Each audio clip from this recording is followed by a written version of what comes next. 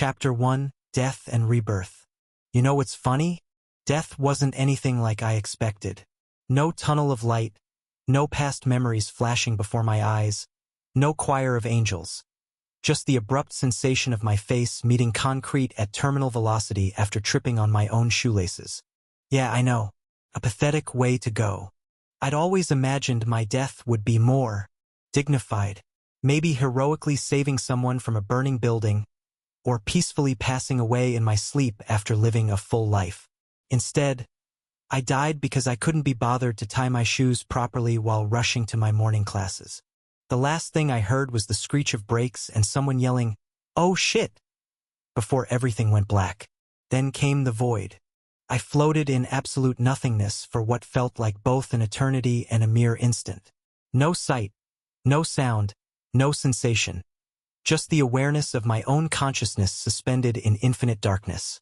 It was peaceful in a terrifying sort of way, like being wrapped in a blanket of existential horror. Well, I remember thinking, this is anticlimactic. But then something changed. A gentle tugging sensation, as if someone had tied a string to my soul and decided to go fishing. The void began to spin, or maybe I was the one spinning. It's hard to tell when you're just a disembodied consciousness. The peaceful horror transformed into what I can only describe as cosmic vertigo. And then, without warning or fanfare, I was breathing again. The first breath felt like inhaling fire. My lungs expanded painfully, and my entire body tingled as if I'd been hit by lightning. My face was pressed against something gritty and warm. Dirt? I could feel it against my cheeks, taste it on my lips. For a moment, I thought I was back at the scene of my accident, face down on the sidewalk. But the air smelled different. Wrong. Or maybe right, just not like anything I'd ever smelled before. Clean, with hints of unfamiliar flowers and herbs. "Young man," a concerned voice called out. "Young Ku-in." Hands gripped my shoulders, gently turning me over. I opened my eyes and found myself staring up at an impossibly blue sky. What happened to the concrete buildings? The traffic lights? The urban sprawl? An elderly man with a long white beard leaned over me with a worried look on his face. He wore elaborate red robes, and a jade-topped staff lay on the ground beside him. Behind him, I could make out two younger men in simpler robes, hovering anxiously. "The fever," one of them started. "Has broken?" the old man interrupted, pressing a hand to my forehead. "His spiritual pathways have stabilized. It seems the emergency technique worked, though not quite as expected." I tried to sit up, and the old man helped me. That's when I noticed my hands, which weren't my hands at all. They were smaller, the fingers longer and more elegant than my old stubby digits. The skin was paler too, with a strange, almost luminous quality to it. My voice came out different, younger, smoother. "What happened? What the hell?" The words emerged in a language that wasn't English, but which I somehow understood perfectly. The old man, Master Wei, a name that suddenly appeared in my mind, helped me to my feet. "You collapsed with fever during our journey," he explained. "I feared we might lose you, but your spirit proved stronger than expected." Yeah, about that, my brain, or whatever brain I was currently borrowing, short-circuited. You know that feeling when you wake up in a strange place and for a split second can't remember where you are? Yeah, multiply that by about 1,000. Different body, different language, and maybe even a different world. I was either having the mother of all out-of-body experiences, or the universe had a seriously twisted sense of humor. "Okay, Kane," I told myself, trying to stay calm. "Let's assess the situation. 1. I died. That much was certain unless this was some extremely vivid hallucination brought on by massive head trauma. 2. I was now apparently inhabiting someone else's body. 3. I was surrounded by people who looked like they'd stepped straight out of a wuxia drama. Memories that weren't mine began filtering in, like water seeping through cracks in a dam. This body had belonged to a young man named Ku-in, the son of a tailor in a small town called Floating Reed Village. He had been chosen by the visiting immortal masters to join their sect as an outer disciple, a rare honor that came once every few decades. Master Wei, one of the sect's talent scouts, had tested hundreds of young people in the region before selecting young Ku-in for his exceptional spiritual sensitivity. The two men behind us were his disciples, responsible for carrying supplies and protecting us on the journey to the sect. But the original Ku-in had been pushing himself too hard on the journey, hiding a burning fever that had finally overwhelmed him. Master Wei had attempted an emergency spiritual technique to save his life, but instead of preserving Ku-yin's failing body, the technique had inadvertently created a perfect conduit for my wandering consciousness to slip in just as the original soul departed. Great. Not only was I a body snatcher, but I was also apparently headed to some kind of mystical kung fu school. If this was the afterlife's idea of a joke, I wasn't laughing. We should reach the outer gates of the Azure Peak sect by nightfall, Master Wei announced, interrupting my existential crisis. Young Ku-in, I trust you remember the basic courtesies we discussed? More borrowed memories bubbled up. Bow 3 times when meeting senior disciples. Address all inner disciples as senior brother or senior sister. Never look directly at the elders unless given permission to speak. Keep your eyes down and your mouth shut unless spoken to. Yes, Master Wei, I replied automatically, grateful for the dead boy's memories. The last thing I needed was to offend someone in a world where people could apparently perform spiritual techniques. We walked in silence for several hours, giving me time to sort through the jumble of memories and information in my head. The original Ku-in had been 17, a few years younger than I had been when I died. He'd lived a relatively peaceful life helping at his father's shop, until Master Wei had visited their town and tested all the young people for some kind of spiritual potential. Stolen from its original source, this story is not meant to be on Amazon. Report any sightings. The test had involved holding a mysterious jade pendant and circulating one's breath in a specific pattern. Most of the teenagers had failed to produce any reaction, but when young Ku-in had tried, the pendant had glowed with a soft blue light. That glow had sealed his fate, and now, apparently, mine as well. The landscape gradually changed as we walked, the gentle hills giving way to increasingly steep terrain. In the distance, I could see mountains rising into the clouds, their peaks shrouded in mist. The air grew noticeably thinner, and I found myself having to take deeper breaths. The sacred peaks of our sect, Master Wei said, noticing my attention. What you see is merely the mortal face of Azure Peak. Its true glory lies in the higher realms, hidden from mundane eyes. I nodded, trying to look appropriately awed while internally wondering what the hell that meant. Higher realms? Mundane eyes? Every answer I got only raised more questions. The sun was indeed setting by the time we reached what Master Wei had called the outer gates.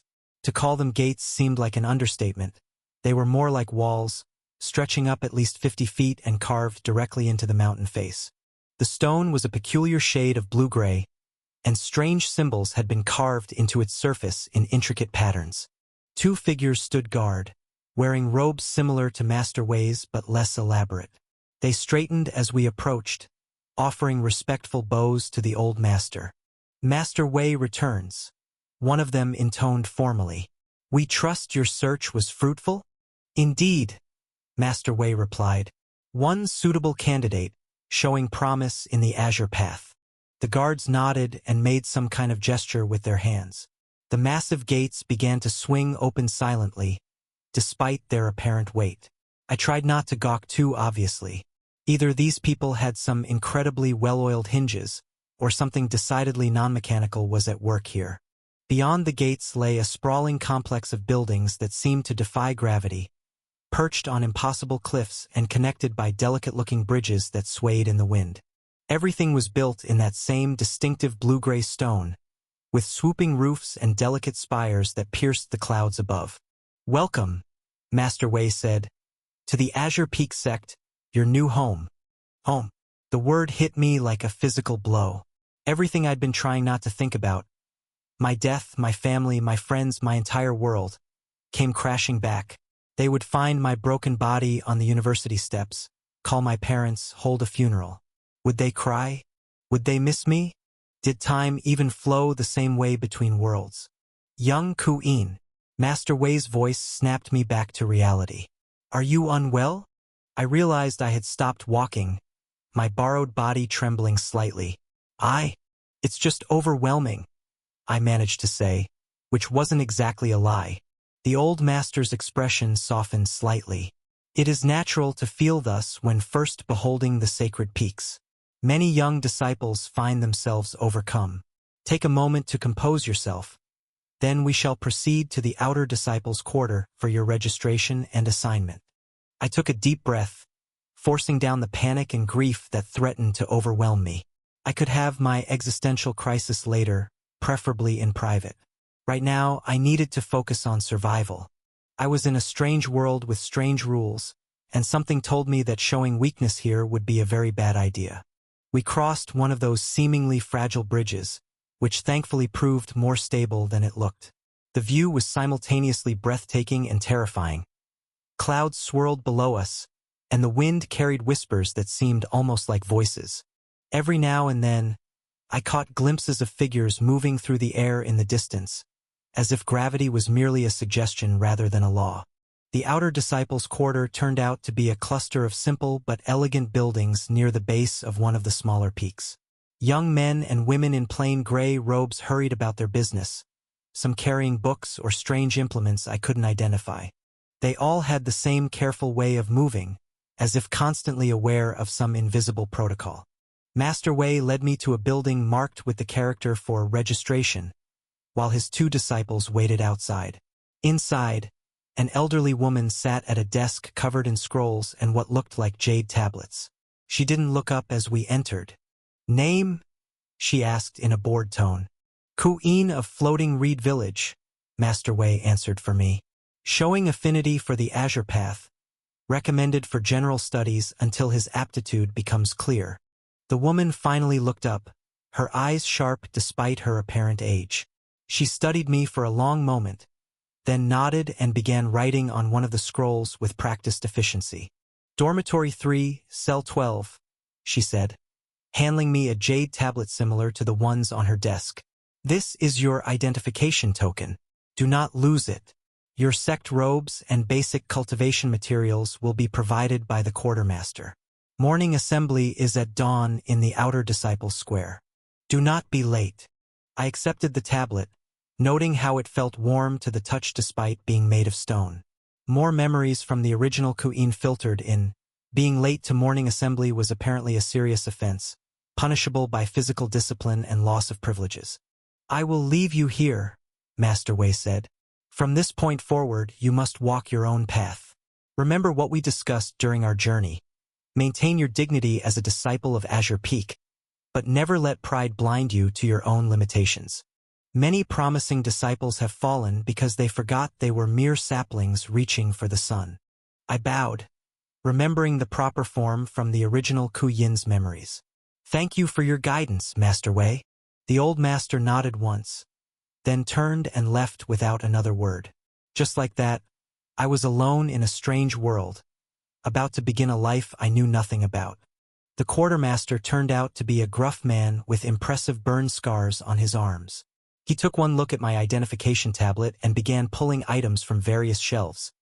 3 sets of gray robes, a pair of sturdy boots, basic writing materials, and several objects I didn't recognize.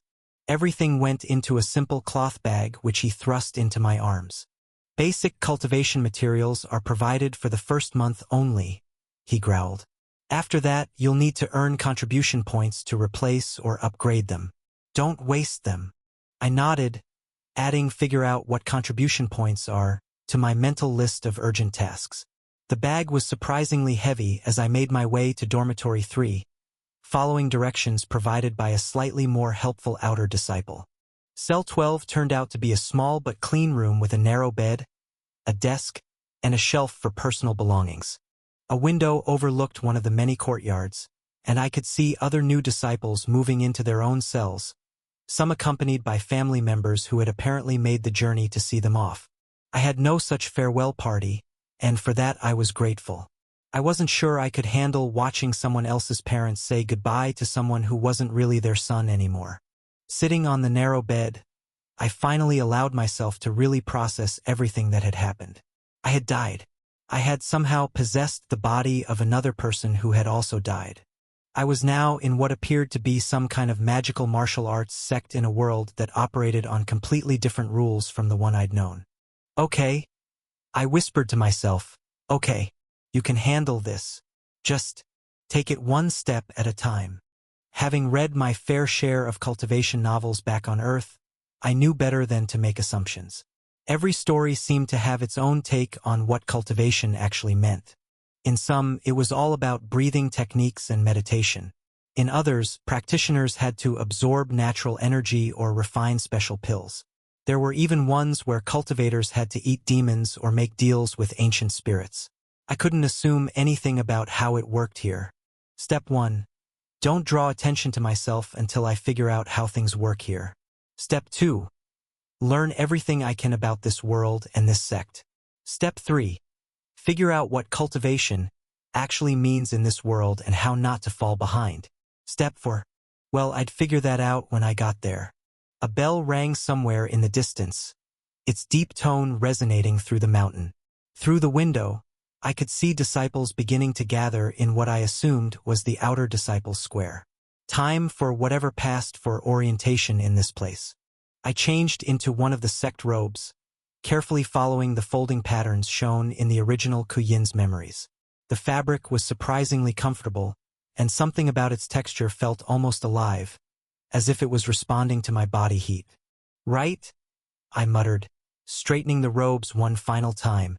Let's go learn how to be an immortal cultivator. How hard can it be? As I stepped out of my cell, I couldn't shake the feeling that I was about to find out exactly how hard it could be. But then, I was already dead. What was the worst that could happen? In retrospect, that was probably not the best question to ask in a world where apparently anything was possible. The sun was setting behind the sacred peaks of Azure Peak Sect, casting long shadows across the courtyards. In those shadows, I could have sworn I saw things moving that didn't match any laws of physics I knew. Above, the clouds continued their eternal dance around the mountain peaks, and somewhere in the distance, someone was playing a melody on what sounded like a flute, its notes carrying impossible distances on the wind. Welcome to your new life, Cain. Try not to die again. Chapter 2, First Steps. The outer disciple square was exactly what it said on the tin. A massive courtyard paved with the same blue-gray stone that seemed to be everywhere in this sect. What the name didn't convey was the sheer scale of the place, or the fact that it was currently packed with several hundred teenagers all trying very hard to look like they knew what they were doing. I found myself a spot near the back of the gathering crowd, trying to mimic the straight-backed, hands-clasped behind-back stance that seemed to be the default here. The original's memories were helpful, but they were more like watching a tutorial video than having actual muscle memory. Still, fake it till you make it, right? Seniors approaching, someone hissed, and the crowd's nervous shuffling immediately ceased. 5 figures emerged from one of the larger buildings overlooking the square. Unlike our plain gray robes, their blue robes were decorated with intricate patterns that seemed to shift in the fading daylight. They moved with an uncanny grace that made them appear to be gliding rather than walking. The one in the lead was a woman who looked to be in her 30s, though something told me appearances might be deceiving here. Her hair was done up in an elaborate style held in place by what looked like silver needles, and her robes bore additional white patterns that distinguished her from her companions. "I am Senior Sister Lu," she announced, her voice carrying effortlessly across the square without seeming to raise it. "I oversee the training of outer disciples. You stand here because you have shown potential, but potential alone means nothing. Whether you rise or fall, succeed or fail, live or die, all will depend on your own efforts." Well, that was cheerful. "Tomorrow, you will begin your formal introduction to the arts of cultivation," she continued. "Tonight, you will receive your first lesson in what it means to be a disciple of Azure Peak Sect. Junior Brother Chun, proceed." One of her companions stepped forward and made a gesture with his hands. Suddenly, the air grew heavy, as if the atmospheric pressure had doubled. Around me, people gasped and staggered. I found myself struggling to breathe, my knees threatening to buckle. "This," Senior Sister Lu said calmly, "is merely a fraction of true spiritual pressure. As outer disciples, you will learn to withstand it, to move through it, to breathe despite it. Those who cannot. She shrugged elegantly. Well, the mortal world always needs more merchants and farmers. The pressure increased. Someone to my left fell to their knees. I gritted my teeth, forcing myself to remain standing through sheer stubbornness. My whole body felt like it was being crushed by an invisible weight. Interesting, I heard Senior Sister Lou murmur, though she was too far away for normal hearing to pick up her voice. A few show promise. After what felt like hours but was probably only a few minutes, the pressure vanished. I nearly fell over from the sudden release, catching myself at the last moment.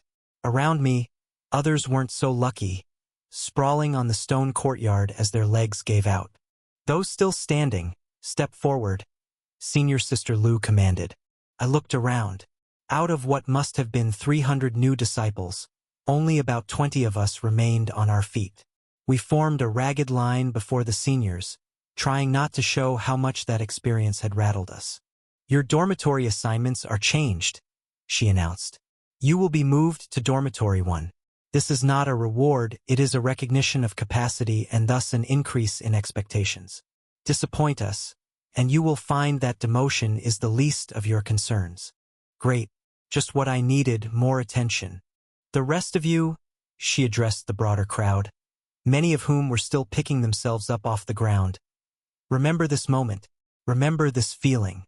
It is but a taste of what awaits you on the path of cultivation. Return to your dormitories and reflect on whether you truly have the will to continue. With that encouraging speech, she and her companions turned and left, their robes swishing dramatically in a wind I was pretty sure they generated themselves. Show-offs. A younger disciple, probably only a year or two ahead of us, began calling out names and new room assignments for those of us who'd remained standing.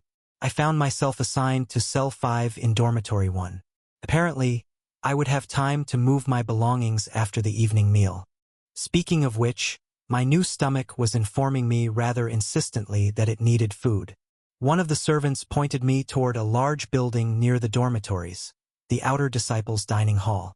The hall was already crowded when I arrived, filled with both new disciples and older outer disciples who'd returned from whatever tasks had occupied them during the day. The setup was simple. Show your identification tablet to receive a bowl of rice and whatever dishes were being served, then find a place to sit. I ended up at a table with several other new disciples, all of whom looked as overwhelmed as I felt. The food was simple but surprisingly good: rice, some kind of stir-fried vegetables I didn't recognize, and a soup that tasted faintly medicinal. Did anyone else feel like they were dying during that pressure test? One of my tablemates asked quietly. He was a skinny teen with nervous eyes, his hands still shaking slightly as he held his chopsticks. Pretty sure that was the point, another replied. This one a girl with short-cropped hair. My cousins in the Southern Cloud sect. She said their initiation was even worse. They had to stand under a waterfall for an hour while enduring spiritual pressure. The Southern Cloud sect sits on a mountain range famous for its spirit waterfalls. Someone further down the table chimed in. My family trades in cultivation resources. Each sect's trials are usually related to their particular strengths. I listened carefully while pretending to focus on my food. Every bit of information could be valuable, especially since I was starting with a massive disadvantage. Sure, I had the original's memories of this world's basic culture and customs, but those were the memories of a tailor's son, hardly comprehensive when it came to cultivation. I heard Azure Peak specializes in something called the Azure Path, I ventured, hoping to prompt more information. Of course they do, the trader's son replied, a bit condescendingly. Azure Peak is one of the 5 great sects of the Eastern continent. Each has their own interpretation of the heavenly Tao. Azure Peak focuses on transformation and adaptation, like water taking any shape while maintaining its essential nature. That actually explained nothing, but I nodded as if it made perfect sense. The conversation continued, with various disciples sharing rumors and snippets of information they gleaned about the sect and cultivation in general. Most of it went over my head, but I filed away everything for later consideration. After dinner, I returned to my original cell to gather my belongings. It didn't take long. I'd only been here for a few hours, after all. The new cell in Dormitory 1 was virtually identical to the old one, just located in a different building. If you stumble upon this narrative on Amazon, be aware that it has been stolen from Royal Road. Please report it. As I was arranging my few possessions, someone knocked on the door frame. It was one of the disciples who'd been at my dinner table, the trader's son. "I'm Wei Lin," he said without preamble. "Cell 6. Thought you might want these." He handed me a stack of what looked like handwritten notes. "What are they?" I asked, leafing through the pages. They appeared to be some kind of study materials with diagrams and explanations about basic cultivation concepts. "Copied them from my family's archives before coming here," he said with a slight smirk. "Not supposed to have prior knowledge, but everyone does it if they can. Figured since you're next door and you didn't immediately start bragging about your family's secret techniques, you might actually be worth knowing." I blinked at his bluntness. "Thanks." MKN. "I know. You were one of the few who didn't look like they were about to pass out during the pressure test. Interesting, considering you're from—" He paused, obviously fishing for information.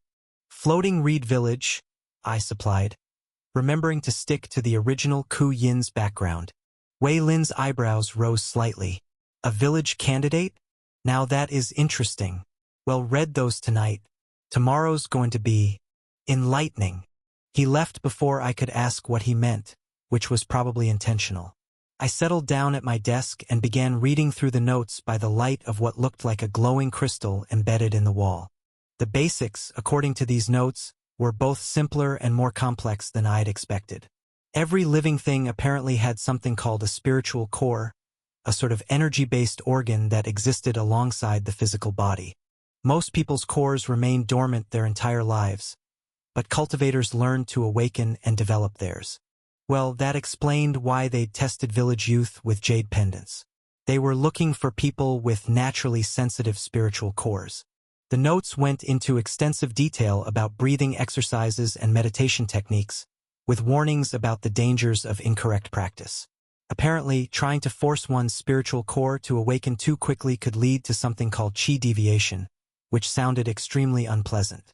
I was deep in a passage about the importance of maintaining mental clarity during meditation when another bell rang, curfew. I changed into the sleeping robes provided with my sect outfit and lay down on the narrow bed. Sleep didn't come easily. Every time I closed my eyes, I saw flashes of my death. The concrete rushing up to meet me, the sudden darkness, the void. Part of me still couldn't quite believe this was real. Maybe I was in a coma, and this was all some elaborate dream my dying brain had conjured up. But no, everything felt too real. The slight roughness of the sect robes, the lingering taste of that medicinal soup, the weight of the spiritual pressure during the test. My imagination wasn't that good. I must have dozed off eventually, because the next thing I knew, a gong was reverberating through the dormitory. Dawn. Time for morning assembly. The pre-dawn air was crisp as I joined the stream of disciples heading to the square. Everyone moved with purpose, though whether that was genuine enthusiasm or fear of punishment, I couldn't tell. This time, we were arranged in neat rows according to our dormitory assignments. Those of us who'd survived the pressure test were placed at the front, which made me distinctly uncomfortable. I preferred to observe from the back, but apparently that wasn't an option anymore. Senior Sister Lu appeared again, this time accompanied by a dozen other senior disciples. They carried what looked like ceramic jugs, which they began distributing through the crowd. "Today," she announced, "you begin your journey on the path of cultivation. In these vessels is spirit-gathering water, drawn from the sacred springs of Azure Peak. It will help awaken your spiritual cores, if you have the capacity for awakening."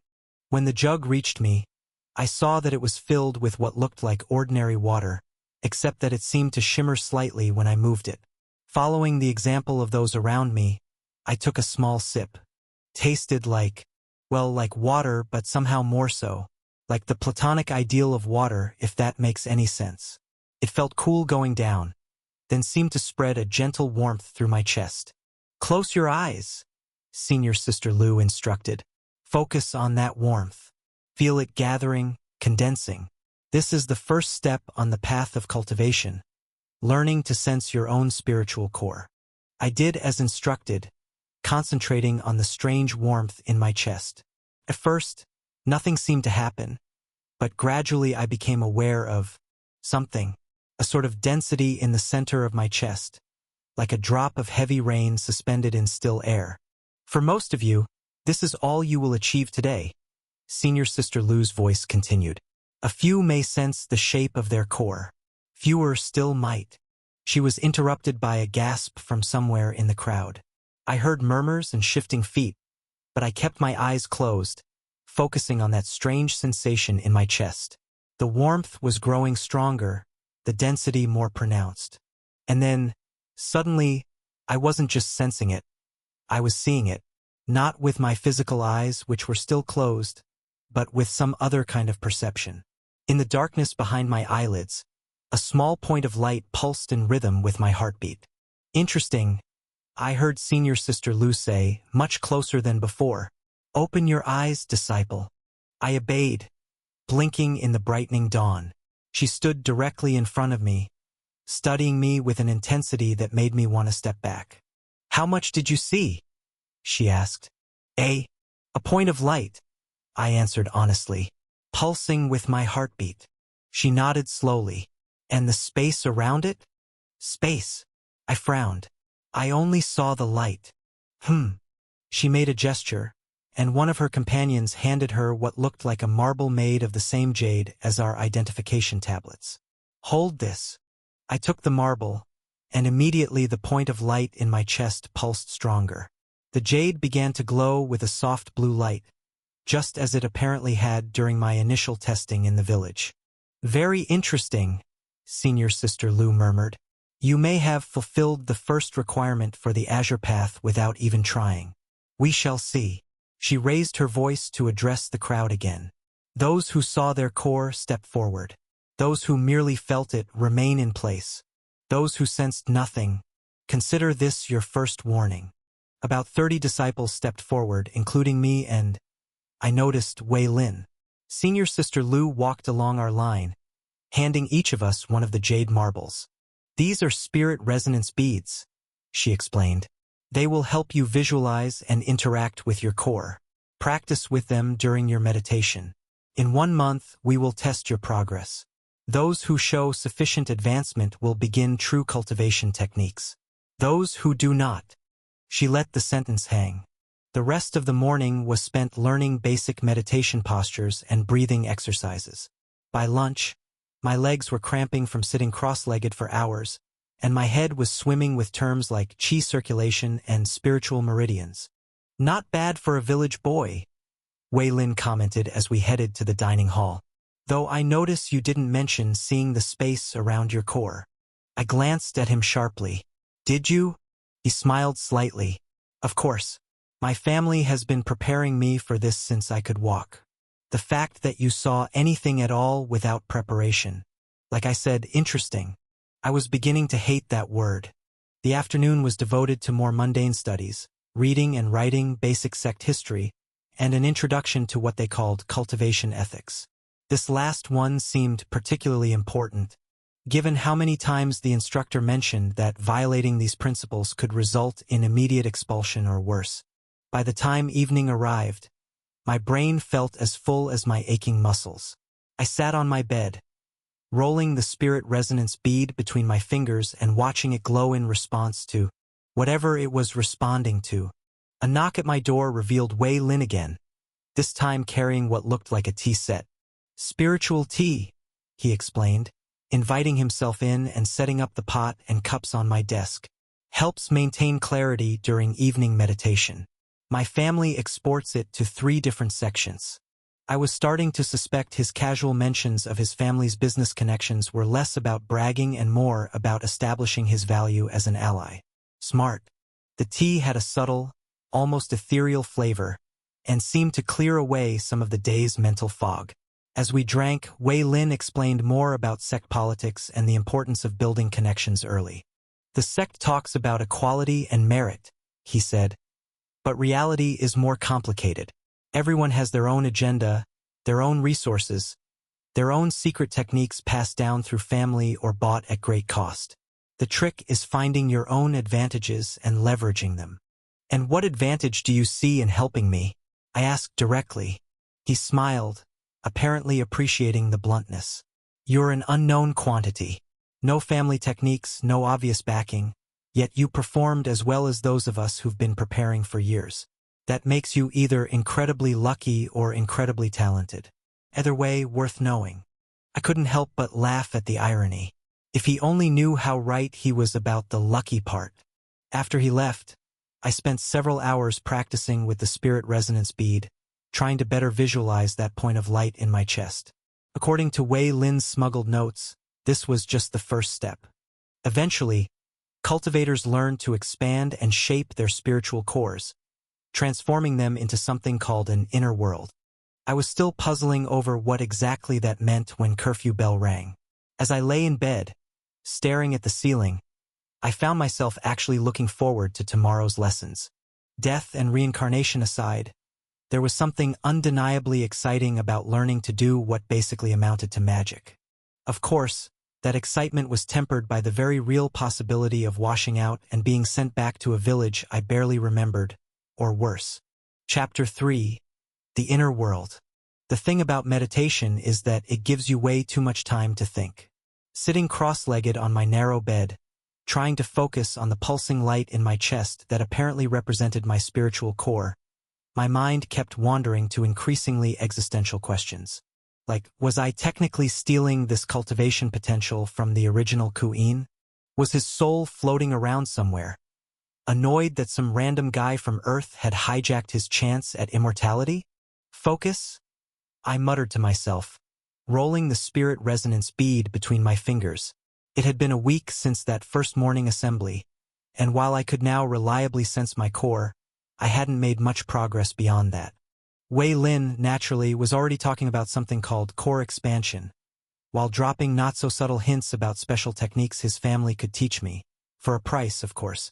The jade bead pulsed with soft blue light in response to my spiritual energy, a rhythm I'd grown familiar with over countless hours of practice.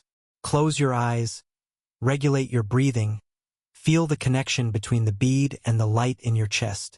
Something shifted. The sensation was subtle at first, like a change in air pressure before a storm. The pulsing light that represented my core seemed to unfold. That's not quite the right word, but spiritual phenomena have a way of defying normal description. It was as if I'd been looking at a point of light head-on all this time, and suddenly shifted perspective to see it had depth. Warning: initiating inner world formation protocol. The text appeared in my mind like a heads-up display in a video game, glowing blue characters floating in the darkness behind my closed eyes. What the? Host detected. Spiritual Architecture System version 1.0 activating. Analyzing spiritual resonance. Compatibility check. Passed. Beginning inner world manifestation. The point of light exploded outward, or maybe I fell inward. Direction gets weird when you're dealing with spiritual spaces. Either way, I suddenly found my consciousness in a vast, dark void. Not the peaceful nothingness of death, but an active emptiness, like a blank canvas waiting for paint. Inner world status. Size 1 cubic meter. Features: none. Energy density: 1/100. Current state: dormant. Would you like to begin the tutorial? Yes. I tried to speak, only to realize I didn't actually have a mouth in here. The thought seemed to be enough, though. Welcome to your inner world, cultivator. This space represents your spiritual foundation and will grow as you progress along the path of cultivation. Currently, your inner world is in its most basic state. Features and formations can be added as you gain spiritual energy and insight. Available actions: survey inner world, check status, view energy flows, exit inner world. Okay, this was different. I was pretty sure most cultivators didn't get a video game interface with their inner world. This had to be related to my unique situation, some kind of cosmic tech support for interdimensional travelers. Stolen content alert. This content belongs on Royal Road. Report any occurrences. Survey inner world. I thought. Surveying. Current inner world consists of a 1m times 1m times 1m space of unformed spiritual energy. No features or formations present. Spiritual density minimal. Recommend beginning with basic energy circulation to increase density and stability. A small figure materialized in the void. A boy who looked about 10, dressed in simple blue robes similar to my sect uniform. He had silver hair and oddly luminous blue eyes. Greetings, Master. I am Azure, your inner world spirit guide. I was formed from the resonance between your spiritual core and the system's activation. I will assist you in developing and maintaining your inner world. Well, that was surprisingly cute, actually. Hello Azure. I'm Kane. So, you're like a spiritual AI. Azure tilted his head. I don't know what an AI is, Master. I am a manifestation of your inner world's natural organizing principle, shaped by the system's influence. I can help you understand the various metrics and features available to you, and assist with implementing changes to the inner world structure. That raised so many questions, but I decided to focus on the practical aspects first. What should I be doing to develop this space? According to the system's analysis, the most efficient first step would be establishing proper energy circulation. Azure explained, waving his hand to create glowing blue diagrams in the void. Your current spiritual energy intake is unstructured. By implementing basic circulation patterns, we can increase energy density and begin expanding the available space. New task available. Establish basic energy circulation. Reward. Increased energy efficiency. Potential space expansion. Difficulty. Beginner. The system can provide real-time feedback on your circulation attempts. Azure added helpfully. Would you like to try? I was about to agree when I felt a distant sensation. Someone shaking my physical body. Right, I was still supposed to be meditating in my room. Exit inner world. I thought quickly. Warning. First time setup not complete. Continue later. Progress will be saved. Yes, save and exit. I opened my physical eyes to find Wei Lin standing over me, looking concerned. Finally. You've been completely unresponsive for almost an hour. Did you reach core condensation already? What? No, I was just meditating deeply. I tried to sound casual, but my mind was racing. An hour? It had felt like minutes in there. Wei Lin looked skeptical but didn't push. Well, you missed dinner. I brought you some kanji. Can't cultivate on an empty stomach. Thanks. I accepted the bowl, trying to process everything that had just happened. A system-assisted inner world with its own spiritual AI companion?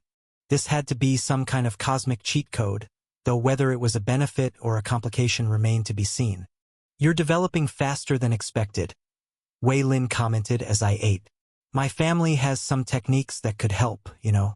Nothing too expensive for a friend. I nodded absently, only half listening to his sales pitch. I was more focused on the faint presence I could now feel in my spiritual core. Azure waiting patiently in the newly formed inner world, ready to continue our tutorial whenever I was ready. This changed everything. The question was, how to keep it secret while taking full advantage of it. Actually, I said, cutting off Wei Lin's increasingly elaborate pricing structure. I think I need to focus on the basics for now, but I appreciate the offer. He looked mildly disappointed but unsurprised. Suit yourself. Just remember, resources and connections make all the difference in cultivation. Raw talent only gets you so far. If he only knew. That night, after curfew, I sat in meditation again, eager to explore this new development. The transition to my inner world was smoother this time, less disorienting. Welcome back, Master. Shall we continue the setup process? Azure materialized, looking exactly as he had before. The void around us seemed a bit more structured somehow, though still essentially empty. Let's do it, I agreed. Show me how to establish proper energy circulation. Initiating basic circulation tutorial. Step 1. Visualize energy flow paths. As Azure began explaining the process, complete with glowing diagrams and real-time feedback, I couldn't help but smile. Maybe dying and being reincarnated wasn't the worst thing that could have happened to me after all. Of course, that was before I knew about the monthly evaluations, the sect politics, the increasingly dangerous training methods, and the fact that my unique system would attract some very unwanted attention if discovered. But hey, one crisis at a time, right? At least I had a cute spiritual AI to help me figure it out. Basic tutorial beginning. Loading. Please wait. Chapter 4.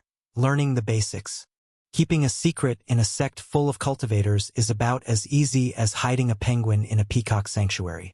Everyone's always watching, analyzing, looking for any advantage or weakness they can exploit. And here I was, trying to conceal the fact that I had what amounted to a spiritual video game interface in my head.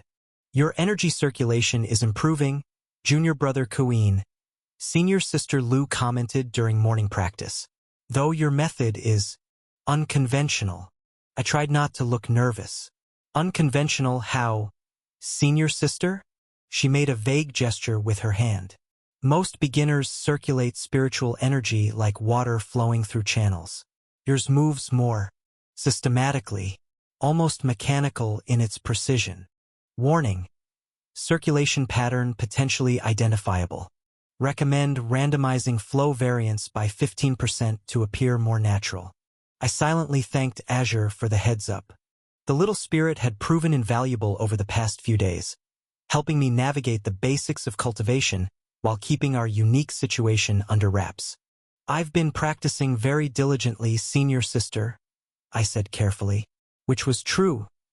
I just didn't mention the helpful UI elements and progress bars that made it significantly easier. She studied me for a moment longer before moving on to critique the next disciple. I let out a quiet breath of relief. You're attracting attention, Wei Lin muttered from his meditation cushion beside me. That's the third time this week senior sister Lou has singled you out. I'm just following the basic instructions, I protested. Same as everyone else. Wei Lin snorted softly. Right? And I'm secretly the sect master's long-lost son. Nobody progresses this smoothly without special techniques. Which, I remind you, my family would be happy to provide. Still focusing on the basics, I cut him off. This was becoming a daily conversation. But I appreciate the offer. The truth was, I did have special techniques. They just weren't the kind Wei Lin was thinking of. Current status. Inner world. Size, 2.3 cubic meters. Energy density, 23/100. Features unlocked. Basic circulation paths. Energy collection array, level 1. Azure had explained that while every cultivator eventually developed an inner world with its own spiritual manifestation, my system provided unique advantages. For one thing, I could see exactly how everything worked, complete with numbers and progress bars. For another, Azure wasn't limited to the usual role of a spiritual guide. Most inner world spirits are like gardeners, he'd explained during one of our evening training sessions. They help maintain the spiritual landscape and provide basic guidance. Thanks to the system, I can offer much more precise assistance. The morning session eventually ended, and we broke for the midday meal. I had just sat down with my bowl of rice when a commotion broke out near the dining hall entrance. Inner disciples. The warning spread quickly, and everyone scrambled to stand and bow as a group of older disciples entered. Their robes were more elaborate than ours, with patterns that seemed to ripple like water catching sunlight. Well, one of them said, scanning the room. So, these are the new outer disciples everyone's been talking about? I kept my head down, remembering the warnings about proper etiquette. That didn't stop me from noticing how the inner disciples' spiritual pressure filled the room like a heavy fog. Warning: elevated spiritual pressure detected. Recommended action: maintain steady circulation to prevent energy disruption. Current resistance: 45%. Thanks, Azure. Very helpful. You there, the inner disciple said suddenly. The one with the steady spiritual resistance. Look up. Oh no. I raised my head slowly to meet his gaze. He was younger than I expected, probably only a few years older than us outer disciples, but his eyes held the weight of significant cultivation behind them. What's your name? he demanded. Cain, outer disciple, he replied formally. A floating reed village. A village recruit? He raised an eyebrow. Interesting. Your spiritual energy is unusually structured for someone without a cultivation background. Warning, attention level rising. Recommend activating spiritual camouflage protocol. Note, this will reduce cultivation efficiency by 20%, but make energy patterns appear more natural. I really needed to thank Azure for adding these features. I study the basic techniques very carefully, I said, which was becoming my standard response to such observations. The inner disciple smirked. Is that so? Well, then you won't mind demonstrating your careful study. Report to the outer disciple's training ground after the evening meal. I think it's time for some practical experience. Great, just great. You're in trouble now, Wei Lin whispered after the inner disciples had left. That was Zhou Ming, one of the rising stars among the inner disciples. He's known for taking a special interest in promising outer disciples. Special interest how? Let's just say his last training partner spent a week in the healing pavilion. Wonderful. As if I didn't have enough to worry about. New task available. Survive training with inner disciple Zhou. Difficulty: intermediate. Reward: increased combat experience, potential technique insights. Failure consequence: significant physical injury, possible cultivation setback. Not helping Azure? I muttered under my breath. What was that? Wei Lin asked. Nothing. Just mentally preparing myself. The rest of the day's classes passed in a blur. I tried to focus on the lecture about spiritual beast classification, but my mind kept wandering to the evening's impending training session. You might be reading a stolen copy. Visit Royal Road for the authentic version. Would you like to review combat applicable features? Azure suggested during a brief meditation break. I have combat features? I thought back at him. Basic ones, yes. The system includes fundamental martial analysis capabilities. I can provide real-time feedback on energy flows and movement patterns. It won't make you an instant combat expert, but it might help you avoid the worst outcomes. Well, that was something at least. Evening came far too quickly. I made my way to the training ground, trying to ignore the small crowd that had gathered to watch. Apparently, word had spread about Zhou Ming's interest in the village prodigy. Ah, you actually came, Zhou said, standing in the center of the practice ring. I half expected you to hide in your dormitory. You honored me with your instruction, inner disciple Zhou, I replied carefully. How could I refuse? He smirked. Such proper manners. Let's see if your cultivation is as refined as your courtesy. Attack me. I blinked. I'm sorry. Attack me, he repeated. Show me these basic techniques you've studied so carefully. Don't worry. I'll restrict my cultivation to the first level of qi condensation. That should give you a fighting chance. Maybe. The crowd whispered excitedly. Even with him restricting himself, this was like putting a kindergartner up against a professional fighter. Analyzing opponent. Detected cultivation level. Qi condensation stage 6. Currently suppressed to stage 1. Combat style Mountain Maker. Recommended strategy. Maintain distance. Focus on defensive movements. Conserve energy. Today would be nice, Zhou called out, his tone mocking. Well, nothing for it but to try. I settled into the basic martial stance we'd been taught, feeling my spiritual energy respond to the system's optimized circulation patterns. Combat mode activated. Enabling real-time analysis. Movement prediction algorithms online. I moved forward cautiously, throwing a basic palm strike that any cultivator should know. Zhou didn't even bother dodging. He simply stood there as my attack bounced off his spiritual pressure like it had hit a wall. Pathetic, he said. Is that really all you've learned? Here, let me show you how it's done. His counterattack was like lightning. One moment he was standing still, the next his palm was headed straight for my chest. Incoming attack pattern detected. Recommended action. 45-degree pivot. Redirect force downward. I moved instinctively, following the system's guidance. Zhou's palm strike brushed past me, close enough that I felt the spiritual energy crackling along my robes. The crowd's whispers grew louder. Even Zhou looked momentarily surprised. Better, he admitted, but still not good enough. The next few minutes were a lesson in humility, system assistance or not.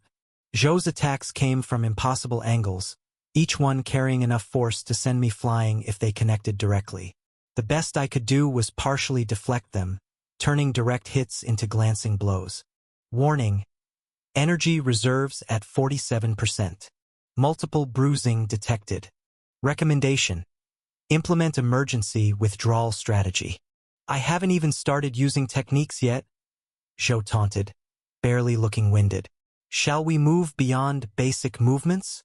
Before I could respond, probably with more polite groveling, a sharp voice cut through the evening air. What is going on here? Senior Sister Lu stood at the edge of the training ground, her expression stormy. The gathered crowd immediately began to disperse. Just some friendly practice, Senior Sister, Zhou said smoothly, testing the new disciple's progress. Is that so? Her gaze swept over my disheveled appearance and probably numerous bruises. And did you gain the insights you sought sparring someone 5 substages below you? Inner disciple Zhou? Something passed between them. Some unspoken communication that went over my battered head. Finally, Zhou bowed slightly.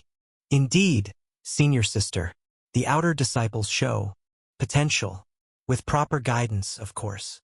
Of course, she replied coolly. I'm sure you have more important matters to attend to. Zhou took the diplomatic dismissal for what it was.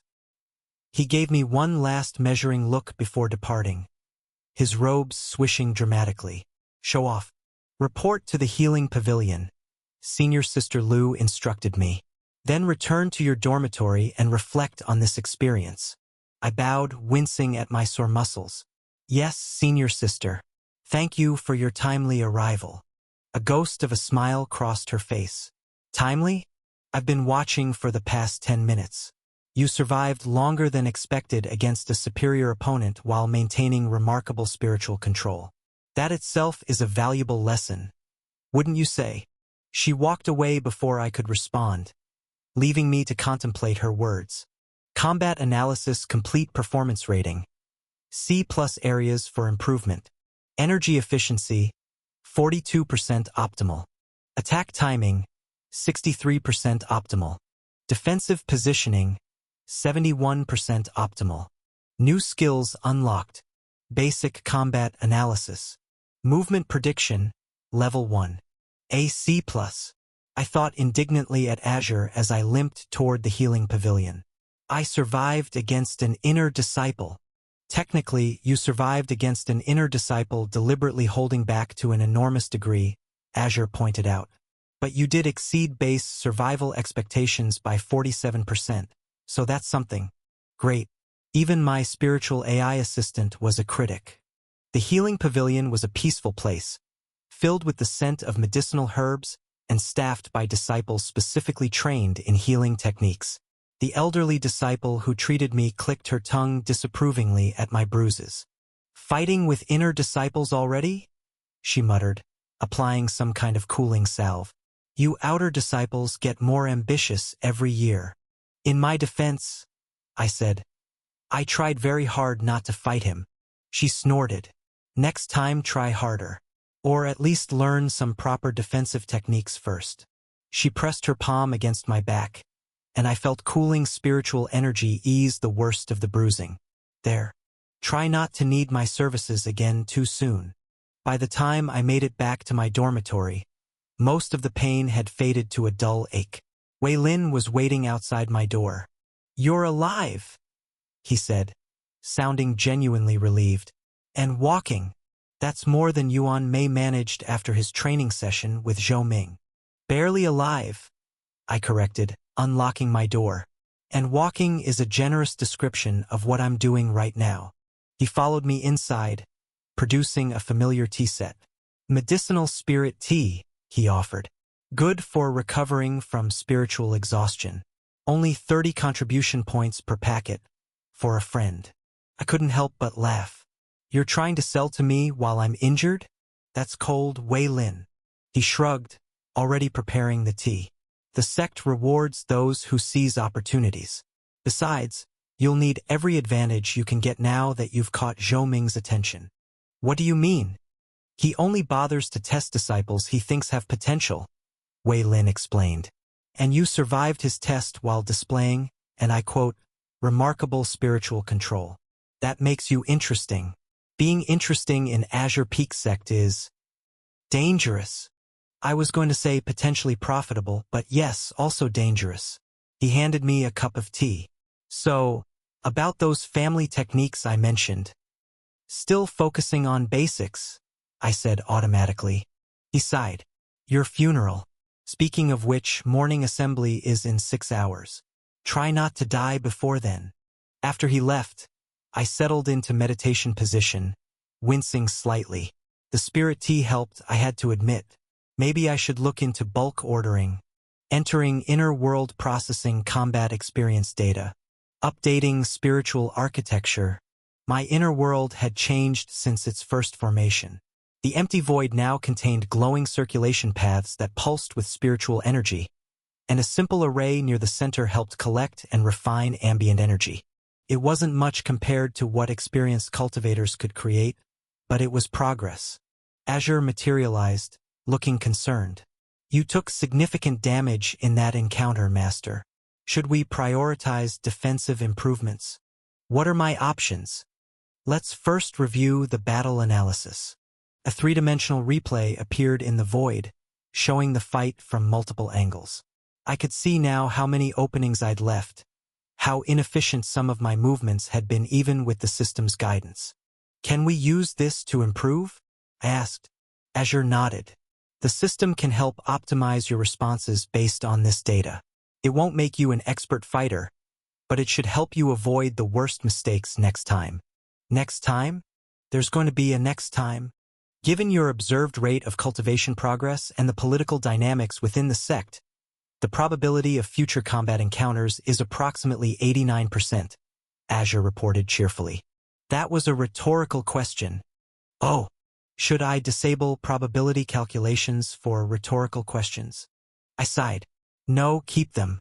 They might be useful. What should we focus on for now? Given current resources and training requirements, I recommend continuing to perfect basic circulation while gradually incorporating combat movement patterns.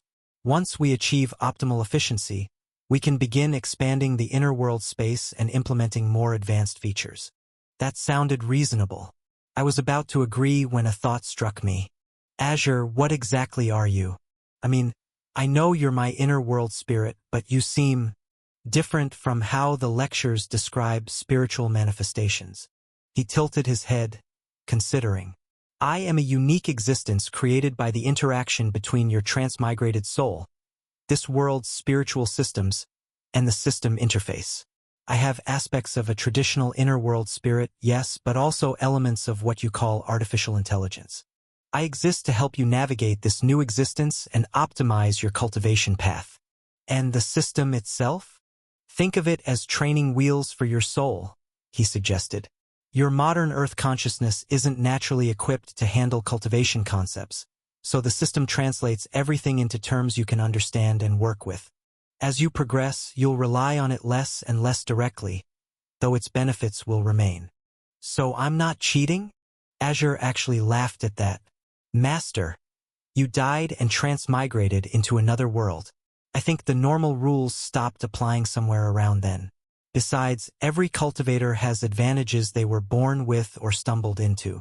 Yours just happens to be more systemized. He had a point, and it wasn't like I was using the system to directly power up or skip stages.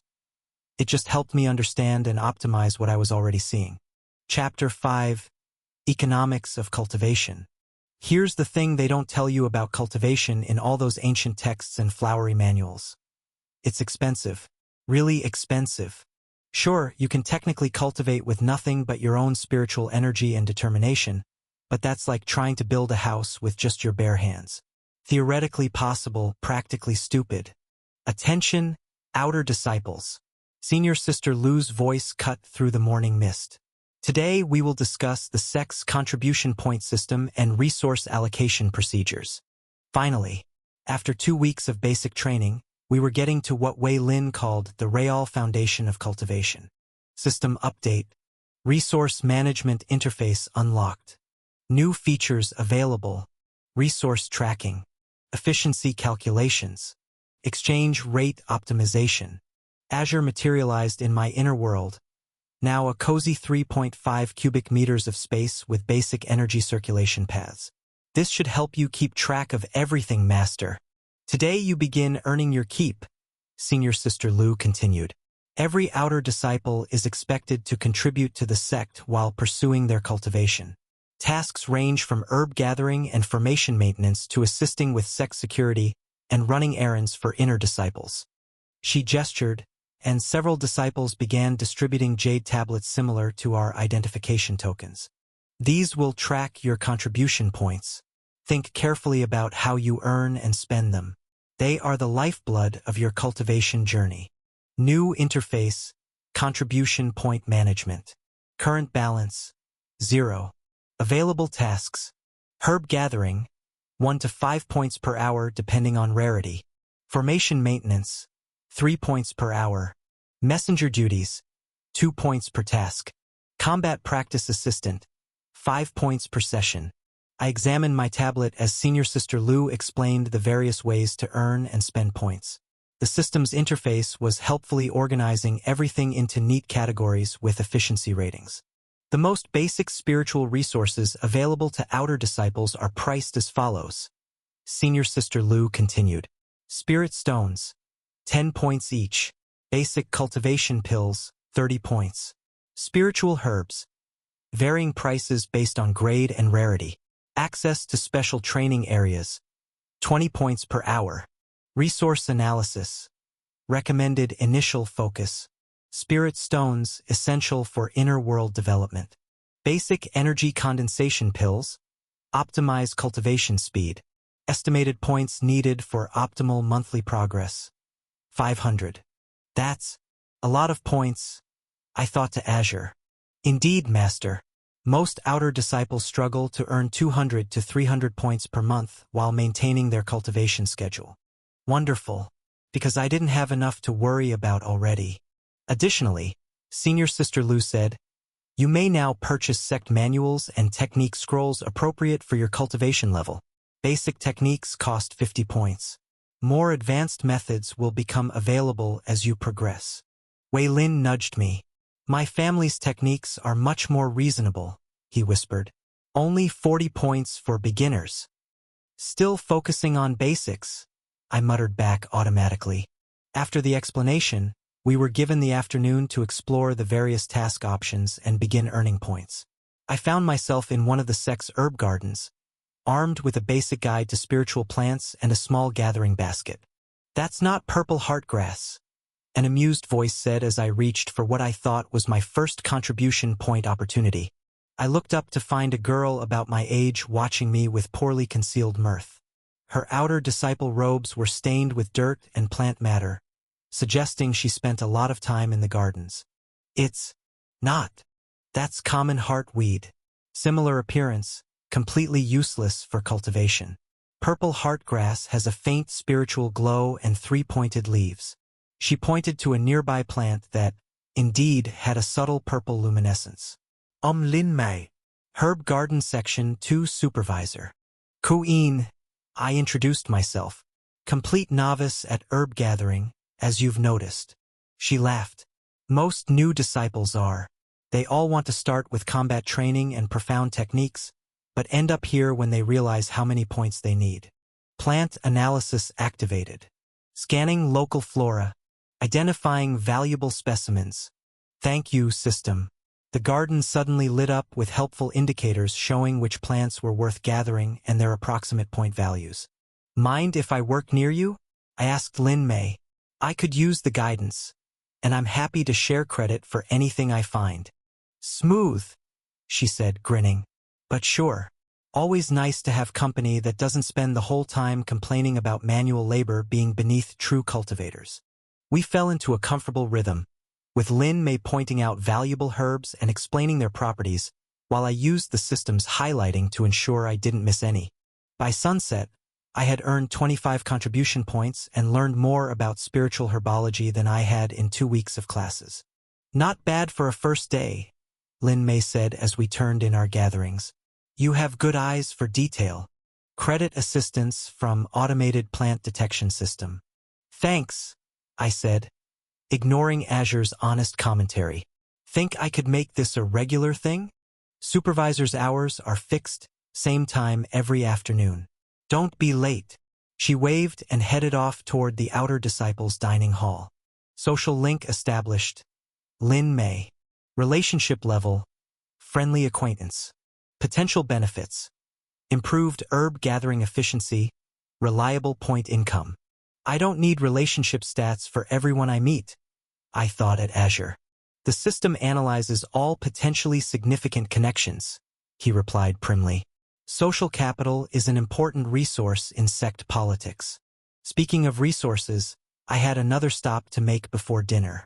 The sect's supply hall was a massive building near the central plaza, its shelves stocked with everything a cultivator might need, assuming they had the points to pay for it. 1 spirit stone, I told the stern-faced elder managing the basic supplies section, handing over my jade tablet. He waved his hand over it, deducting 10 points, and handed me a crystal about the size of my thumb. It pulsed with pure spiritual energy. This story originates from a different website. Ensure the author gets the support they deserve by reading it there. Item acquired, low-grade spirit stone. Quality, 35/100. Energy content, 1,000 units. Recommended use, inner world enhancement. Stand there gawking all day and you'll never afford the good stuff, a familiar voice commented. I turned to find Wei Lin examining a display of meditation incense. Let me guess, your family sells better spirit stones at a discount? Naturally, but since you're still focusing on the basics, I won't bother making the offer. He selected several sticks of incense and paid for them. Though I have to wonder how basic you're really keeping things, given what I saw in the training yard yesterday. Yes, my second run-in with Zhou Ming. The inner disciple had apparently decided I made an amusing practice dummy and had taken to randomly showing up during outdoor training sessions. The system's combat assistance helped me avoid the worst of it, but just trying to survive, I said with a shrug. Speaking of which, don't suppose you know any good defensive techniques? For, completely unrelated reasons? Wei Lin's eyes lit up. As a matter of fact, that I can afford with 15 contribution points, I added quickly. His enthusiasm deflated. In that case, no. Though if you're interested in a payment plan. Still focusing on basics. He threw up his hands in mock frustration. Your funeral. Again. Back in my room that evening, I examined my new spirit stone while reviewing the day's lessons. Ready to begin enhancement procedures? Azure asked, materializing in my inner world. The space had developed nicely over the past weeks. Basic circulation paths created patterns of flowing light, and the energy collection array hummed quietly in the center. Still, there was plenty of room for improvement.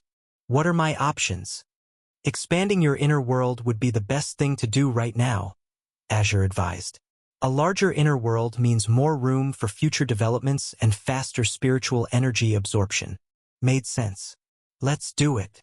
Azure guided me through the process of breaking down the spirit stone and incorporating its energy into my inner world structure.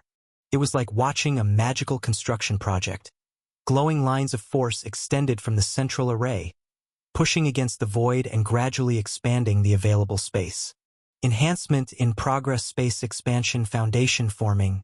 Current status, 27%. Estimated completion time, 3 hours. A knock at my door interrupted the process. I opened my eyes to find Lin Mei holding a small basket. Thought you might want these, she said, showing me a collection of minor spiritual herbs. Leftovers from today's gathering. Not worth many points, but good for practice if you're working on spiritual sensitivity. Thanks. That's really helpful. I invited her in, noting how Azure immediately began analyzing the herb's properties. Spiritual herb analysis. Minor spirit grass, energy content, 5 units. Dawn lotus leaf, energy content, 8 units. Cloud mist flower, energy content, 12 units.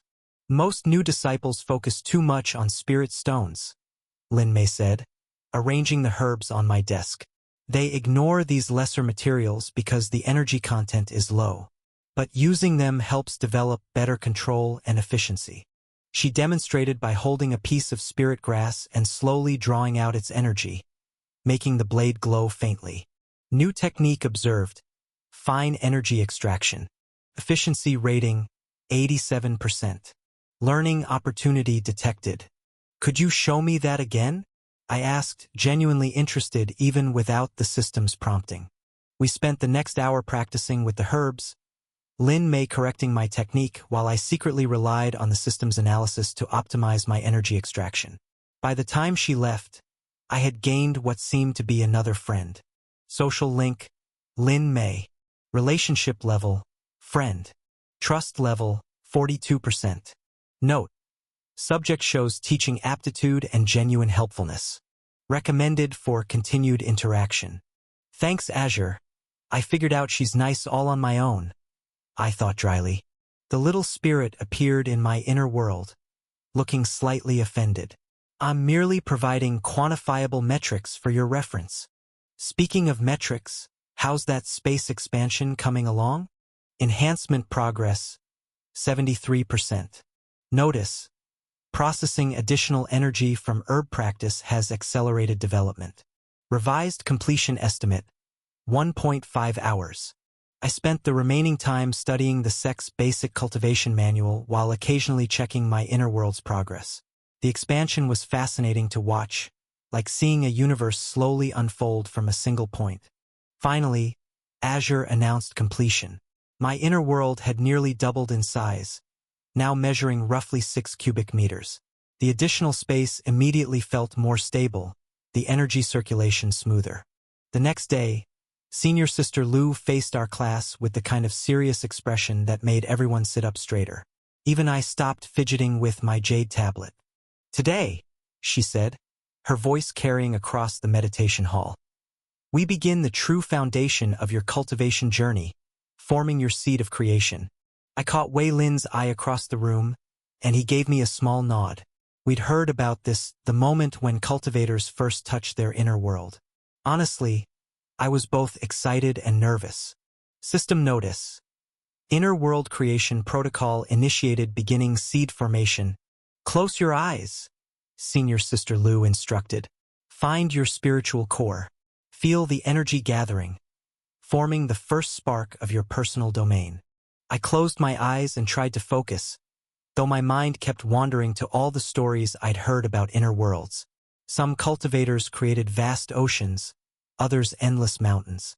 One famous elder supposedly had an entire galaxy in his. Then I felt it. It was like discovering a new sense. In my mind's eye, I saw a tiny point of light, barely larger than a grain of rice, pulsing with a gentle blue glow. Azure appeared beside me in this strange mental space. That's your seed of creation, he explained quietly. It's responding to your energy. I watched, fascinated, as small motes of light began orbiting the seed. Each circle they made seemed to make the glow stronger, more stable. It was like watching a miniature solar system being born. Your inner world will reflect your path. Senior Sister Lu's voice drifted through my consciousness. It grows with you, becomes an expression of your understanding of the universe. As I focused on the seed, the blue light steadied into something warm and constant. Felt right somehow, like finding something I didn't know I was missing. Seed of creation status. State: stabilized. Size: minimal. Potential: unlimited. Nice work, Azure said, and I could hear the smile in his voice. From this point on, everything you learn, every step you take in cultivation, will help this seed grow. I opened my eyes to find Senior Sister Lu moving between students, checking their progress. Some looked excited, others confused, and a few seemed almost in tears. Whether from joy or frustration, I couldn't tell. Wei Lin caught my attention and raised an eyebrow in question. I gave him a thumbs up. We'd compare notes later, but right now I just wanted to sit with this new feeling. This tiny spark that would someday become my own piece of the universe. Though I couldn't help wondering how long it would take to grow it into something impressive. Maybe Azure had some spreadsheets for that. Ever since discovering my seed of creation, my days fell into a pattern more predictable than cafeteria lunch rotations. Mornings were dedicated to cultivation, honestly just me staring at my tiny blue seed universe and trying to coax it into doing something impressive. Azure kept insisting that watching it wouldn't make it grow faster. But hey, a guy can hope. Your inner world development is progressing at expected parameters, he'd say, while I swear that seed just sat there, twinkling smugly at me. Afternoons meant herb gathering with Lin Mei, who somehow made identifying plants actually interesting. It beat combat practice, where senior brother Zhou seemed to think my face made an excellent target for training exercises. Then Wei Lin burst into my room one evening, practically vibrating with excitement. "Dragon's Heart pills," he announced, like he was selling the latest gaming console. 30% boost to cultivation speed, practically giving them away at 70 points each. I didn't even look up from where I was failing to expand my cosmic seed. Still focusing on basics. "You and your basics," he groaned, claiming my spare meditation cushion. "The monthly evaluation's coming up, and word is they're raising the standards. Inner disciples want to thin the herd." That got my attention faster than Azure's efficiency reports ever did. Raising them how? Too many outer disciples. Not enough resources. He studied his nails with fake casualness. "Of course, those with proper preparation. Let me guess, your family offers evaluation preparation services? Special discount this week only." I threw a spirit grass stem at him. Some things never change. But the next morning, Sister Lu confirmed everything. Those who couldn't keep up would be reassigned to support duties, basically cultivation career suicide. Warning: evaluation parameters updated, current cultivation speed insufficient for new requirements. Azure's warning flashed in my mind like a bad test grade. My seed was growing at 1.3x base speed. They wanted 2x. The options were simple: more spirit stones, 200 plus points, better techniques, 150 points, or enhanced efficiency, 180 points. "Don't suppose we could skip it?" I asked Azure hopefully. "That would result in automatic failure," he replied cheerfully.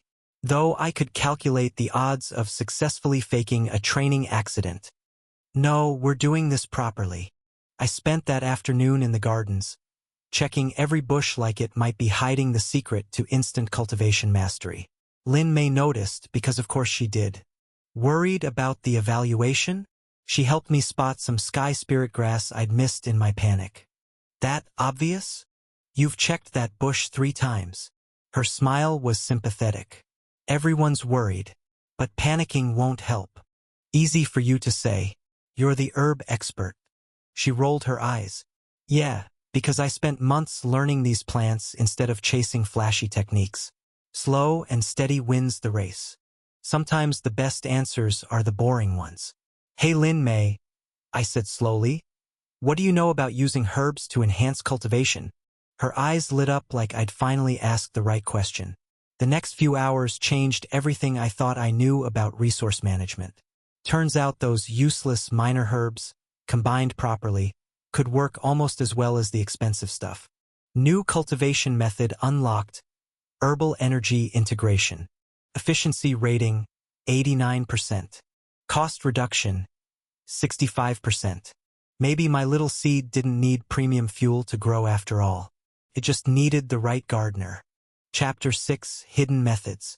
There's something strangely soothing about crushing spiritual herbs in perfect geometric patterns, while channeling precise amounts of energy through your fingertips. It's like meditation meets chemistry, if chemistry involved glowing plants and the occasional minor explosion. "You're getting better at this?" Lin Mei commented, watching me carefully grind Dawn lotus petals into a fine powder. Most people take months to develop this level of control. Energy control level, advanced beginner. Precision rating, 92%. Note, systematic approach significantly improving results. I have a good teacher, I replied, which was true enough. Between Lin Mei's practical knowledge and Azure's constant optimization suggestions, I was making progress faster than I'd expected. My inner world now sported a modest herb garden alongside its energy circulation paths, the manifestation helping to process spiritual energy more efficiently. It wasn't the profound battle techniques Wei Lin kept trying to sell me, but it was proving surprisingly effective. Senior Sister Zhang asks if you're ready with today's special order, Lin Mei said, breaking my concentration. Yes, my newest source of contribution points. Word had gotten around that I could process spiritual herbs with unusual precision, leading to custom orders from inner disciples. It paid better than regular gathering and kept me safely away from Zhou Ming's training sessions. Almost done. I added the final touches to the mixture, watching it give off a soft blue glow. Perfect absorption ratio for qi condensation stage cultivation. Product analysis. Quality rating, 95%. Energy stability, high.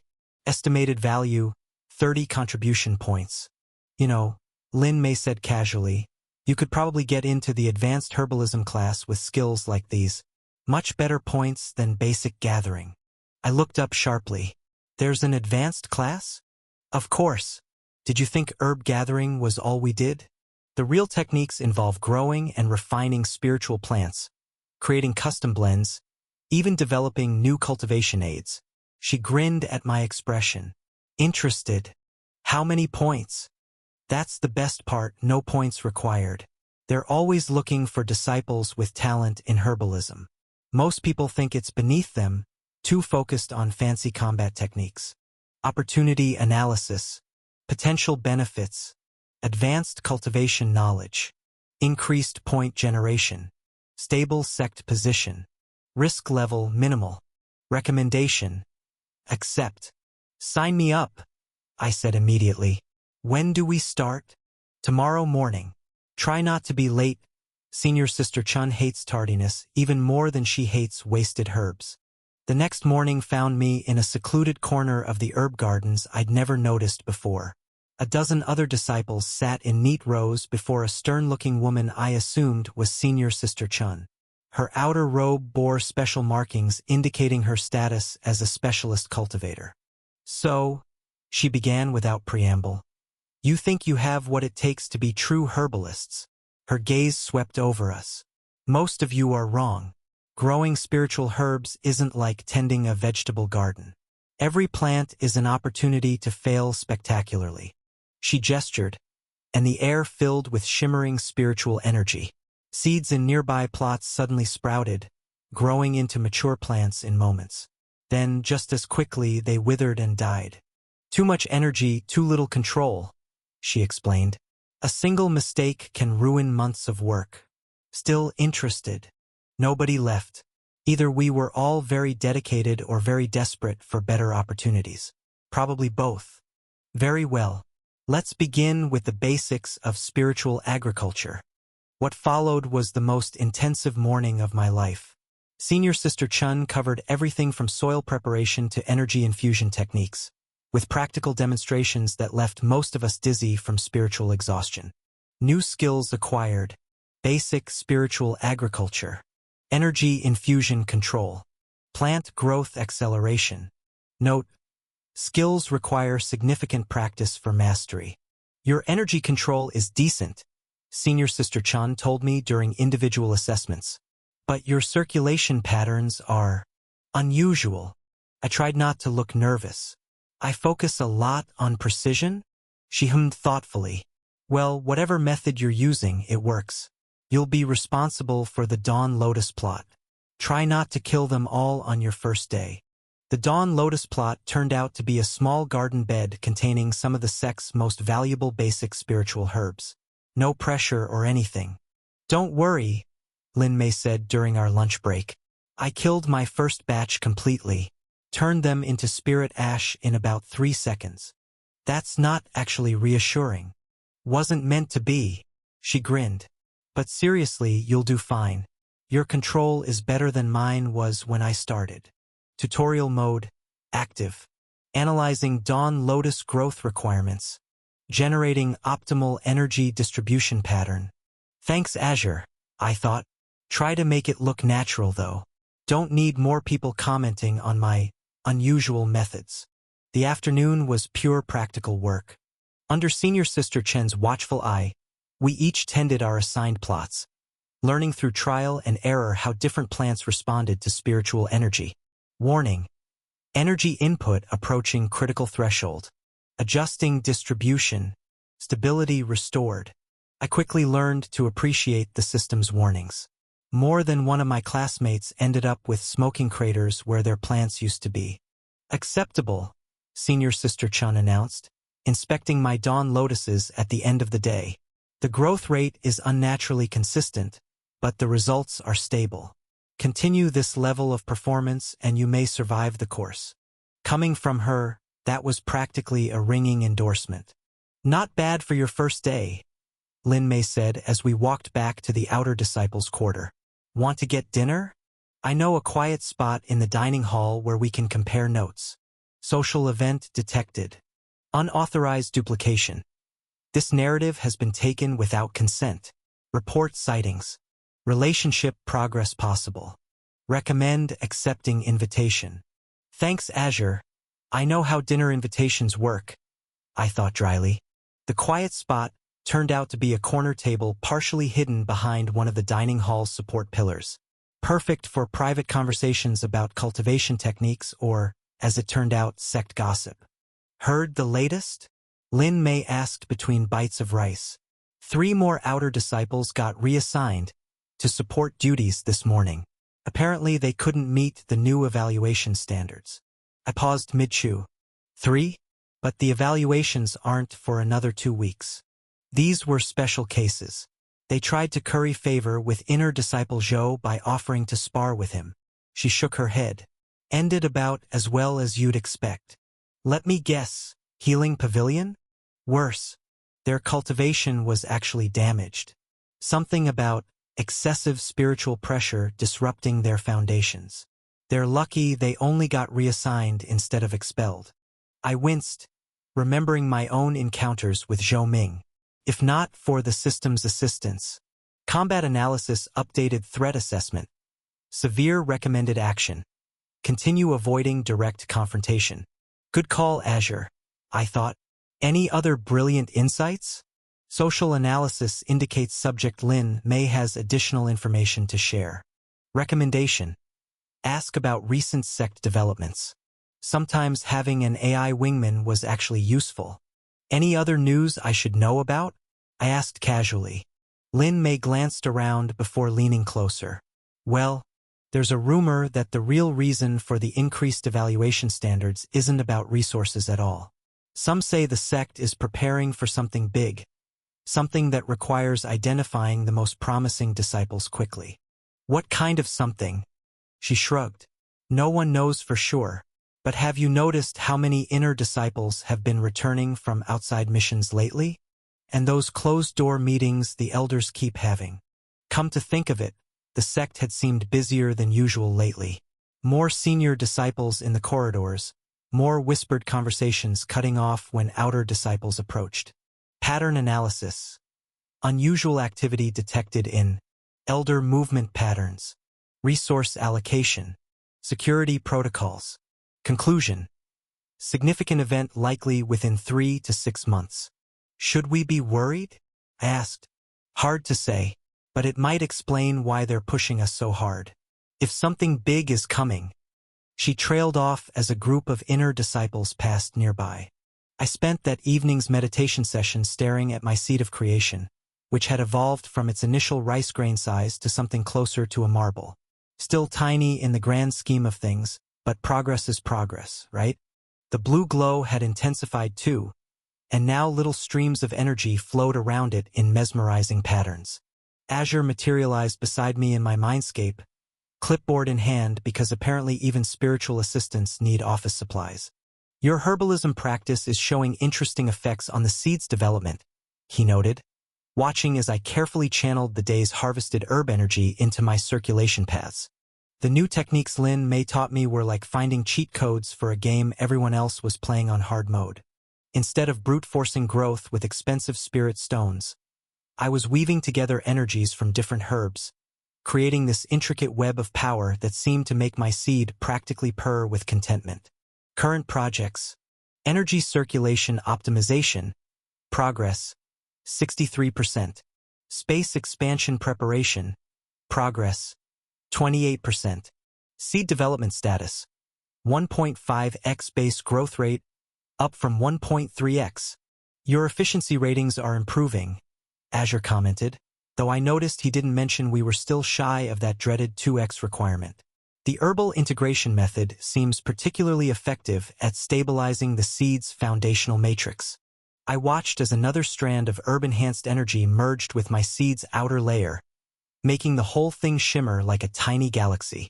Maybe Lin Mei was right, sometimes the scenic route is actually the shortcut in disguise. Though I still wouldn't say no if Wei Lin's Dragon Heart pills suddenly went on clearance sale. Any thoughts on the rumors she mentioned? I asked Azure. The little spirit made a face as though trying to look thoughtful. Sect-wide preparations often indicate either external threats or significant opportunities.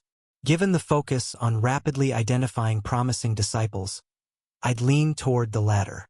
What kind of opportunity requires pushing outer disciples to their breaking point? In cultivation sects, usually either newly discovered resources or upcoming competitions. Both tend to favor those who can advance quickly. Great. More pressure to accelerate my cultivation. At least the herbalism track offered a different approach than just brutally forcing my way through power levels. A knock at my door interrupted my musings. I opened it to find Wei Lin, looking uncharacteristically serious. "We need to talk," he said, inviting himself in. "About your cultivation method." My heart skipped a beat. "What about it?" He sat on my meditation cushion, expression grave. "I've been watching you. The way you process spiritual energy, the precision of your techniques, is not normal. Even with secret family methods, no one is that consistent. Warning: secret at risk of exposure. Recommend: partial truth strategy, deflection tactics, preparation for contingencies. I told you I just focus on the basics," I said carefully. "Right? The basics." He pulled out a jade slip, a high-grade storage device for cultivation techniques. "Like how you perfectly replicated the energy circulation pattern of the Azure Peak foundational method without ever seeing the advanced diagrams?" "I don't know what you're talking about." "Really? Because I paid good money for these reference materials, and your energy flows match them exactly." "Too exactly." He leaned forward. "So either you've got access to resources you're not sharing, or there's something very strange about your cultivation." Well, this was bad. Analyzing options. Complete denial. Success probability, 17%. Partial truth. Success probability, 62%. Limited disclosure. Success probability, 83%. Recommendation: Option 3 with carefully controlled information. "If I tell you," I said slowly, "you have to swear to keep it secret, and I mean really swear, spiritual oath level serious." Wei Lin's eyes widened.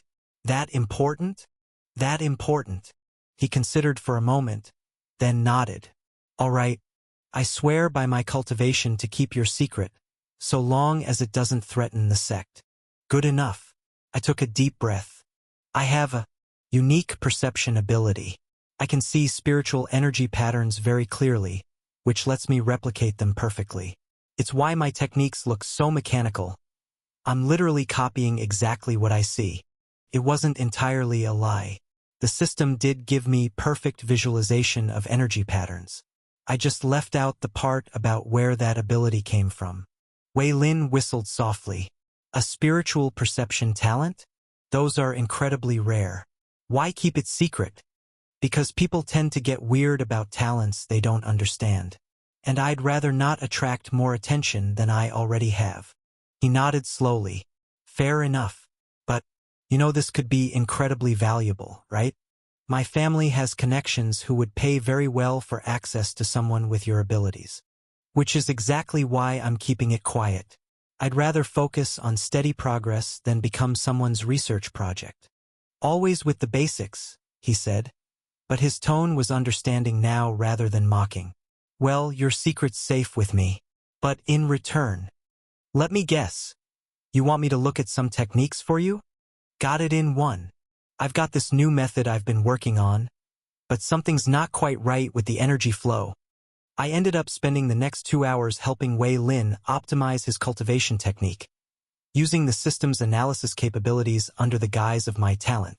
In return, he provided some genuinely useful insights into sect politics and power structures. Relationship update. Wei Lin. Trust level increased. New status. Confidant. Limited. Note.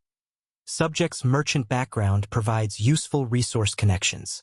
Thanks, Azure, I thought.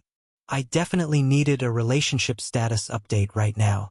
Just maintaining optimal information organization, the spirit replied cheerfully. As I drifted off to sleep, I couldn't help wondering about Lin Mei's rumors.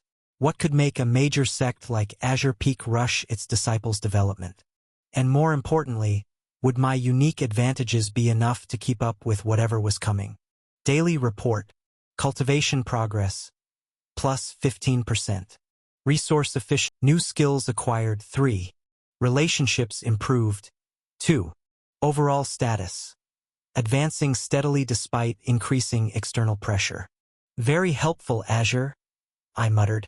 Wake me if anything tries to kill me in my sleep. System note. Initiating sleep mode.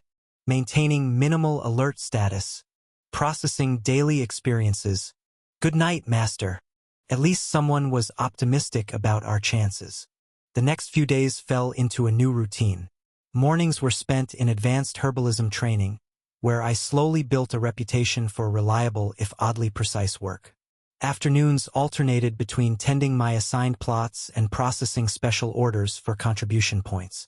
Evenings were for cultivation practice and occasional technique analysis sessions with Wei Lin. Through it all, Azure kept helping me optimize and improve, turning what could have been overwhelming challenges into manageable tasks. Having a systematic approach to cultivation might not have been the most orthodox method, but it was keeping me alive and advancing. And in a sect where the standards seemed to rise every day, that was no small achievement. Azure commented during one evening's cultivation session. For someone who died tripping over their own shoelaces, you're adapting remarkably well to cultivation life. Was that a compliment or an insult? Yes. I really needed to teach him about mutually exclusive categories. But as I watched the seed of creation grow within my inner world under careful tending, I had to admit he had a point. Death and reincarnation aside, I was starting to find my place in this strange new world. Now I just had to survive whatever crisis was making the sect push its disciples so hard. Because if there's one thing I'd learned about cultivation life, it's that there's always another crisis just around the corner. At least this time I had a systematic approach to dealing with it. End of day status. Optimistic but cautious. Recommendation. Continue current trajectory while preparing for inevitable complications. Note. Master should really get some sleep now. Good night, Azure. Good night, Master. Try not to die again. Sometimes I wondered if the system's sense of humor was a feature or a bug. Probably both. Chapter 7. A New World. They say a journey of 1,000 miles begins with a single step. In cultivation, that first step involves trying not to panic while your personal universe seed decides whether it wants to sprout or explode. Fun times. The Qi condensation realm marks the crucial early stages of your seed of creation's growth. Senior Sister Lu explained during morning assembly, her voice carrying that "pay attention or regret it" tone teacher's perfect. Each breakthrough represents a significant evolution in both your seed's development and your inner world's expansion. My own seed had grown from its initial marble size to about the size of a tennis ball, glowing an intense blue that made the space around it bend like a funhouse mirror. Azure popped into existence beside it, looking way too excited about my impending spiritual crisis. Current status. Cultivation level. Qi condensation first subrealm. Peak. Seed of creation. Size. Tennis ball equivalent. Way bigger than last week. Energy density.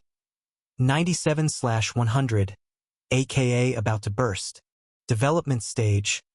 Late germination. Inner world. Size, 8 cubic meters. Breakthrough probability, 89%. Pay attention. Azure nudged as my mind wandered to thoughts of whether spiritual seeds could actually explode. This is important information. Senior Sister Lu continued, making glowing images appear in the air that put my sex light shows to shame. As your seed develops, your inner world must expand to accommodate its growth. Think of it like a cosmic garden. You need enough space for your seed to flourish. She used an illusion technique to show us the different stages of seed creation development. And wow, even the smallest mature seed looked like someone had caught a star and taught it to dance. The later stages, picture a flower made of galaxies starting to bloom. First subrealm cultivators, she explained, typically maintain inner worlds of 5 to 10 cubic meters, with their seeds in late germination stage. Second subrealm expands to 20 to 30 cubic meters, third to 50 to 60, and so on. By the 9th subrealm, your inner world should span at least 1,000 cubic meters, housing a seed that has begun sprouting its first true leaves. The crowd of outer disciples went quiet. Those numbers were huge, and the images of evolved seeds were intimidating.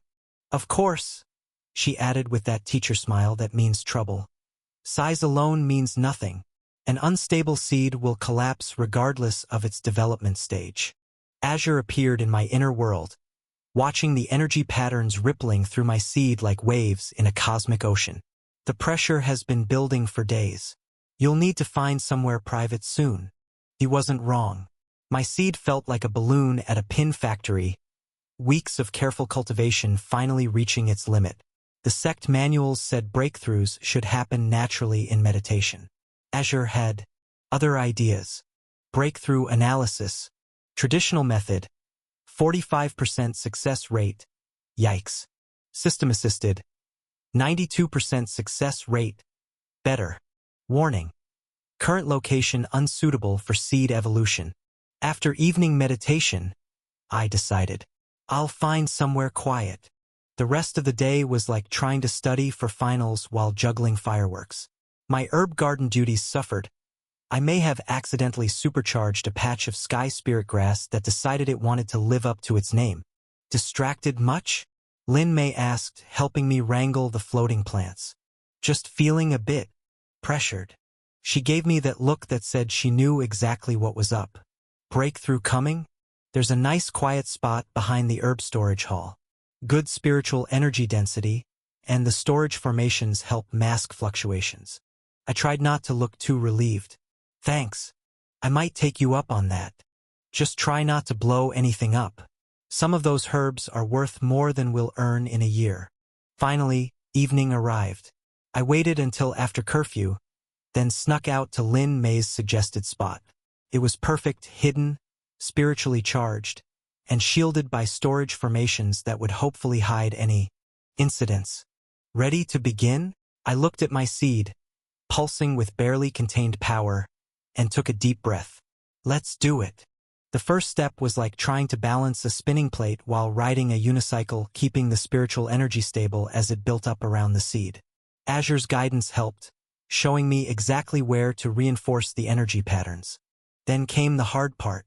My seed started to stretch, not just growing bigger but somehow expanding into directions that shouldn't exist. The carefully maintained garden of my inner world warped and flexed as both seed and space began to grow.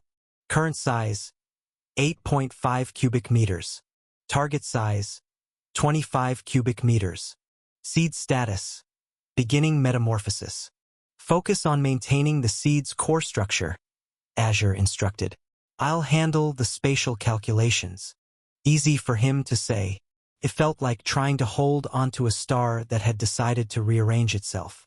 Sweat beaded on my physical body as my seed strained against reality itself. Almost to the first threshold, Azure reported. Prepare for transformation. This was the tricky part. The seed wasn't just getting bigger, it was evolving, changing how it processed energy. Everything I knew about handling spiritual energy suddenly felt like trying to read a book in the dark. Then, it happened. Reality shifted, and my seed bloomed. It cracked open along impossible lines, revealing a core of pure starlight. As my inner world expanded to its new size, the seed settled into its new form, still small in cosmic terms, but now glowing with the intensity of captured moonlight. And there, impossibly beautiful, its first true leaf began to unfold into dimensions I'm pretty sure weren't there before. New status, cultivation level, Chi condensation second subrealm, seed of creation, size, softball equivalent. First true leaf, emerging and breaking several laws of physics. Energy configuration, stellar phase, inner world, size, 25 cubic meters. Features unlocked, enhanced energy compression, secondary formation anchors. I opened my physical eyes to find several boxes of dried herbs floating near the ceiling. Growing pains, I suppose, but as I watched my newly evolved seed pulse with starlight, I couldn't help but smile.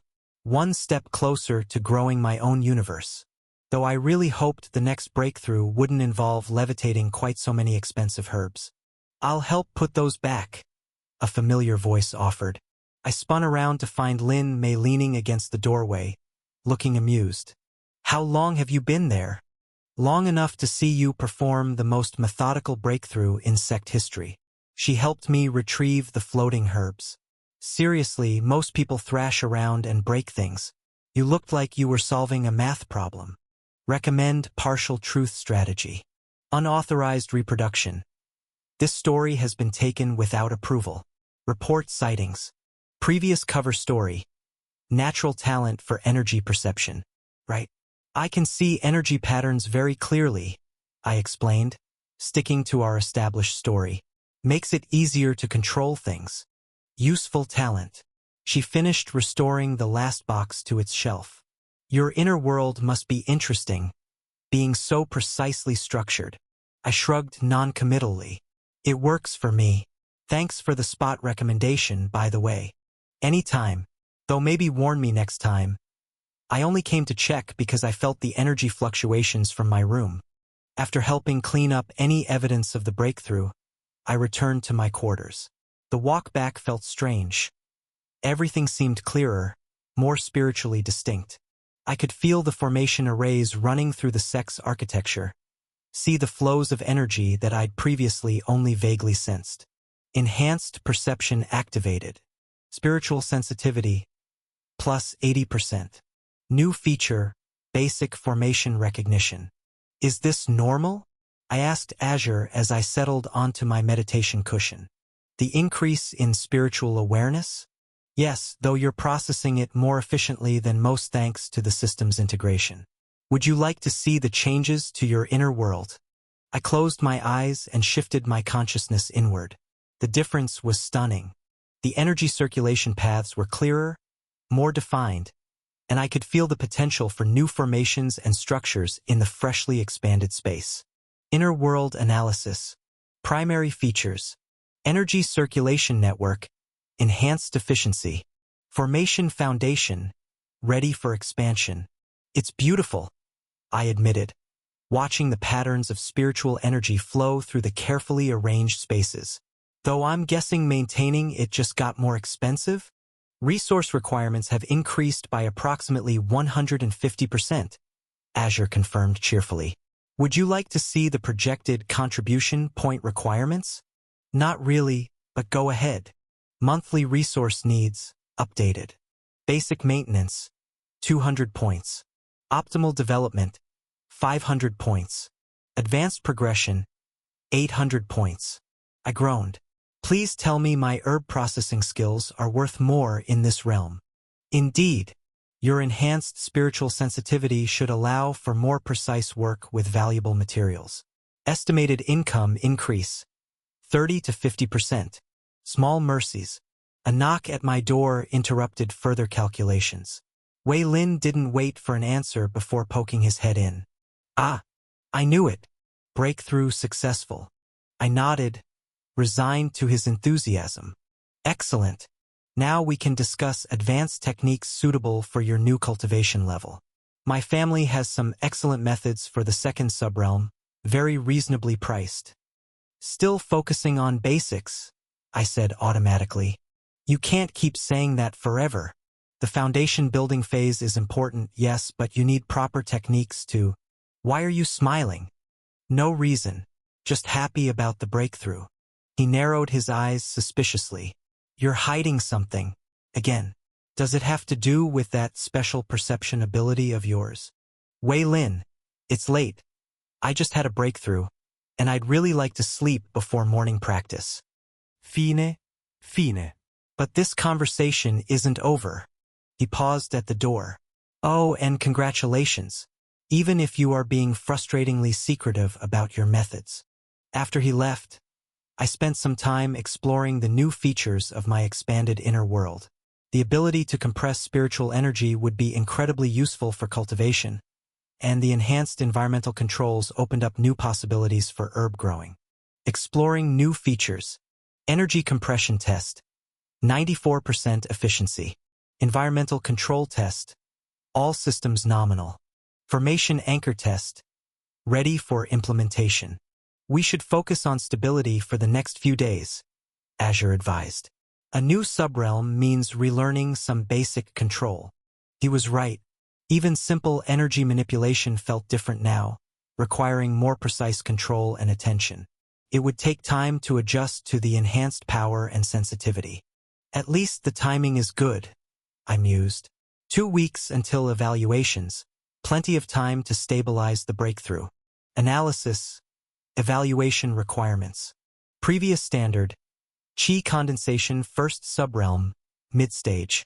New standard, Qi condensation second subrealm, early stage. Current status. You are already meeting the minimum requirements. Though I'm guessing just meeting the minimum won't be enough? Given the sect's recent emphasis on rapid advancement, achieving mid-stage second subrealm would be safer, Azure confirmed. Which means we need to focus on resource acquisition and efficient cultivation methods. I sighed. Back to the herb gardens then. Look on the bright side, Master. Your enhanced spiritual sense will make identifying valuable specimens much easier. And with the new compression techniques, we can process materials more efficiently. Your optimism is sometimes exhausting. You know that? The little spirit just smiled. I maintain optimal emotional support parameters at all times, right? Wake me if anything tries to kill me in my sleep. That has only happened twice so far. Still not reassuring. The next morning's practice session was interesting. The other disciples immediately noticed something was different. It's hard to hide a breakthrough from people trained to sense spiritual energy. The reactions varied from congratulations to barely concealed envy. Senior Sister Lu simply nodded when she saw me. Acceptable progress. I trust you'll maintain this rate of advancement. Threat level moderate implied. Expectations. Continued rapid development. Recommendation. Careful balance of visible progress and concealment. I will continue working hard, Senior Sister, I replied carefully. See that you do. The sect has high hopes for this year's outer disciples. It would be unfortunate if you failed to meet expectations. Well, that wasn't ominously vague at all. The rest of the day was spent adjusting to my new capabilities. Everything felt different. Spiritual energy responded more readily to my commands. Herb processing required a lighter touch. Even basic meditation produced stronger results. Your energy circulation is even more precise now, Lin Mei commented during afternoon herb gathering. I've never seen someone adapt to a breakthrough so quickly. I shrugged, carefully extracting spirit essence from a particularly temperamental flower. Good foundation, I guess. She gave me a look that said she wasn't buying it but wouldn't press. Yet, social analysis, Lin Mei. Suspicion level moderate. Trust level high. Recommendation. Consider limited disclosure. Not yet, I thought to Azure. Let's see how things develop first. The spirit realm was getting more complicated by the day. Between advancement pressures, resource requirements, and maintaining my various cover stories, I sometimes missed the simplicity of my old life. Then again, my old life ended with a faceplant into concrete, so maybe complexity wasn't so bad. At least I had a system to help me manage it all. Daily status update. Cultivation. Stabilizing. Resources. Adequate. Secrets. Maintained. Overall progress. Acceptable. Thanks, Azure. Very helpful. I live to serve, Master. Would you like a breakdown of your efficiency metrics? Maybe later. Time for evening meditation first. I settled into my usual position, breathing deeply as I began cycling spiritual energy through my newly expanded pathways. The familiar patterns felt different now, more potent after the breakthrough. Each circulation brought fresh insights into the nature of spiritual power. Warning: energy fluctuation detected.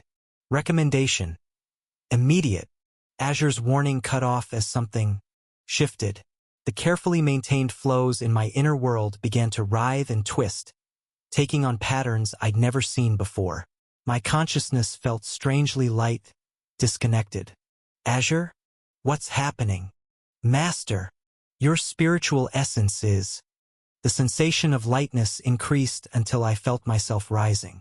For a moment, I thought I'd somehow mastered flight cultivation techniques in my sleep. Wouldn't that be a nice surprise? But then I looked down. My body was still sitting there in meditation position, looking perfectly calm and completely not floating. Oh, that's probably not good. Master, your soul is separating from your physical form. Azure's voice held an edge of panic I'd never heard before. This isn't a technique. Something is forcibly extracting your soul. Everything went black. Not the gentle darkness of closed eyes or even the dramatic darkness of unconsciousness. This was an absolute void that seemed to swallow even the concept of light. For a timeless moment, I floated in that nothingness, wondering if I had died. Again, the void shattered. The world exploded back into existence with the clash of steel on steel and the thundering of hooves. The bitter taste of blood filled my mouth, and my ears rang with the sounds of battle cries and screaming. Thomas, stop standing there like a lost sheep and help us with the barricade. I blinked, trying to orient myself amid the chaos. A burly man with a woodcutter's axe was waving frantically at me from behind a hastily constructed wooden barrier. Azure, I whispered, relieved to feel the familiar presence in my mind. You're still here. Of course, Master. I am bound to your soul, not your physical form. Though speaking of physical forms. Status update: current body. Name: Tomas the Miller's son. Level: not applicable. No cultivation detected. Core essence: spiritual essence. 0 units. Previous: 246 units. Soul essence: 300 units. Unchanged soul transferred. Physical essence: 12 units. Previous: 215 units. Skills: grain milling, basic farming. Warning: 0 spiritual energy detected. I started to ask Azure what that meant when I finally looked down at myself. Gone were my cultivation robes, replaced by rough homespun clothes and a flour-dusted apron. My hands were calloused in all the wrong places, and my arms felt weak compared to my cultivator's body. Watch out! Someone yanked me behind the barricade as an arrow whistled past. A young woman with a pitchfork glared at me. Has fear addled your wits, Tomas? The raiders will be here any moment. I'm working on understanding the situation, I managed. Different universe, Azure helpfully supplied. Though I suspect you've already noticed the most obvious sign. I looked up and immediately wished I hadn't. 2 suns blazed in the alien sky, one blood red, one electric blue. They hung there like the eyes of some cosmic entity judging my life choices. Right? Different universe. Because apparently reincarnating once wasn't complicated enough. I tried to circulate spiritual energy, reaching for the familiar patterns of cultivation. Nothing. Not even a whisper of chi. just the ordinary aches and pains of a body that had never known spiritual power. Thomas. The burly man slapped my shoulder. By the twin sons, I can't believe you're still standing after taking that hit to the head. But we need every able body now. The raiders are almost through the east gate. The young woman thrust a rusty sword into my hands. Here, try not to stab yourself with it. Warning, combat situation. Imminent recommendation. Perhaps we should have spent less time processing herbs and more time on basic sword work? You know, I told Azure. I'm starting to think my karma might need some adjustments. Chapter 8, Skybound. You know what's worse than dying from tripping over your shoelaces? Dying twice. And let me tell you, holding a rusty sword while raiders charge your position is definitely not how I plan to spend my second afterlife. Thomas. The burly man. I really needed to learn these people's names. Yanked me behind a section of wooden barricade as another arrow whizzed past. Stop daydreaming and help us. The 7th band doesn't leave survivors. Azure. I thought desperately. Please tell me you have some insights about sword fighting? I can provide basic movement analysis, the little spirit replied. But this body has never held a weapon before. Also, you might want to duck. I dropped just as a throwing axe embedded itself in the wood where my head had been. Great, just great. Here's the situation, the young woman with the pitchfork said, crouching beside me. 7th band broke through the east gate. About 40 of them, mainly on foot. We've got 30 able fighters, if you count the miller's boy who can't remember which end of a sword to hold. I resent that accuracy, I muttered, then louder. What exactly is the 7th band? She stared at me like I just asked what bread was.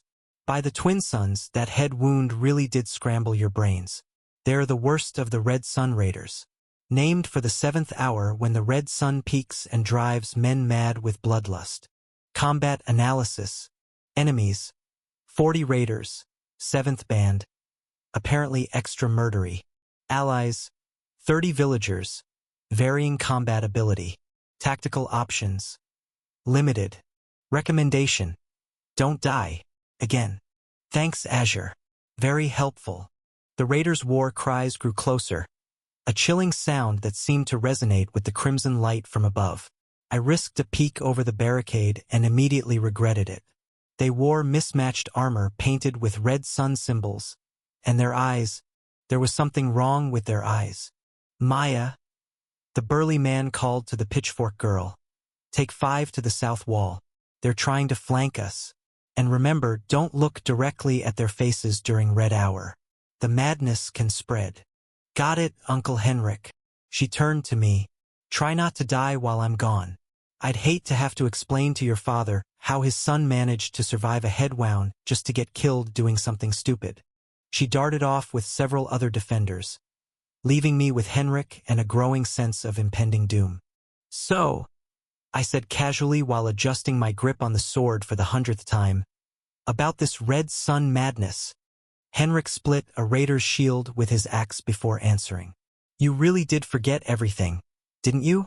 The red sun rises alongside the blue, but its light changes people. Most can resist it, but some embrace it, become something else. The raid bands are the worst. They time their attacks for when the red light is strongest. I glanced up at the strange dual stars. The blue sun seemed to pulse with a steady, almost comforting light. But the red one, looking at it made my head hurt and my thoughts turn strange. Warning. Exposure to red solar radiation detected effects. Unknown. Recommendation. Avoid extended observation. The first wave of raiders hit our section of the barricade like a tsunami of unwashed violence.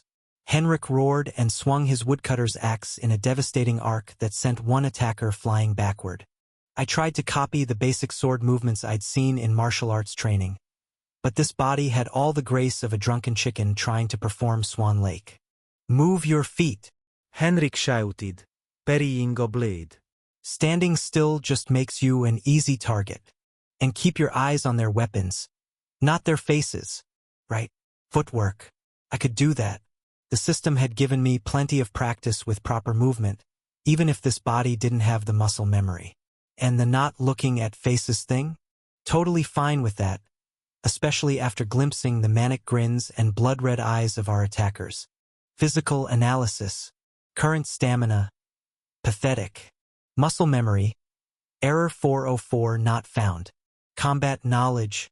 Theoretical. Survival chances. We're still not calculating that. Warning. Incoming attack pattern. Recommended action. 45-degree pivot. Defensive stance. I managed to awkwardly block a sword strike, the impact sending painful vibrations up my arm. The raider grinned, what I could see of his face below my carefully averted gaze, probably assuming I'd be easy prey. His next attack came in a horizontal slash. Movement analysis complete. Opponent. Overextended. Opportunity. Counterattack available. Recommendation. Act now. My body might be weak, but my mind remembered countless hours of combat analysis. I stepped inside the raider's guard and struck with the pommel of my sword, catching him in the throat. He went down gurgling. Congratulations. Physical essence increased. 1214. Combat experience gained. Note. No cultivation bottleneck detected below previous maximum. Wait, what? I barely had time to process that notification before another raider took a swing at my head. This one I managed to dodge more smoothly, my movements already feeling slightly more coordinated. The boy can fight after all. Henrik laughed, splitting another shield with his axe. Must have knocked some warrior sense into you instead of out.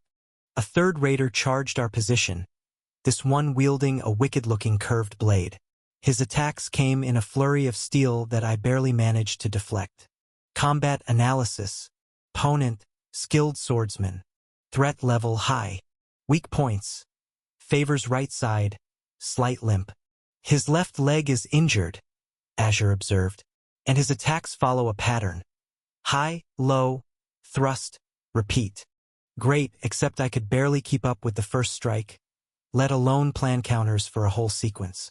The raider pressed forward, his blade coming closer to finding flesh with each exchange. I stumbled backward, my borrowed boots catching on uneven ground, and then Maya's pitchfork burst through his chest from behind. What did I say about dying? She demanded, yanking her weapon free as the raider collapsed. Honestly, Tomas, it's like you've never been in a real fight before. You have no idea, I muttered, then louder. Thanks for the save. She was about to reply when Henrik's voice cut through the chaos. Maya! South walls breaching. Maya swore colorfully, something about the Red Sun's favorite body parts. Hold this section, and remember, if you see anyone with red markings on their face, don't engage. Those are the sun-touched. They're stronger during red hour. Sun-touched? I asked, blocking another attack with marginally better form. Let me guess more fun side effects of our friendly neighborhood Crimson Star? If you spot this story on Amazon, know that it has been stolen. Report the violation.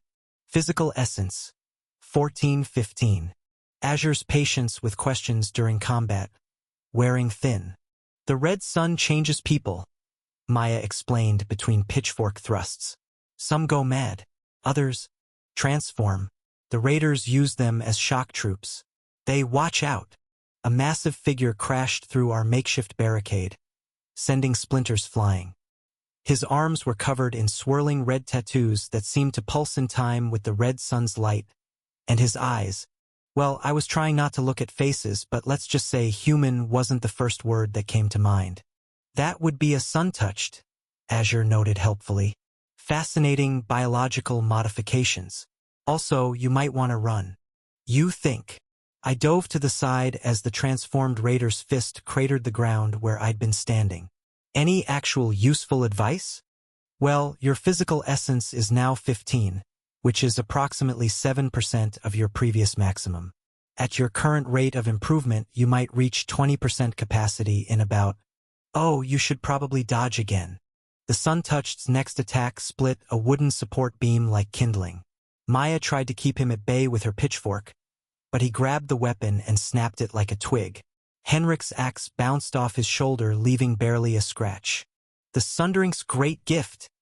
the transformed raider roared, his voice distorted and multi-toned.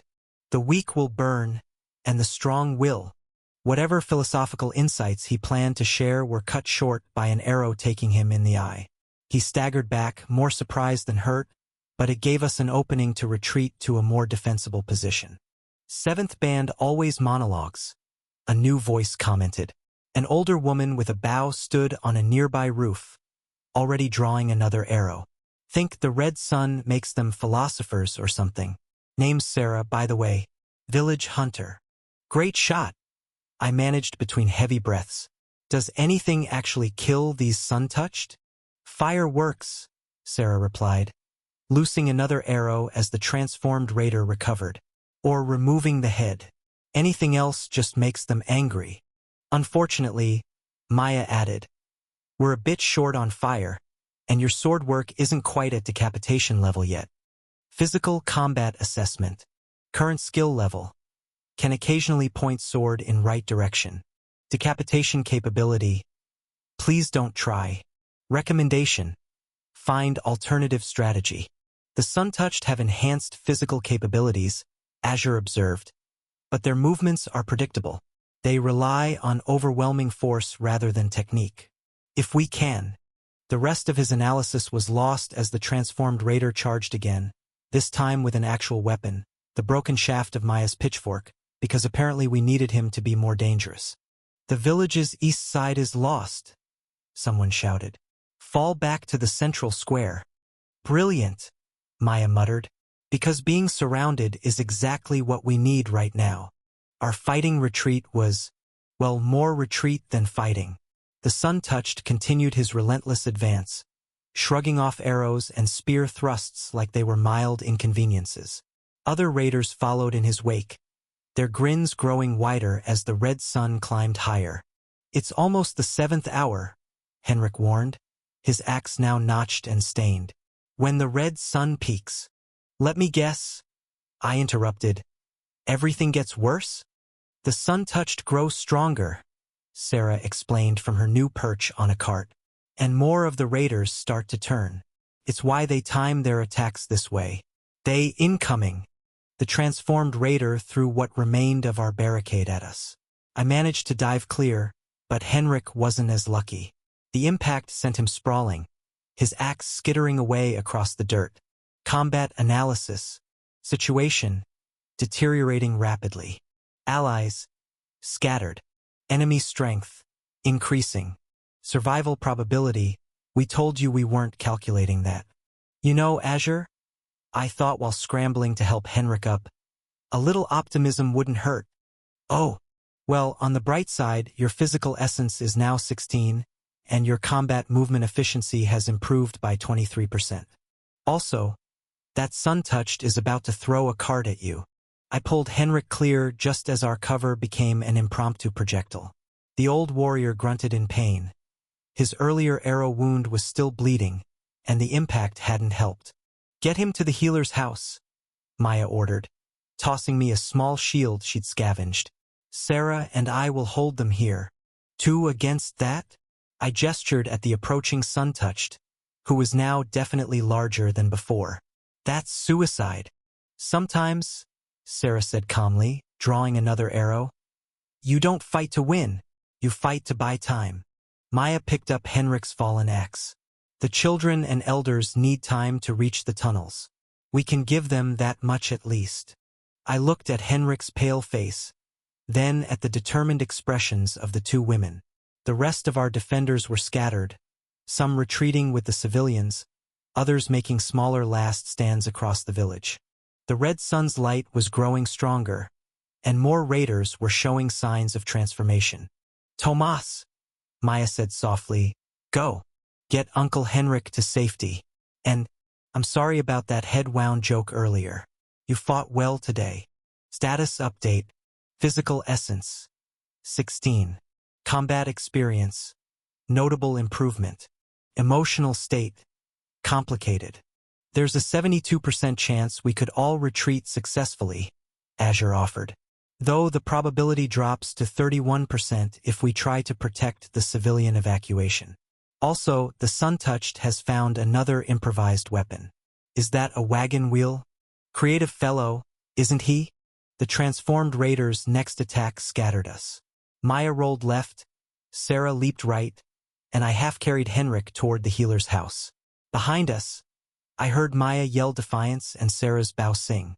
Almost there, I told Henrik as we stumbled through the village's increasingly chaotic streets. Try not to bleed on me too much. He managed a weak laugh. Been through worse.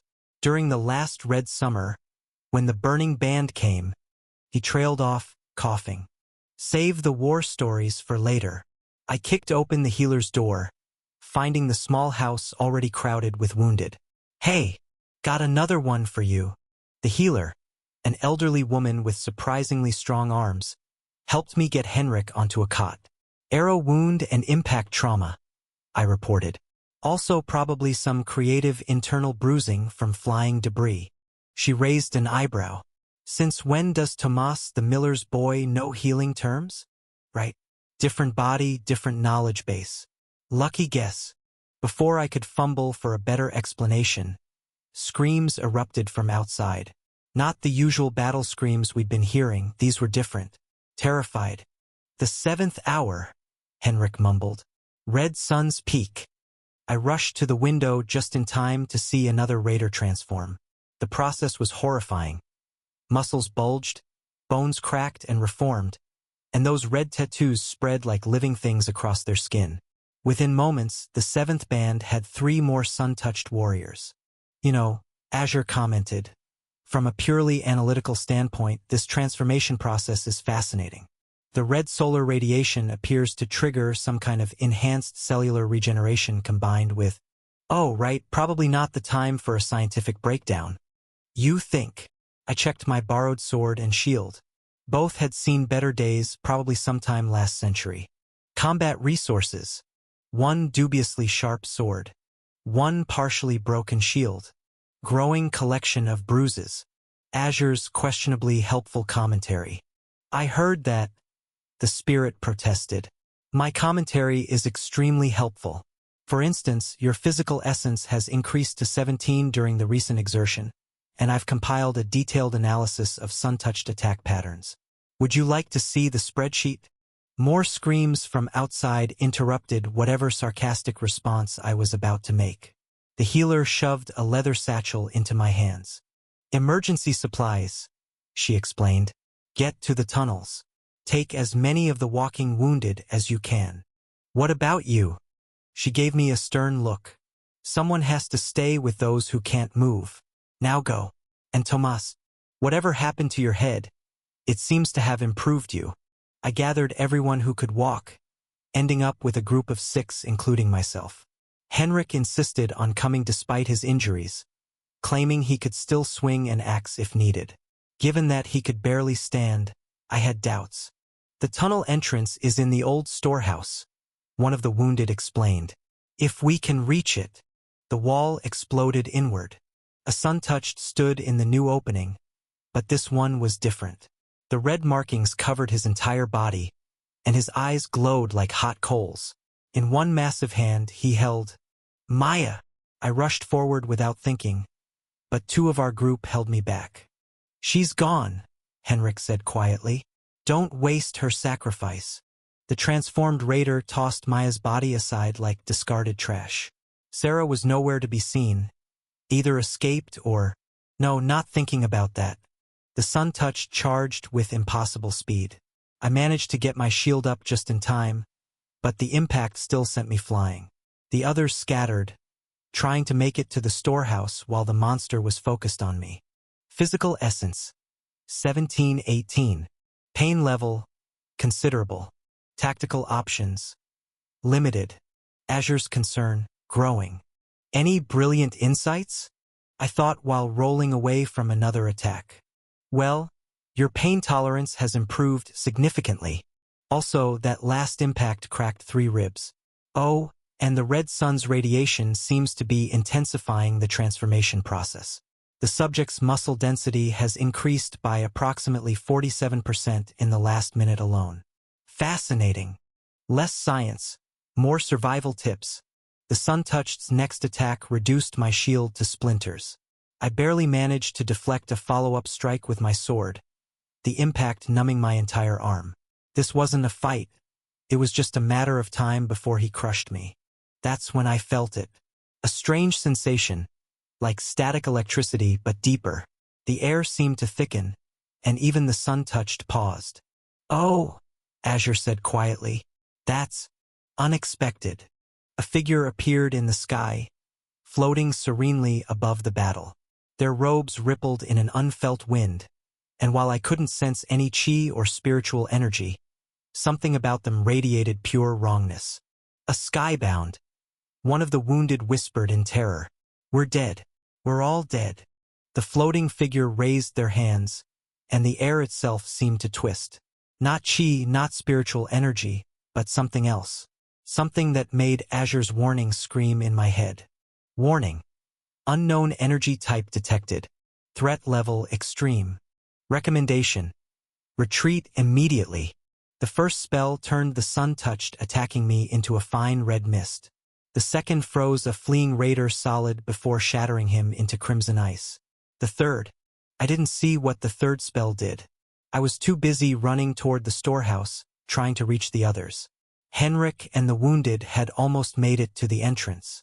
"Master," Azure said urgently. "That energy signature, it's similar to cultivation techniques, but fundamentally different. Almost like..." The fourth spell caught Henrik's group. I looked away, but couldn't block out the sounds. Physical essence. 1819. Running speed. Still insufficient. Survival chance. Rapidly approaching 0. The robed figure appeared in front of me between one step and the next. Just blinked into existence like a glitch in reality.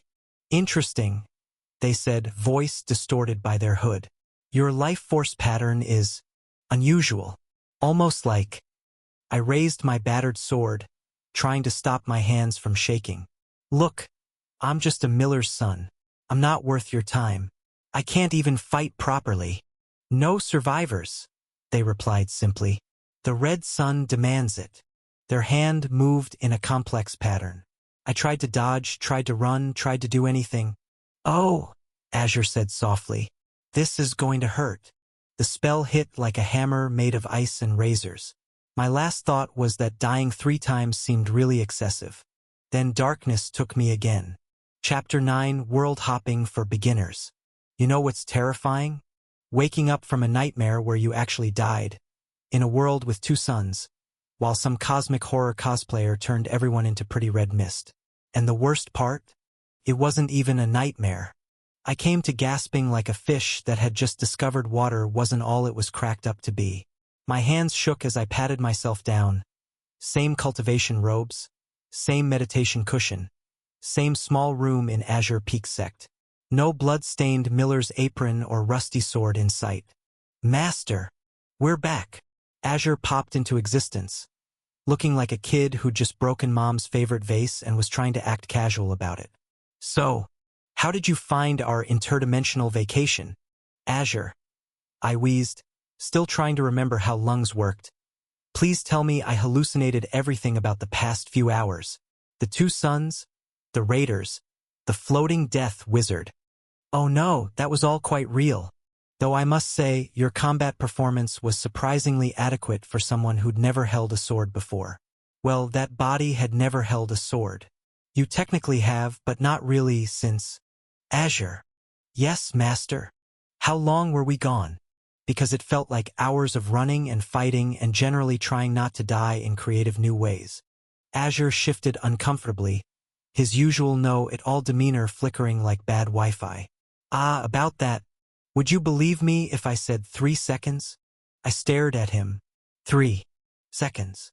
Give or take a millisecond. Think of it like binge-watching an entire Netflix series, except you did it in the time it takes to sneeze, and there was way more deadly radiation. "Wait." I sat up straighter, momentarily distracted from my existential crisis. "Netflix? Since when does my spiritual guide know about streaming services?" "Oh," Azure brightened, looking pleased I'd noticed. "I've had time to process some of your memories. They provided me with a complete Earth cultural database, though I'm still not sure I completely understand all of it. For instance, I understand the concept of streaming wars but fail to see how they compare to actual sect warfare. Far less spiritual energy involved. Can we focus on the whole 3 seconds thing? Are you telling me I just collapsed for 3 seconds while experiencing several hours of trauma in Murder World? Exactly, though we're not entirely sure if the time ratio is fixed. Could be different for each world.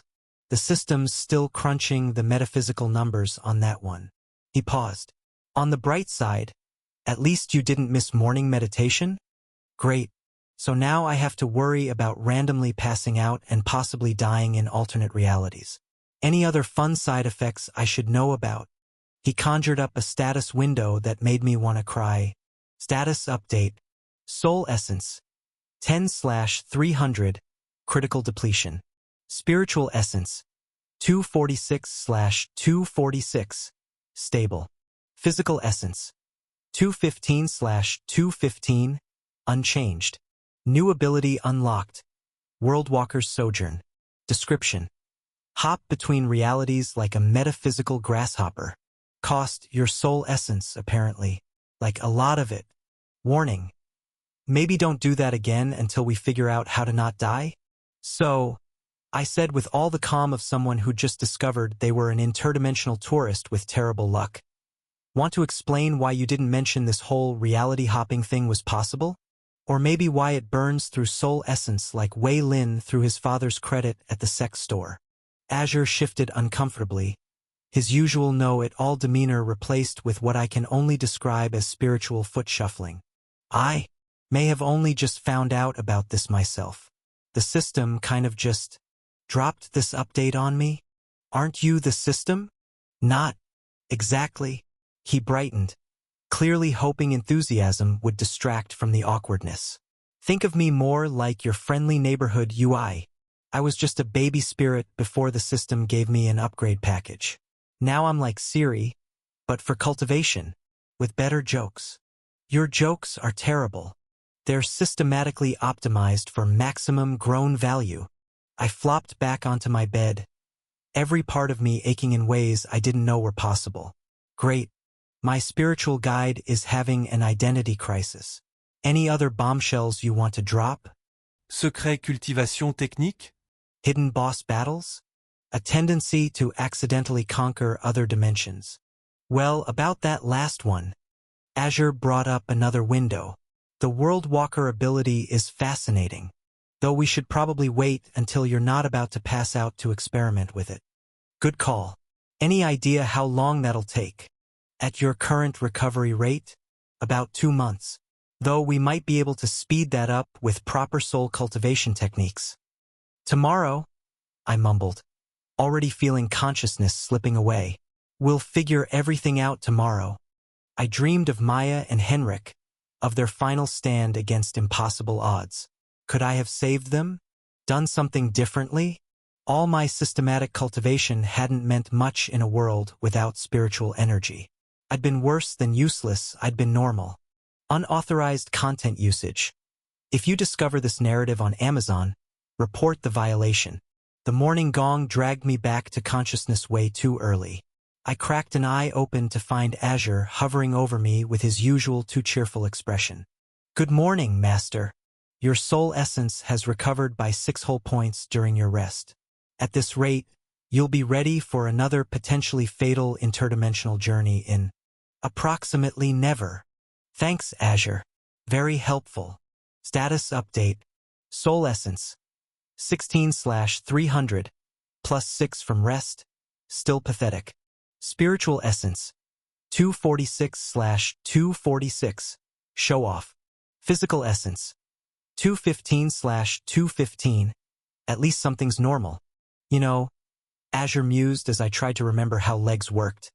For someone who died tripping over their shoelaces, you handled yourself pretty well in that other world. The system's combat assistance helped, but still. I got lucky, and then I got very unlucky. I managed to stand, though the room took a few seconds to stop spinning. We need to figure this out. The soul essence, the world hopping, all of it. because next time, I might end up somewhere even worse. Worse than a world with reality-warping sun radiation and psychotic raiders? Given my luck? Definitely.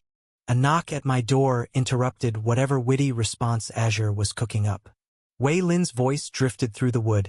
Ku'in? You missed morning practice. Senior Sister Lu is not happy. Great, I muttered, because I needed more problems today.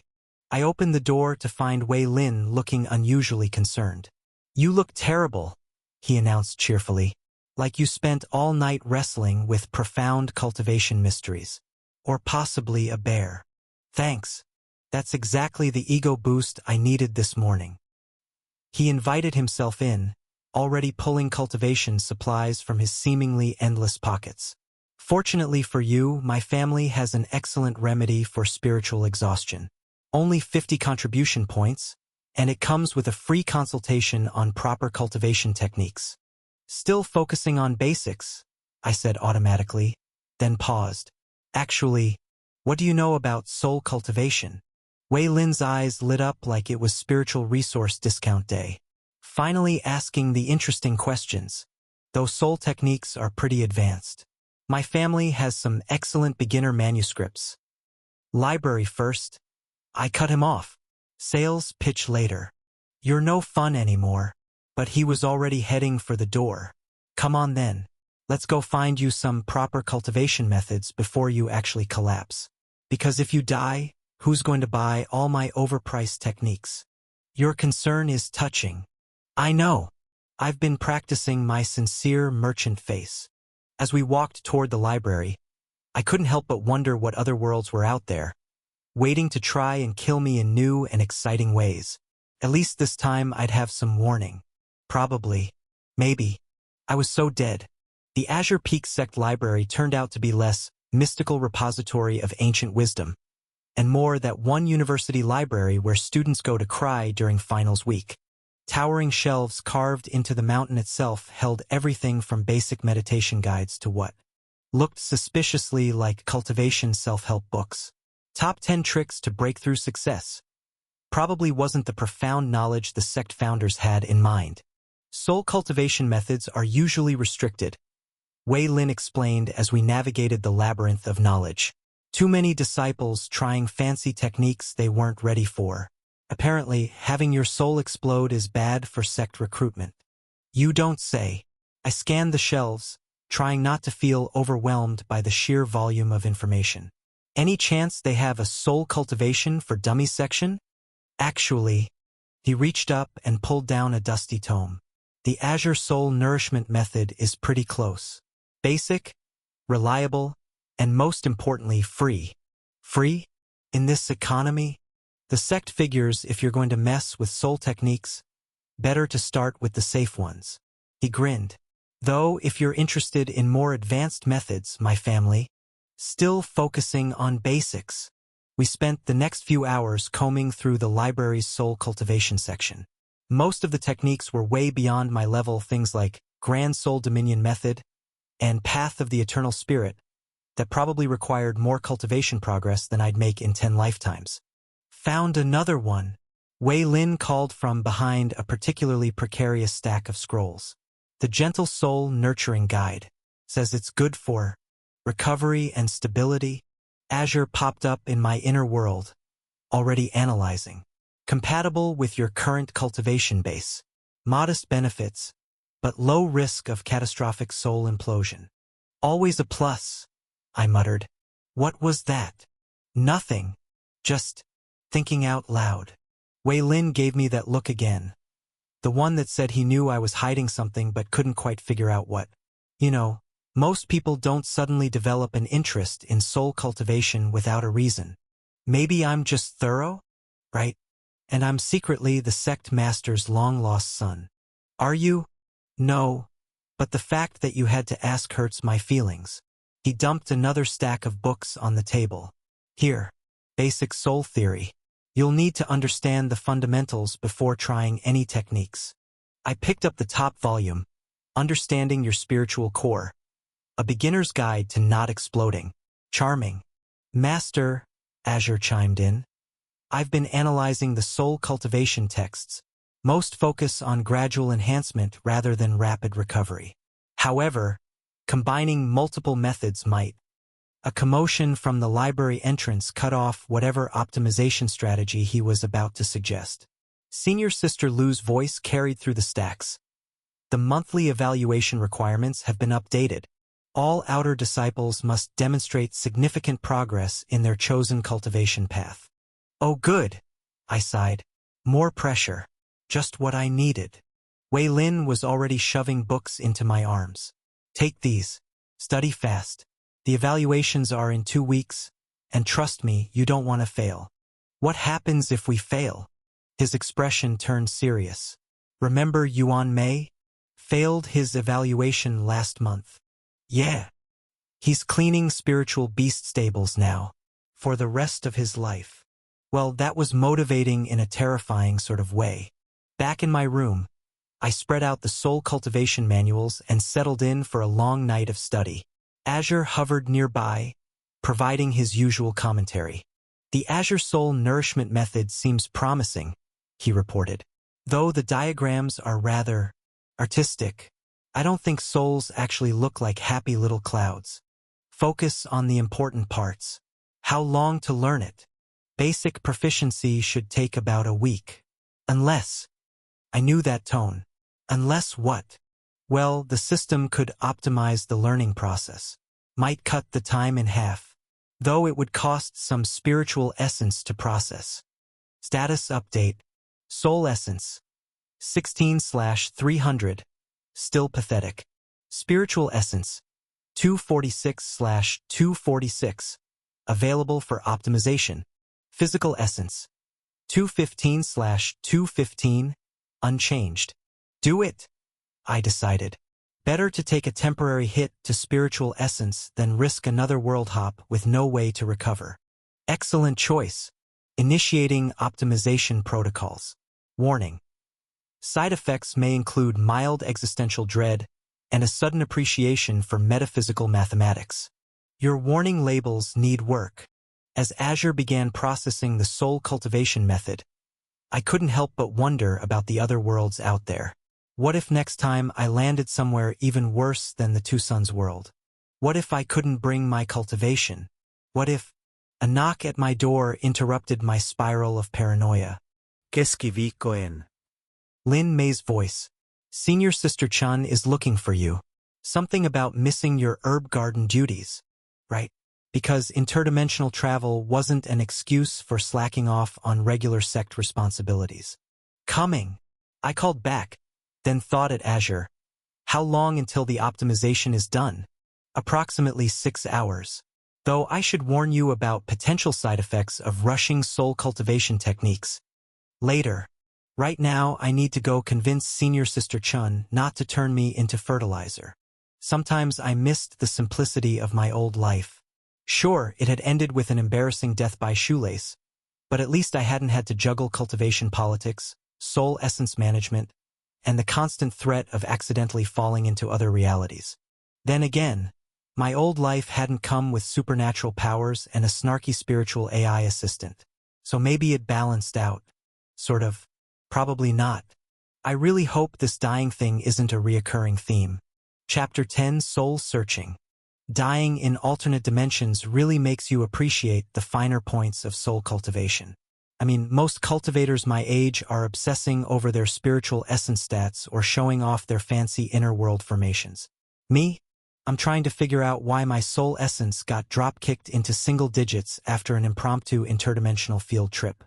The optimization process is complete, Azure announced as I trudged back from a particularly grueling herb garden session. Senior Sister Chun had not been amused by my absence. Would you like to see the combined cultivation method I've developed? I flopped onto my meditation cushion, still picking spiritual herb fragments out of my hair. Hit me, though maybe leave out the spreadsheets this time. But the efficiency calculations are the best part. Azure materialized in my inner world, now sporting what looked suspiciously like reading glasses. I've analyzed all 17 soul cultivation methods from the library and combined their most compatible elements into what I'm calling the Triessence Harmony method. Status update. Soul essence. 18/300. Slightly less pathetic. Spiritual essence. 220/246. Cost of optimization. Physical essence. 215/215. Still hanging in there. Fascinating name, I said dryly. Any chance it'll help me not die horribly next time I accidentally world hop? That's the beauty of it. Azure conjured up a glowing diagram that looked like a three-dimensional Venn diagram had a baby with a sacred mandala. Most cultivation methods at the chi condensation stage focus on either spiritual or physical development. Soul cultivation is considered too advanced or too risky for beginners. Because exploding souls are bad for recruitment, yeah, Wei Lin mentioned that. Exactly. But here's the thing, your situation is unique.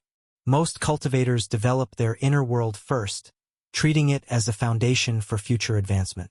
But you've already experienced soul displacement through dimensional travel. Your soul has been forcibly separated from your physical and spiritual essence. I winced at the memory. Not my favorite experience. But it creates an opportunity. Azure's glasses gleamed with intellectual excitement. The Tri-Essence Harmony method focuses on balancing all three aspects of cultivation simultaneously. Instead of treating them as separate paths, it weaves them together into a single system. He expanded the diagram, showing 3 interlocking cultivation cycles. See, traditional methods look like this. Spiritual cultivation focuses on expanding and refining your inner world. Physical cultivation strengthens your body and enhances its ability to channel energy. Soul cultivation. Well, most people don't even start that until they reach the foundation establishment realm. So why is everyone sleeping on soul cultivation? I asked, studying the complex patterns. Seems pretty important, having a stable soul and all. Azure adjusted his definitely for show glasses. Several reasons. First, soul cultivation is subtle. No flashy techniques, no immediate power boosts. Second, it's dangerous if done incorrectly. And third, well, most cultivators simply don't need it at this stage. Their souls are naturally stable because they're not playing interdimensional hopscotch. Lucky them. But for you, Azure's excitement was practically tangible. Soul cultivation isn't just important. It's essential. The Tri-Essence Harmony method treats your soul as the bridge between spiritual and physical development. By strengthening it, we can potentially maintain some abilities even in worlds without chi. That got my attention. You mean I wouldn't be completely useless in another no-cultivation universe? Theoretically, the method works like this. Your soul essence acts as a battery, storing and converting different types of energy. Even without access to chi, you could potentially draw on soul essence to enhance physical capabilities or maintain basic spiritual techniques. He brought up another diagram, this one showing energy flow patterns. The first stage focuses on soul recovery and stabilization. Traditional soul cultivation methods take months or years, but by combining elements from multiple techniques and optimizing the energy flows, we can potentially accelerate the process. Status update. Current method progress, 2%. Estimated time to basic proficiency, 2 weeks. Chance of soul explosion, only 4%. Only 4%? How reassuring. That's with conservative estimates. Azure protested. Besides, the benefits far outweigh the risks. Look at these projected stats. Tri-Essence Harmony method benefits. Accelerated soul essence recovery. Enhanced energy conversion efficiency. Cross-dimensional stability. Potential for limited power maintenance in non-chi environments. Reduced chance of death by interdimensional travel. Maybe. I had to admit it sounded promising. What's the catch? There's always a catch. Well, Azure shuffled his ethereal feet. It's somewhat unorthodox. Combining multiple cultivation methods like this isn't exactly approved by the sect. And the energy requirements are significant. We'll need a lot more resources than typical chi condensation disciples. Of course we will. I sighed. All right, walk me through it. How do we start? The next few hours were a crash course in soul cultivation theory. Turns out, your soul isn't just the metaphysical battery that powers reincarnation. It's also a complex energy processing system that most cultivators completely ignore until much later in their development. Traditional soul cultivation starts with awareness exercises. Azure explained, conjuring up yet another diagram. You need to be able to sense and direct soul essence before you can strengthen it. Most methods use meditation and visualization techniques. The tail has been illicitly lifted. Should you spot it on Amazon, report the violation. But we're going to cheat using the system's interface? I prefer optimize using advanced analytical tools. But yes, he brought up a new window showing what looked like a spiritual diagnostic screen. The system can help you perceive soul essence directly, making the initial stages much easier. We started with basic soul circulation exercises. Unlike spiritual energy, which flows through defined pathways in your inner world, soul essence is more abstract. It's like trying to grab smoke with your bare hands, except the smoke is also somehow part of your fundamental existence. Focus on the core resonance. Azure instructed as I struggled to direct the ethereal energy. Soul essence responds to intent more than rigid control patterns. You could have mentioned that before I spent an hour trying to build circulation paths. Where's the fun in that? The first breakthrough came unexpectedly. I was attempting to follow one of the combined cultivation patterns Azure had designed when something just clicked. The seed of creation's leaf unfurled slightly further, its stellar energy harmonizing perfectly with the soul essence patterns. Status update. Soul essence. 22/300. +4 from successful cultivation. Understanding of soul mechanics, basic. Azure's pride in his student, unnecessarily high. Excellent. The little spirit was practically bouncing with excitement. You've established the first resonance pattern. This will accelerate soul essence recovery and provide a foundation for more advanced techniques. Great! I managed through gritted teeth. Soul cultivation, it turned out, was exhausting in a way completely different from regular meditation. Please tell me we're done for today? Oh no, we're just getting started. Now that you can sense soul essence properly, we can begin working on the conversion protocols. The next few days fell into a new routine. Mornings were still for regular sect duties. Can't let anyone get suspicious about my sudden interest in soul cultivation. Afternoons split between herb garden work, now with extra punishment duties courtesy of Senior Sister Chan, and basic cultivation practice. But evenings? Those were for experimenting with Azure's crazy hybrid cultivation method. The key, he explained during one particularly intense session, is maintaining balance between all three aspects. Traditional methods focus on one path at a time, but the Triessence Harmony method requires simultaneous development. Status update. Soul Essence. 45/300. Slowly improving. Spiritual Essence. 235/246. Recovering. Physical Essence. 215/215. Stable. Method Mastery. 12%.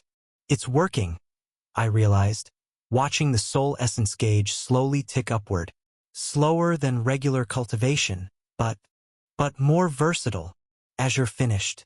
Watch this, try channeling some soul essence into physical enhancement. I followed his guidance, directing a tiny portion of the recovered soul energy into my muscles. The effect was subtle but noticeable, slightly enhanced strength and reflexes, even without using spiritual energy. That, Azure said proudly, is why this method is perfect for your unique situation. Even in worlds without chi, you should be able to maintain basic enhancements through soul essence conversion. Assuming I can build up enough soul essence before the next involuntary dimensional field trip. About that, Azure's glasses gleamed ominously. I've been analyzing the data from your last transition.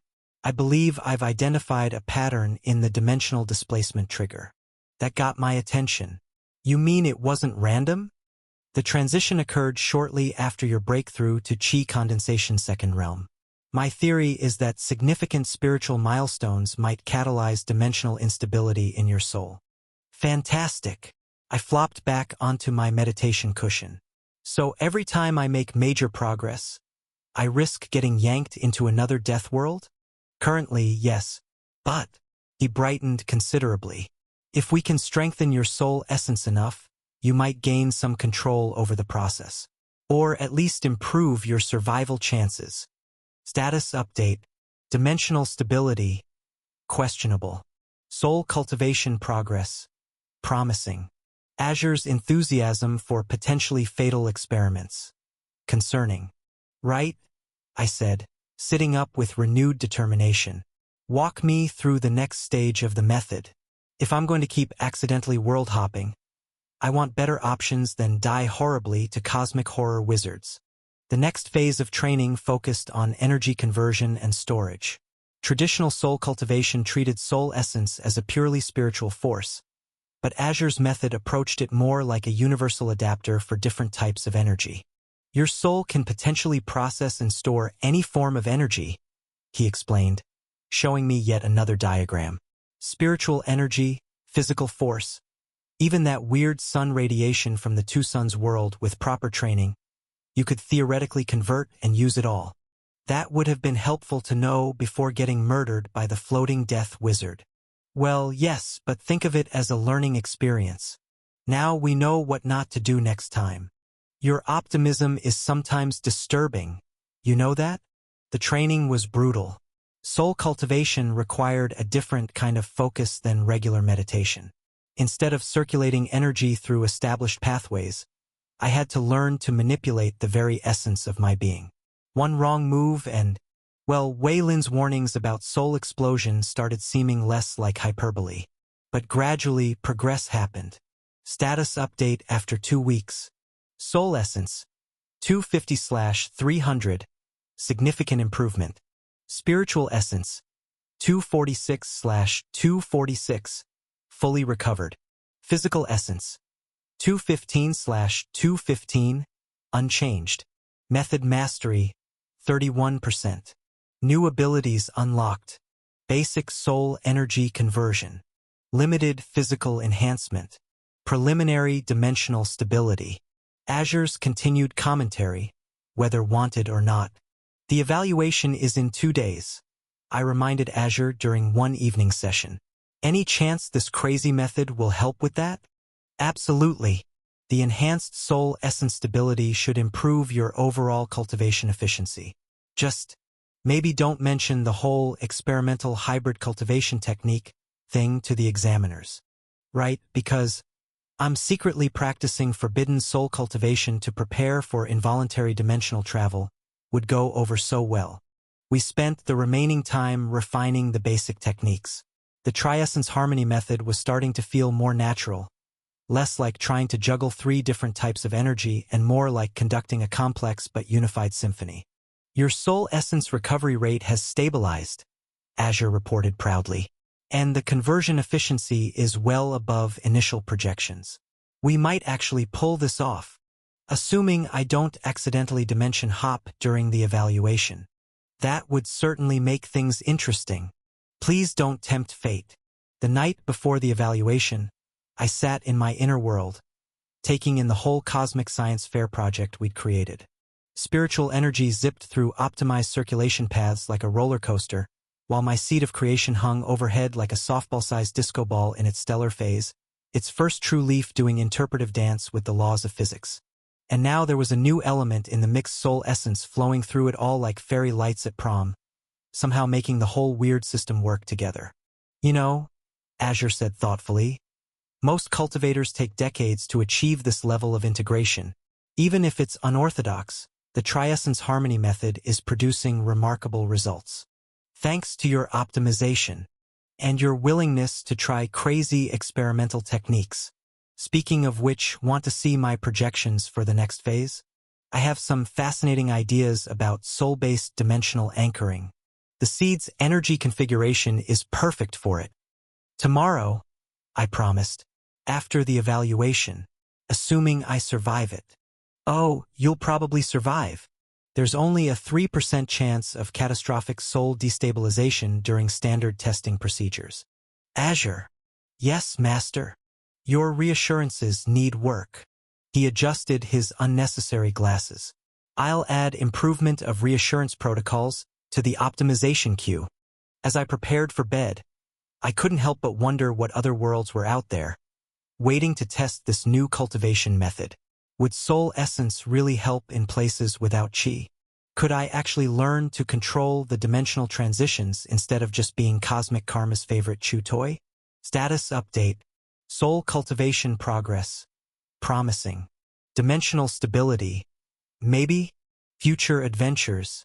Inevitable. Azure's enthusiasm. Unchanged. My sanity. Questionable. Chapter 11. Testing times. Sitting in the outer disciples' courtyard waiting for a cultivation evaluation that might accidentally trigger interdimensional travel was stressful. At least with regular exams, the worst that can happen is failing. Here, the consequences ranged from lifetime spiritual beast stable duty to oops, I accidentally fell into another reality where everything wants to kill me. You look like you're planning your own funeral, Wei Lin commented, sprawled on the stone steps beside me. Relax. You've made it to Chi Condensation Second Realm, your energy control is weirdly perfect, and you've got that mysterious talent thing going for you. What could go wrong? Please don't tempt fate, I muttered, watching more disciples gather for the evaluation. Every time someone says that, the heavens take it as a personal challenge. Status update. Soul Essence. 280/300. Stable. For now. Spiritual Essence. 246/246. Ready for testing. Physical Essence. 215/215. Probably not enough. Chance of dimensional incident. 8% and rising with anxiety. He's right though, Lin Mei added from my other side. She was methodically sorting spiritual herbs, because apparently even impending doom couldn't stop her from being productive. You've been advancing faster than anyone expected. Even Senior Sister Chun mentioned your progress, and she never compliments anyone. That's because compliments might encourage us to think we're actually good at something, I said, remembering yesterday's particularly brutal herb garden session. Can't have that in a proper cultivation sect. Wei Lin snorted. Says the guy who went from village recruit to second realm in record time. Some of us had to work for our breakthrough, you know? Oh yes, all that hard work spending your family's money on premium cultivation resources. However, do you manage? It's a terrible burden, he agreed solemnly. Speaking of which, sure you don't want some last-minute enhancement pills? Only slightly expired. Lin Mei rolled her eyes at our familiar exchange. Boys and their cultivation techniques. You know what really matters? Consistent progress. Like these Dawn Lotus seedlings, you can't rush their growth without ruining the spiritual essence concentration. She held up one of her sorted herbs, its petals giving off a soft golden glow. See how the energy patterns flow? Smooth, stable, no forced breakthroughs or artificial enhancements. That's real cultivation. Speaking of energy patterns, Wei Lin said, suddenly more serious. Anyone hear about the new evaluation format? Apparently they've brought in special testing equipment from the Intersect. That got my attention. What kind of equipment? Resonance crystals, he replied, dropping his merchant sun act entirely. Very expensive, very precise. They can measure not just the quantity of spiritual energy but its quality. Refinement level, stability, even trace signs of what methods were used to cultivate it. More disciples were arriving now, filling the courtyard with nervous chatter and last-minute cultivation attempts. I recognized some faces from the herb gardens, others from combat training sessions. Everyone looked various shades of terrified, which was actually kind of reassuring. At least I wasn't the only one having an existential crisis. Look at them all trying to cram, Wei Lin said with the smugness of someone who'd had access to advanced techniques since birth. As if a few hours of meditation will make up for months of proper cultivation. Not everyone has a family merchant empire backing them, Lin Mei pointed out. Some of us had to earn every spiritual herb and cultivation manual. That's what makes it so impressive. He grinned at our confused looks. Think about it, you two started with nothing but basic sect resources, and now you're both in the top tier of outer disciples. Meanwhile, half these people had special techniques and premium resources from the start, and they're still struggling with basic energy circulation. Was that actually encouraging? I asked Lin Mei. I think he's trying a new sales technique, she stage whispered back. Build up our confidence so we're more likely to buy his overpriced cultivation supplies. I am wounded by your accusations. Also, since you mentioned it, I do have some excellent evaluation day specials. A bell rang somewhere in the distance, its deep tone resonating with spiritual energy. The courtyard immediately fell silent. You might be reading a stolen copy. Visit Royal Road for the authentic version. All outer disciples, prepare for evaluation.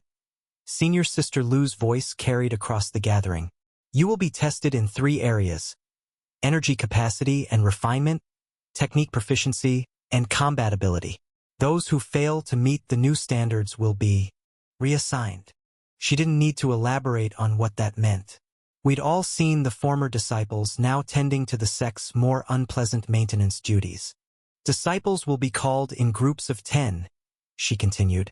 First group, Wei Lin, Mingyu, Ku Yin. Of course we're in the first group, I muttered as we stood. Wouldn't want to give us time to panic properly. Look on the bright side, Wei Lin said as we followed Senior Sister Lu toward the testing grounds. At least we'll get it over with quickly. Unless we fail spectacularly and spend the rest of our lives cleaning spiritual beast stables. The testing grounds turned out to be one of the sect's larger training halls, now modified with arrays of crystals and formation circles that made my spiritual senses tingle uncomfortably. Inner sect disciples stood at various stations, their expressions ranging from bored to actively hoping we'd fail. First test, Senior Sister Lu announced. Spiritual energy capacity and refinement. Step into the testing formation when called. The resonance crystals will measure your progress. Try not to embarrass yourselves. Very encouraging. The first few disciples' tests went about as expected. Most showed decent energy capacity for Qi condensation first or second realm, though their refinement levels varied widely. Wei Lin naturally scored well above average, the benefits of expensive resources showing in his energy quality. Next, Ku Yin. Here we go. Try not to accidentally fall into another dimension. Randomly entering a comatose state for a few seconds would probably count as an automatic failure. I stepped into the formation circle, feeling the resonance crystals activate around me. They hummed with analytical energy, probing my spiritual essence like particularly nosy doctors. Relax, Azure advised as the crystals began their scan. The system's modifications should prevent any unusual energy signatures from being detected. Just maintain steady cultivation and... Oh, that's interesting. The crystals suddenly flared with brilliant blue light, their resonance reaching a pitch that made several inner disciples wince. I felt my spiritual energy responding, flowing through the carefully optimized circulation paths of my inner world. Energy capacity, one of the testing disciples announced, consulting a jade tablet, 246 units. Refinement level, unprecedented for current cultivation stage. Energy stability exceeding normal parameters.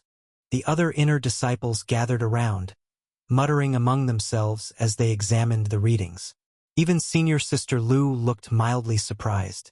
Internal circulation patterns show systematic optimization, another tester reported. Nearly perfect efficiency ratings. This is unusual for an outer disciple. I tried to look appropriately humble while internally screaming at Azure to make sure nothing weird showed up in the readings. The last thing I needed was them detecting the experimental soul cultivation method. Cultivation foundation is remarkably stable, the first tester continued, though there are some anomalies in the energy signature. Warning, partial method detection. Implementing advanced camouflage. Recommend reducing power output by 15%. I followed Azure's guidance, carefully moderating my spiritual energy as the crystals continued their analysis. The resonance gradually settled into a more normal range, though I could tell the testers were still puzzled by whatever they detected. Final readings confirmed, Senior Sister Lu announced after what felt like hours, but was probably only minutes. Energy capacity and refinement test. Passed with distinction. You may step out of the formation. I tried not to look too relieved as I rejoined the other disciples. Wei Lin was practically vibrating with curiosity, but Lin Mei's expression was more calculating. She'd noticed something in the test results, something that didn't quite add up. How did a village recruit achieve that level of energy refinement? I heard one of the inner disciples whisper. Even with natural talent, the optimization patterns are too perfect. Advanced family techniques, another suggested. Has to be. No one develops that kind of systematic control naturally. Well, they weren't wrong about the systematic part, just wrong about where it came from. The rest of the first group's tests passed in a blur of crystal resonance and evaluator comments. By the end, it was clear that this year's standards were indeed much higher than usual. Several disciples who might have passed easily before were now marked for further evaluation. Sect code for start practicing your spiritual beast handling skills. Preliminary results for energy capacity and refinement testing. Senior Sister Lu announced to the gathering. Top performers, in order of overall scoring, Song Xiang, Wei Lin, Ku Yin, Lin Mei. I wished I could feel more proud of placing third, but all I could think about was how much attention this would bring. The last thing I needed was people looking too closely at my cultivation methods. Initial testing complete. Senior Sister Lu continued after reading the full rankings. Prepare yourselves for the combat evaluation portion. Inner Disciple Zhou will be overseeing the matches personally. Oh no. Remember how I said things could always get worse? Yeah, this would be why. Zhou Ming stepped into the training hall, his customary smirk somehow even more punchable than usual. His gaze swept over the gathered disciples before settling on me with predatory interest. Interesting test results, he said, voice carrying easily in the sudden silence. Let's see if your combat abilities match your energy refinement, shall we? Wei Lin patted my shoulder sympathetically. Well, it was nice knowing you. Don't worry, I'll make sure they write something nice on your memorial tablet. Here lies Ku Yin, who really should have bought those premium defensive techniques when he had the chance. Still focusing on basics, I replied automatically. Watching Zhou test the edge of his practice soared with a thoughtful expression that promised nothing but pain in my immediate future. Your dedication to fundamentals is admirable, Lin Mei said dryly. Though perhaps now might be a good time to reconsider that position? I hear the spiritual beast stables are lovely this time of year. Too late for that, I sighed as Zhou began organizing the combat matches. At this point, I can only hope he doesn't enjoy himself too much while beating me into the ground. Oh, he'll definitely enjoy himself, Wei Lin assured me. The question is whether you'll still be conscious enough to notice. Some friends I had. At least if I did accidentally fall into another dimension during the combat evaluation, it would probably be less painful than whatever Zhou had planned. Chapter 12, The Bet. You know what's worse than facing an opponent who clearly wants to pummel you into the ground? Facing that opponent while a helpful AI system keeps calculating your chances of survival in real time. Probability of defeat. 92.4%.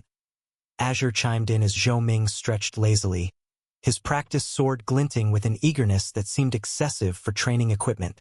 Though I suppose defeat is better than total annihilation, which was my initial calculation.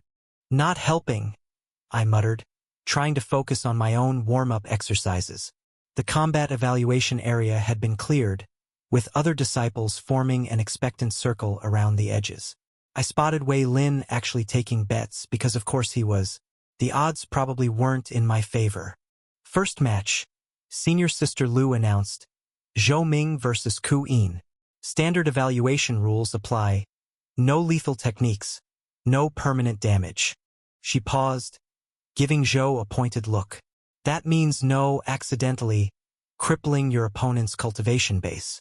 Zhou's innocent expression wouldn't have fooled a blind cultivator. I would never dream of it, Senior Sister.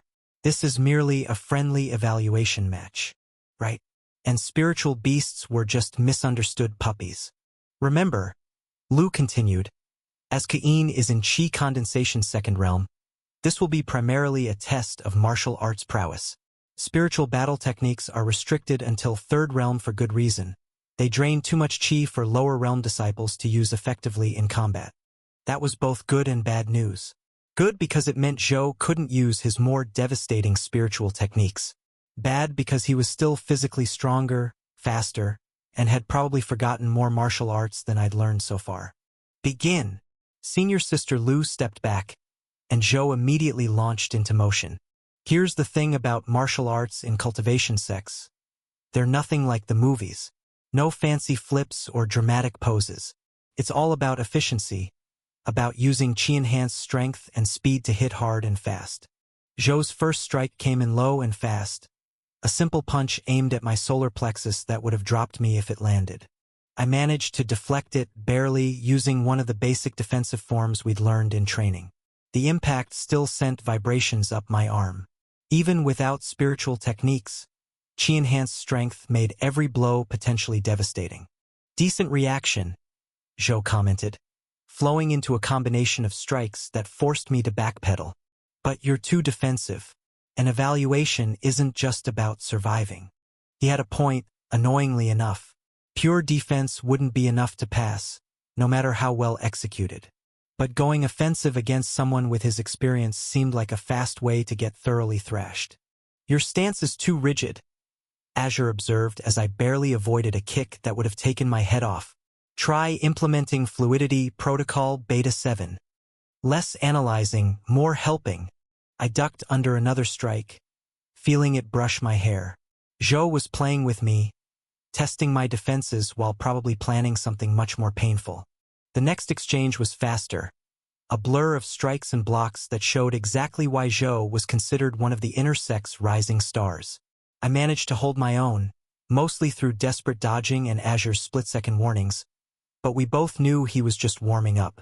Not completely hopeless, Zhou said, launching a combination that forced me to actually counterattack or get hit, but still too cautious. Show me what that perfect energy control can really do. He punctuated the taunt with a strike that broke through my guard, landing solidly on my ribs. Even with Qi reinforcement, it hurt like hell.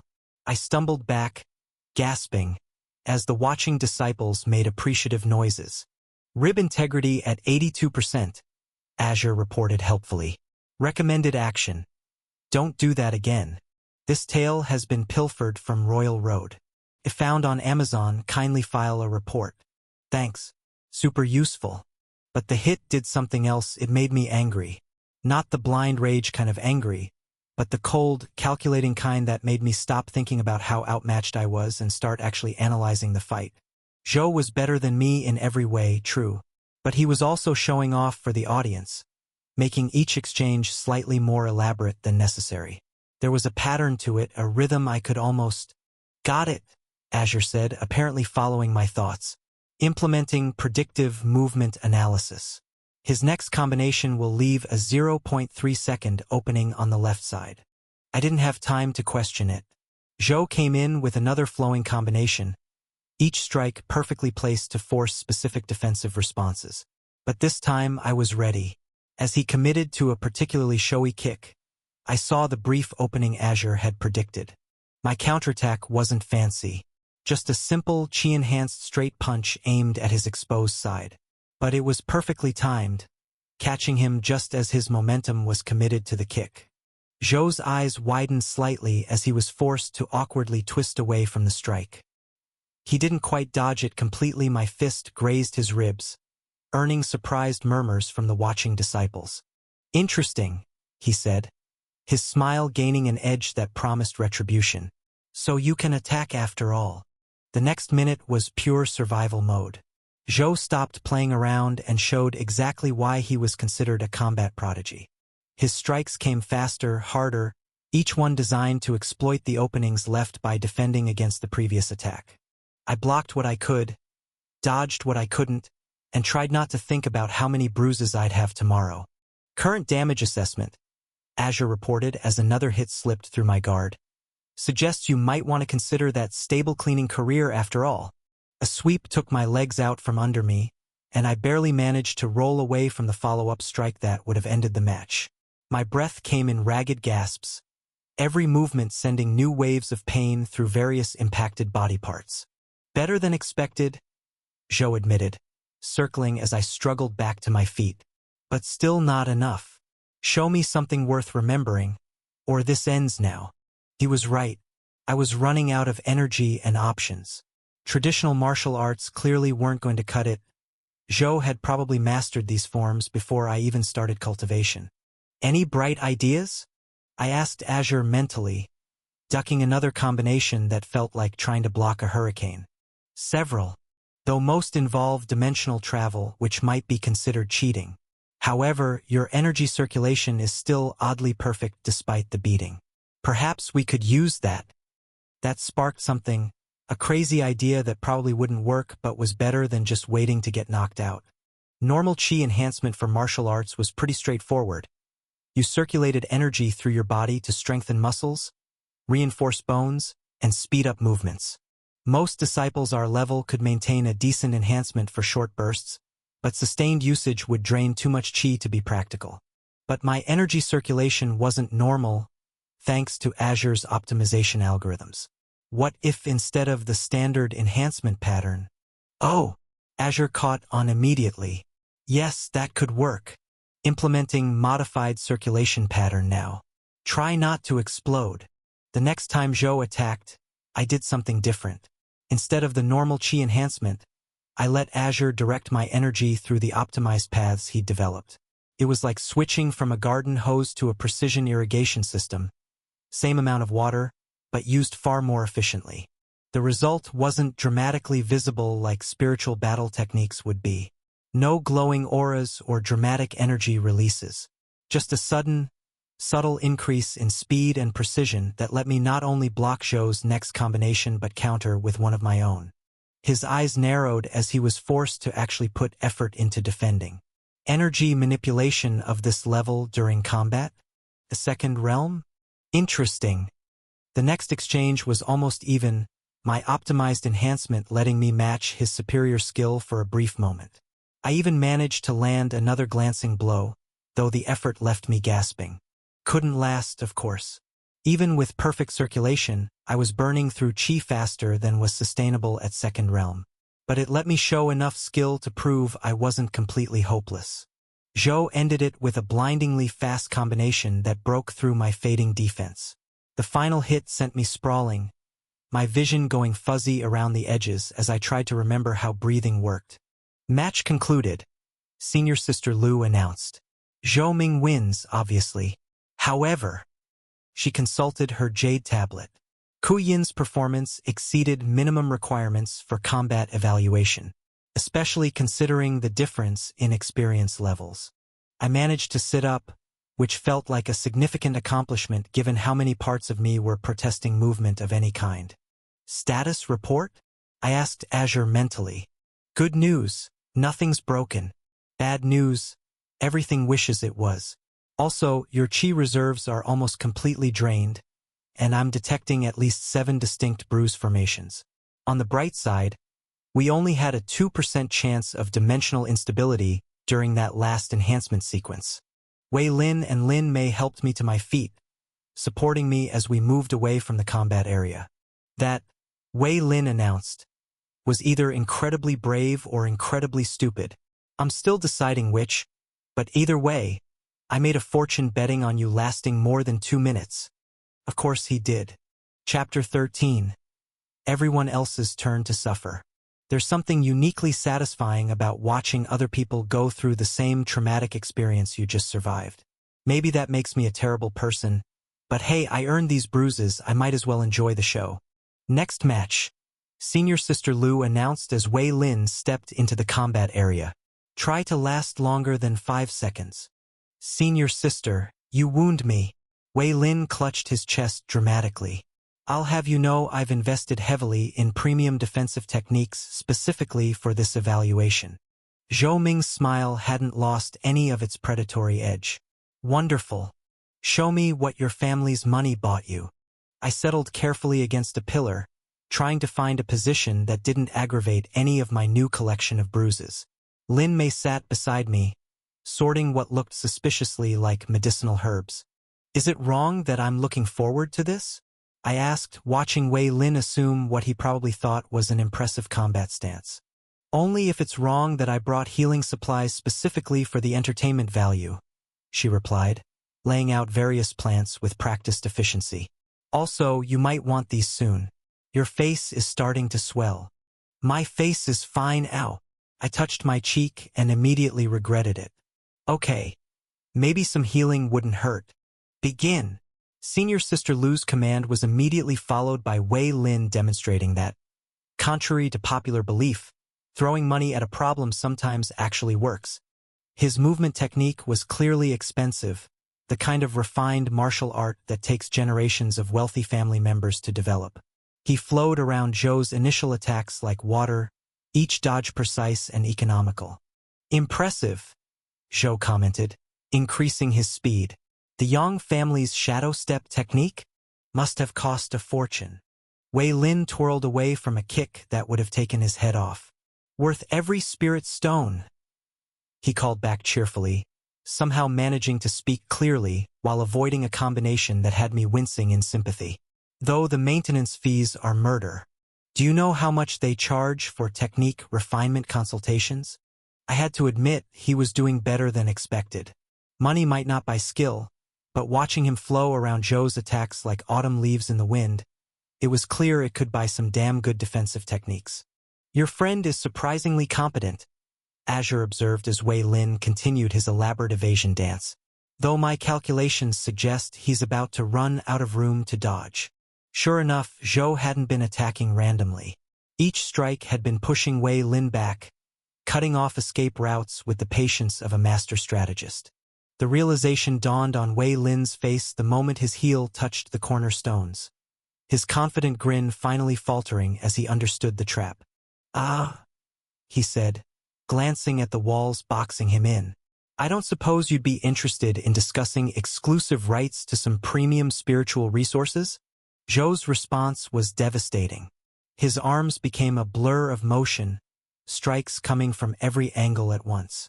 Wei Lin's fancy footwork meant nothing when there was nowhere left to step. The shadow step technique that had served him so well crumbled, and in 3 brutal seconds it was over. I demand a refund on that last technique scroll. Wei Lin, face down on the training ground, groaned. Pass, Senior Sister Lu announced, consulting her tablet.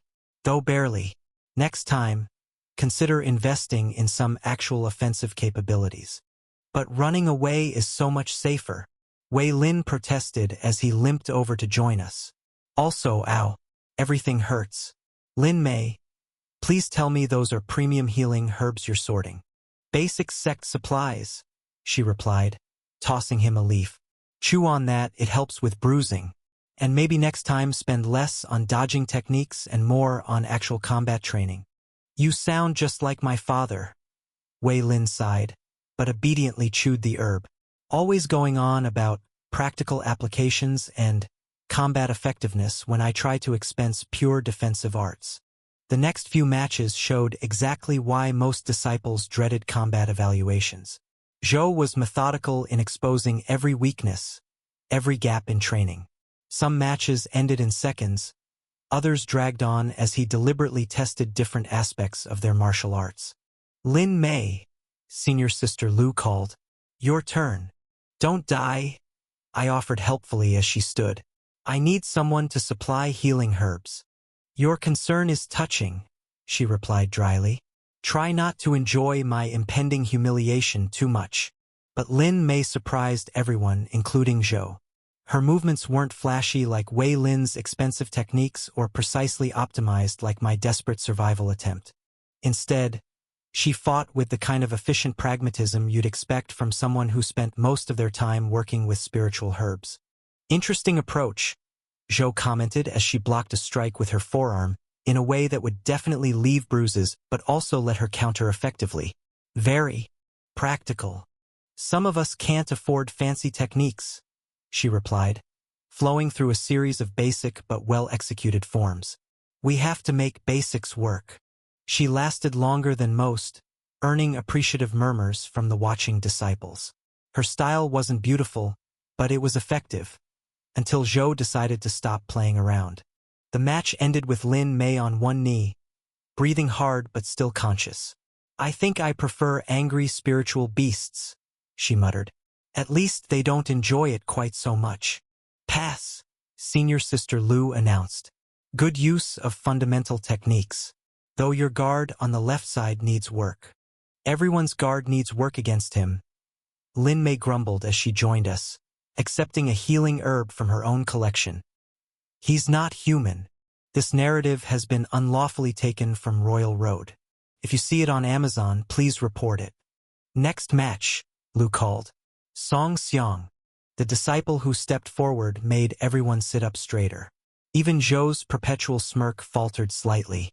Song Xiang was, well, if you wrote a story about a cultivation prodigy, he'd be the main character. Tall, graceful, with the kind of classical good looks that made female disciples sigh dreamily. But it was his presence that really stood out. There was something about him that just felt significant. "Oh right," Wei Lin whispered. "You were doing your weird spacing out act when he did his energy capacity test. Broke 3 resonance crystals. 3. Do you know how expensive those are?" "The mysterious young master type?" I asked, watching Song Xiang bow formally to Zhou. "Let me guess, secretly from some great cultivation family, hiding his identity to temper himself among us mere mortals?" "Close," Wei Lin grinned. "He showed up 3 months ago with some tragic backstory about his sect being destroyed. Supposedly he was some elder's secret disciple, now seeking revenge or something appropriately dramatic. Senior Sister Chun actually smiled at him once." "Impossible," Lin Mei cut in. "Senior Sister Chun doesn't smile. I saw her kick a spiritual puppy once." "I'm telling you it happened, and that's not even the most interesting part.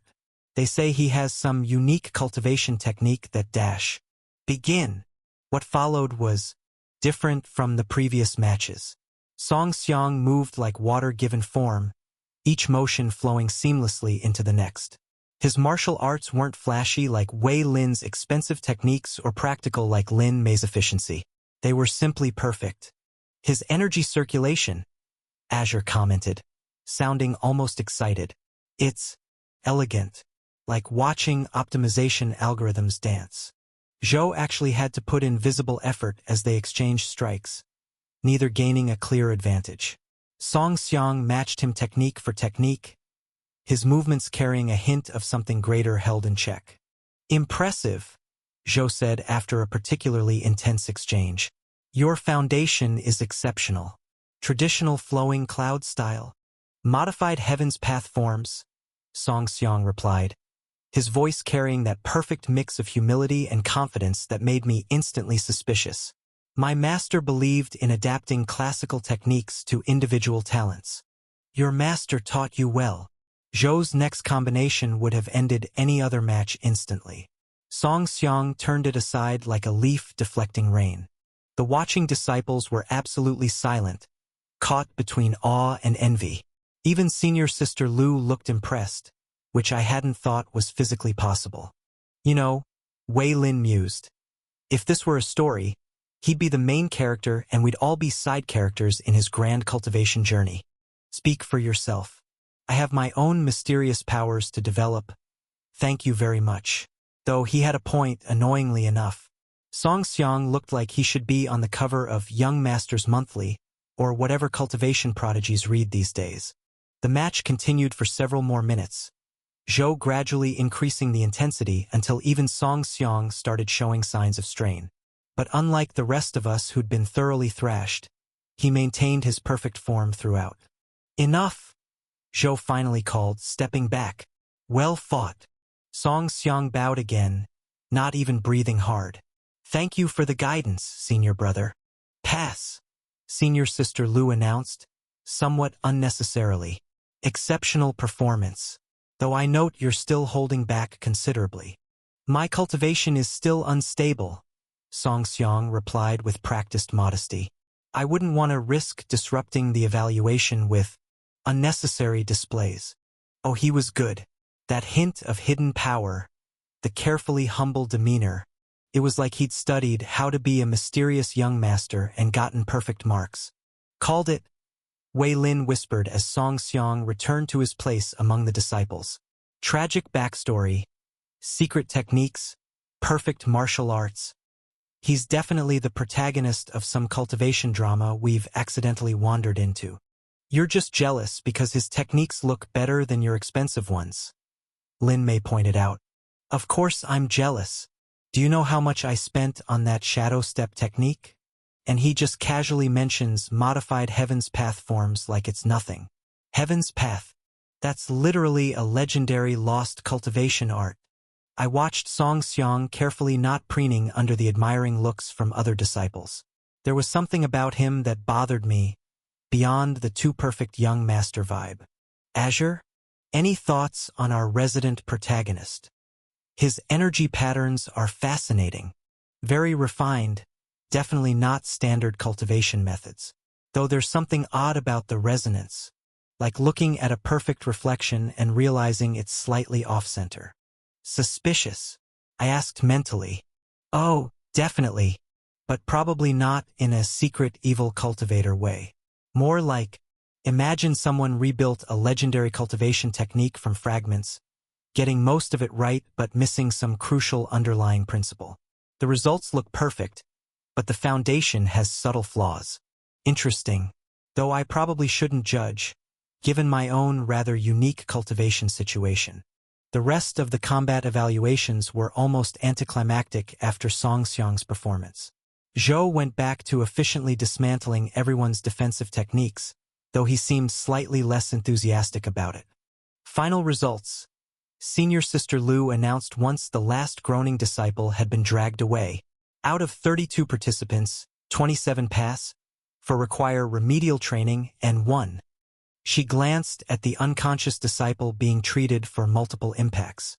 One should consider a different career path. Could be worse? Wei Lin commented, carefully prodding his various bruises. Have you heard about last year's evaluation? Apparently Zhou was in a bad mood and sent half the outer disciples to the medical pavilion. Don't remind me, Lin Mei sighed. My sister spent weeks making healing salves for that mess. Speaking of which, she started handing out more herbs. Basic pain relief. Don't expect miracles. I watched Song Xiang bow politely to Zhou again before leaving, a small crowd of admirers trailing in his wake. Taking bets on his tragic backstory actually being tragic? No bet, Wei Lin replied. Though I heard a rumor that his sect wasn't really destroyed. They just didn't appreciate his heaven-defying talent and tried to suppress him, forcing him to seek his own path. That does sound more appropriately dramatic, Lin Mei agreed. Though I still think Senior Sister Chun smiling at him is the most unbelievable part. It happened. I have witnesses. As they argued about the statistical probability of Senior Sister Chun expressing positive emotions, I found myself wondering about Song Xiang's perfect but slightly flawed cultivation. Something about Azure's assessment nagged at me, like looking at a puzzle where one piece was rotated just wrong enough to notice. Status update. Combat évaluation, Survived. Bruise collection. Expanding. Mysterious young master alert. Active. Azure's curiosity. Peaked. Need for better training. Critical, again. Probability of being in someone else's cultivation drama. Rising. Stop worrying about the protagonist candidate, Azure advised. We have our own mysterious powers to develop, though possibly with fewer heavenly tribulations, if I can help it. Those seem statistically unfavorable to survival. He had a point. Let Song Xiang have his perfect techniques and dramatic backstory.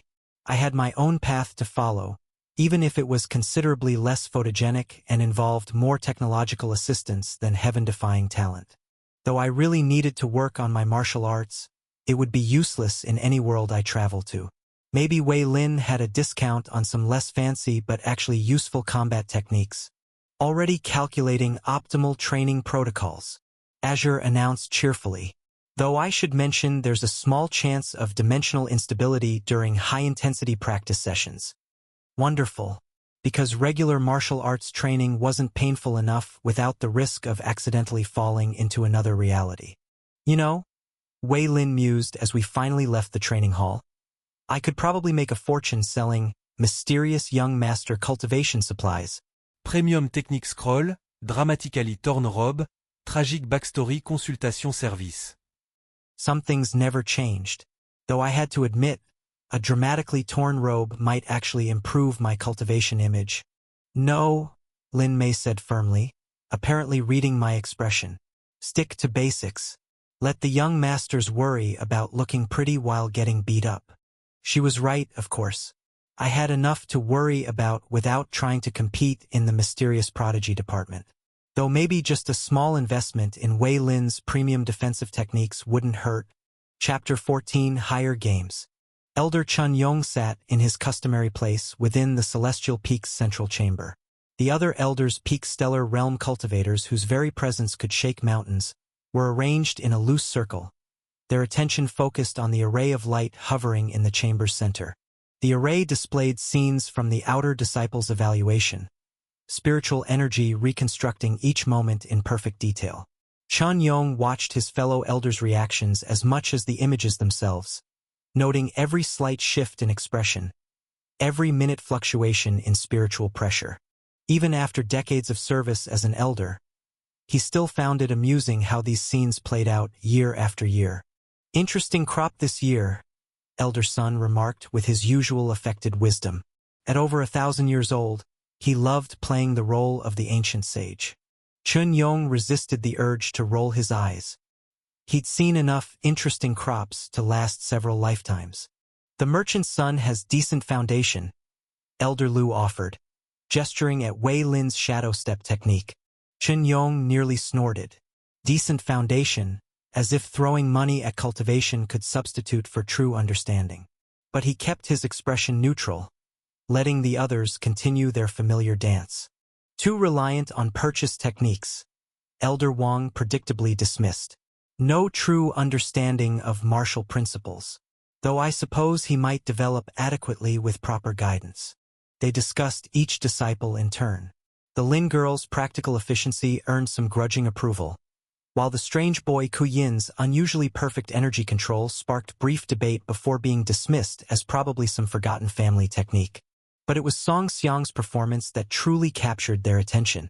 Modified Heaven's Path forms, Elder Sun breathed, leaning forward as the array replayed the young man's combat evaluation. Not quite pure lineage, but remarkably close. Watch his energy circulation during this sequence. The array zoomed in, spiritual energy highlighting the precise patterns of Song Xiang's chi flow as he matched Zhou Ming's techniques. Even in slow motion, the movements carried an inherent grace that spoke of profound understanding. His foundation is exceptional, Elder Wang admitted, which almost made Chun Yong laugh out loud. Wang had rejected enough disciples to populate a small sect, and here he was, practically salivating over this one's potential. Though there are subtle imperfections in the energy convergence points, the elder continued. Imperfections that could be corrected with proper guidance. Elder Lu cut in smoothly. His talent is obvious. The question is who will provide that guidance. And there it was, the real reason for this gathering. Chun Yong hid a smile as centuries-old political alliances began shifting like desert sands.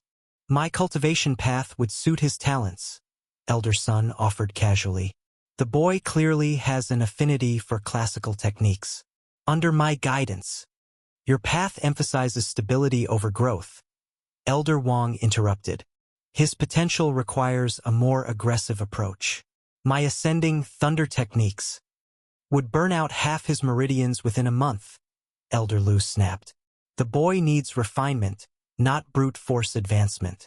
My gentle flame path is about as gentle as a rampaging spiritual beast, Elder Sun muttered, just loud enough to be heard.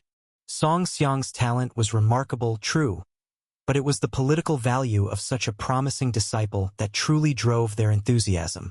As the debate grew more heated, Chun Yong settled deeper into his seat. At his age, he'd learned there was more value in watching and waiting than in joining every argument. Besides, He had a jar of spirit wine waiting in his quarters that would be far better company than this gathering of squabbling immortals. The array shifted again, showing Song Xiang's energy capacity test.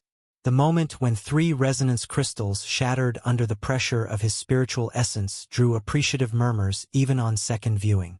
Raw power like that needs proper tempering, Elder Wang insisted. My techniques would waste half that potential on flashy demonstrations, Elder Lu countered. The boy clearly understands subtle manipulation. Look at how he limits his output during the combat evaluation that kind of control requires a more experienced perspective than any of you can provide. The new voice cut through the chamber like a blade of pure authority. Every elder straightened instinctively as Sect Master Yuan stepped out of the shadows, his presence making the very air grow heavy with spiritual pressure. Chun Yong hadn't even sensed him enter, which was concerning. The Sect Master's cultivation was so far beyond them that he could probably erase mountains without effort, but he usually maintained a careful limitation on his spiritual pressure out of courtesy. Support creative writers by reading their stories on Royal Road, not stolen versions. The fact that he was letting them feel even a fraction of his true power meant this wasn't a casual visit. Sect Master, the elders chorused, bowing with perfectly calculated respect, deep enough to show proper deference, but not so deep as to seem sycophantic. Yuan waved away their formality with his usual elegant dismissal. Chun Yong watched the Sect Master study Song Xiang's image, wondering if he could finish this meeting in time to enjoy that jar of spirit wine he'd been saving. Probably not, given how things were developing. Interesting boy, Yuan murmured, though not quite what he appears to be. Chun Yong held back another sigh as the other elders exchanged nervous glances. Centuries of cultivation, and they still acted like anxious disciples when their plans were disrupted. His talent is remarkable, Elder Sun ventured, always the first to test dangerous waters. Chun Yong had to admire his consistency, if not his wisdom. Though, as you say, there are mysteries about his background, Elder Sun continued. Mysteries indeed, Yuan gestured, and the array shifted to show Song Xiang's energy circulation in microscopic detail. Look here and here, the flaws in his heaven's path forms. They're not random imperfections. Chun Yong leaned forward, studying the highlighted patterns with new interest.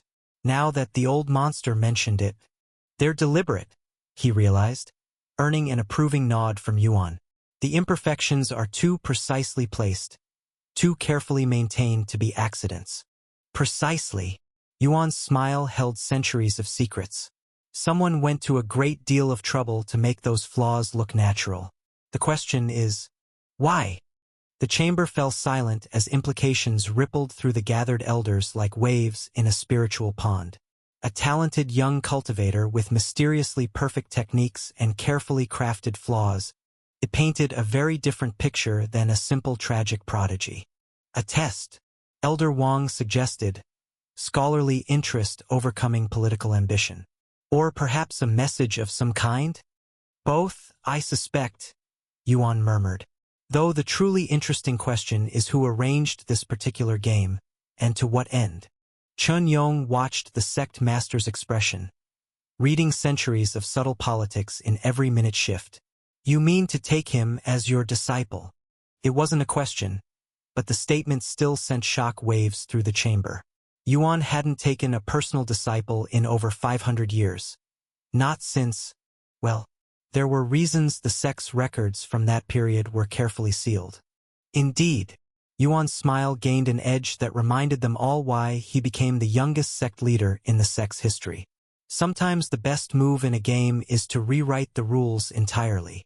But Sect Master, Elder Lu protested, political instincts warring with self-preservation. His background is unverified, his techniques potentially compromised, which is why he requires more direct supervision than any of you could provide. Yuan's tone remained pleasant, but his spiritual pressure increased just enough to make the point clear. Unless you doubt my ability to handle any complications that might arise. The elders quickly assured him that no such doubts existed, with the kind of emphatic agreement that suggested they'd really like to keep existing themselves. Excellent. Yuan gestured, and the array dissolved into motes of light. I will announce my decision after the full evaluation results are processed. I trust there are no objections. The question was purely ceremonial, of course. Objecting to the sect master's decisions tended to be hazardous to both cultivation and continued breathing. Of course not, sect master. They chorused with perfect political unity born of centuries of survival instinct. Wonderful. Yuan turned to leave, then paused. Oh, and Qinyong? Do keep an eye on that curious boy with the perfect energy control. He is rather interesting. Qinyong managed to keep his expression perfectly neutral, though internally he was already mourning the loss of his peaceful evening plans. Of course the sect master would choose him for this bothersome task. 800 years of cultivation, and here he was, being assigned to babysit another supposedly special disciple. Of course, sect master, he replied, while mentally calculating how many meditation sessions this would cost him. He'd been planning to focus on his own breakthrough these next few months, but apparently the heavens had other plans. Or more accurately, Yuan had other plans which tended to be far more troublesome than heavenly decrees. Still, refusing wasn't an option. Not that Qinyong would have refused anyway. He'd long ago learned that fighting against Yuan's schemes was like trying to swim upstream in a spiritual waterfall. Better to go along with it and hope this particular task wouldn't be too disruptive to his cultivation schedule. Though given the sect master's cryptic smile, he doubted he'd be that fortunate. At least he could still enjoy that jar of spirit wine tonight. He'd probably need it. Yuan's smile suggested he knew exactly how much that casual comment had disturbed them all. Fascinating times we live in, wouldn't you say? So many young talents with unusual backgrounds appearing all at once. Almost as if someone arranged it. With that cheerful bit of existential uncertainty, the sect master vanished. Not with a dramatic technique or flowing movement, but simply ceased to be present between one moment and the next. The chamber remained silent for several long moments as the elders processed what had just happened. Their carefully laid political plans regarding Song Xiang lay in ruins, but none of them were quite foolish enough to complain about it. Well, Elder Sun finally said, his perpetual amusement somehow intact. That was unexpected. The sect master taking a personal disciple after 5 centuries? Elder Wang shook his head. Unexpected doesn't begin to cover it. Qinyong resisted the urge to point out that very little about their sect master was ever truly unexpected. The man had been playing these games since before most of them were born. Not just any disciple, Elder Lu mused. One with deliberately flawed Heaven's Path techniques and an obviously manufactured background. Either our sect master has finally gone senile. He hasn't, Qinyong cut in firmly. He hadn't lived this long by letting others drag him into potentially fatal conversations. Indeed not, Elder Sun agreed quickly. Though I can't help but wonder about his comment regarding young talents with unusual backgrounds. First this Song Xiang with his suspiciously perfect techniques, then that boy with the strange energy optimization. I'm sure the sect master has everything well in hand, Qinyong said in the tone that meant, let's stop talking about this before we attract unfortunate attention. The other elders took the hint, smoothly shifting to less potentially hazardous topics. But Qinyong noticed they all carefully avoided mentioning Song Xiang, or anything else that might draw their leader's attention again. Sometimes survival at their level meant knowing exactly when to stop asking questions. Though he couldn't help but wonder about Yuan's final comments, almost as if someone arranged it. No, it's better to focus on the wine, Qinyong decided. In his experience, questioning the sect master's cryptic statements rarely led anywhere pleasant. Chapter 15. Shopping for Power. Hey Wei, I called out, catching up to him after morning practice. Quick question about those fancy techniques of yours.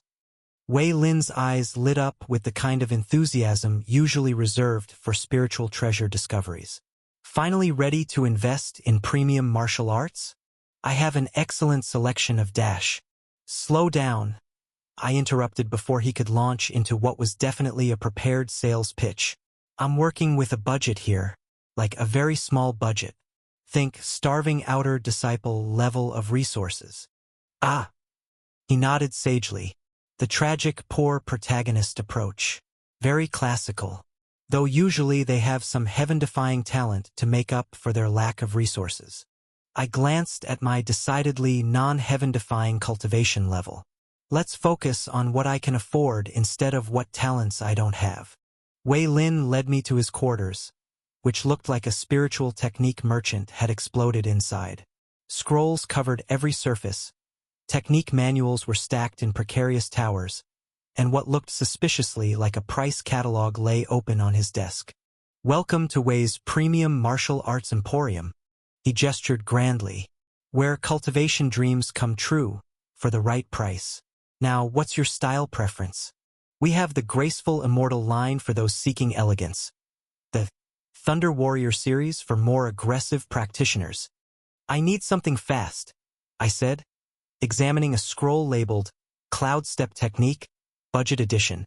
Something that lets me hit hard and get out before I get hit back. Preferably without bankrupting me. Ah, the Swift Striker archetype. Very popular among disciples who've recently experienced trauma via combat evaluation. He started pulling scrolls from various piles. Though I should warn you, the really good speed techniques tend to be expensive, I guessed. Investment opportunities, he corrected cheerfully. But for you, my friend who survived Zhou's special attention, I might be willing to offer a discount. What followed was the most aggressive martial arts sales pitch I've ever experienced. Wei Lin had techniques for everything: defensive arts that supposedly made you untouchable, attack patterns that promised devastation, even specialized techniques for specific weather conditions. This one, he explained, holding up an ornate scroll, is the Summer Rain Sword Dance. Perfect for humid days when you want to look dramatic while fighting. I'm looking for effectiveness, not dramatization, I reminded him.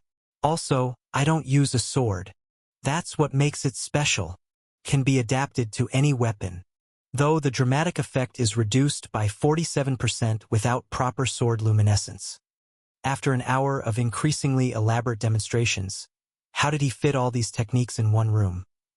We finally got down to serious negotiation. The Phantom Strike technique, Wei Lin said, holding up a surprisingly plain scroll. Fast, direct, minimal energy requirement. Perfect for disciples who want to hit things very hard very quickly and then be somewhere else. This tale has been unlawfully lifted from Royal Road. Report any instances of this story if found elsewhere. That actually sounds useful. I examined the scroll. The technique diagrams were clear and practical, without the usual flowery cultivation manuscript aesthetics. It seemed to be something that would prove useful in a world like the Two Suns where I don't have access to chi. What's the catch? Well, he hesitated. It's not very prestigious. No flowing robes, no dramatic energy manifestations, just pure speed and power. Most disciples prefer something more visually impressive.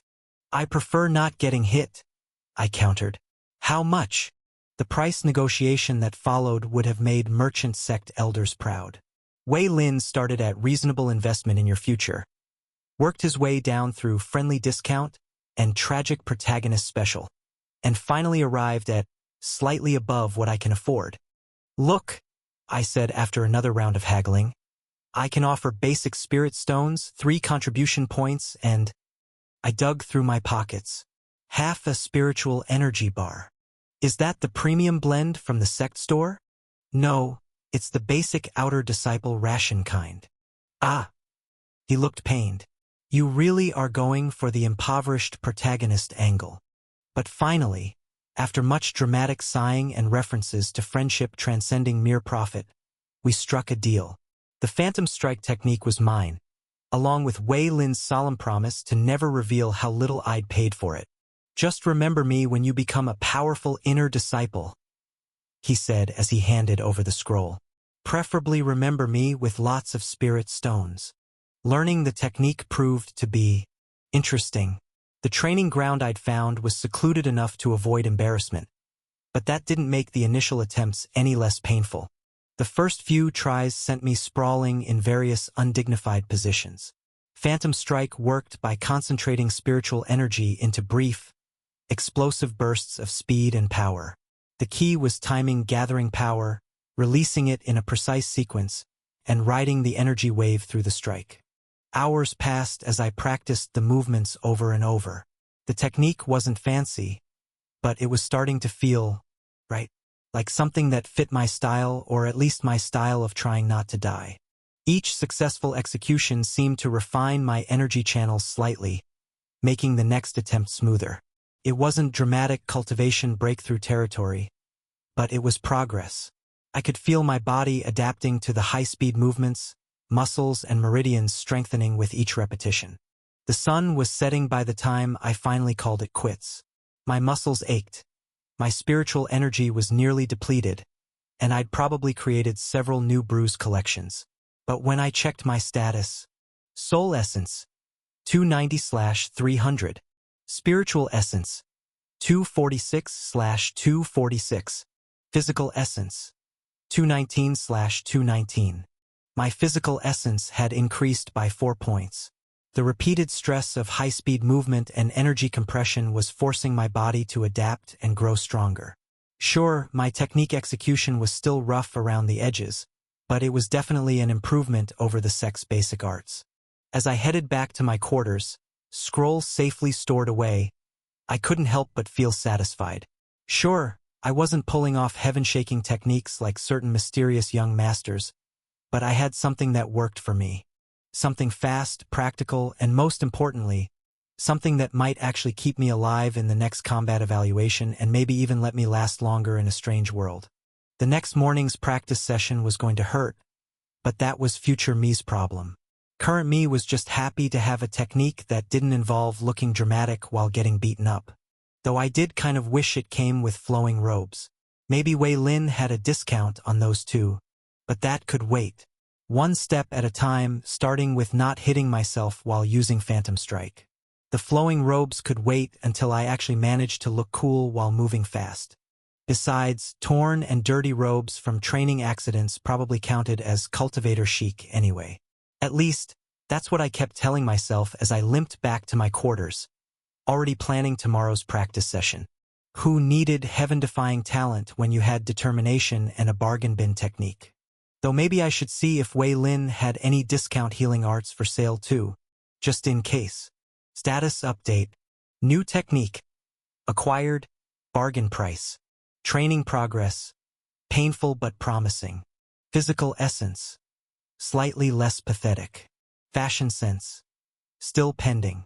Probability of survival in next combat evaluation. Marginally improved. But that was definitely a problem for tomorrow's me. Current me needed sleep, preferably before these muscles decided to stage a full rebellion. Chapter 16, Jade Beauty. There's an unwritten rule in cultivation novels. When a beautiful female cultivator suddenly takes interest in you, start planning your escape route, preferably to another continent. Or in my case, another dimension. I was practicing the Phantom Strike technique in one of the smaller training grounds, trying to perfect the movement pattern Azure had helped optimize, when that prickling sensation of being watched made me pause mid-strike. Chi signature detected, Azure reported helpfully. Power level. Oh my, that's significantly above our weight class. Peak Chi condensation. I turned slowly, already dreading what I'd find. Sure enough, watching me from the edge of the training ground was a young woman in purple robes. Purple robes, the kind worn exclusively by core disciples. During recruitment, disciples were evaluated and sorted into 3 potential tracks: outer, inner, and core.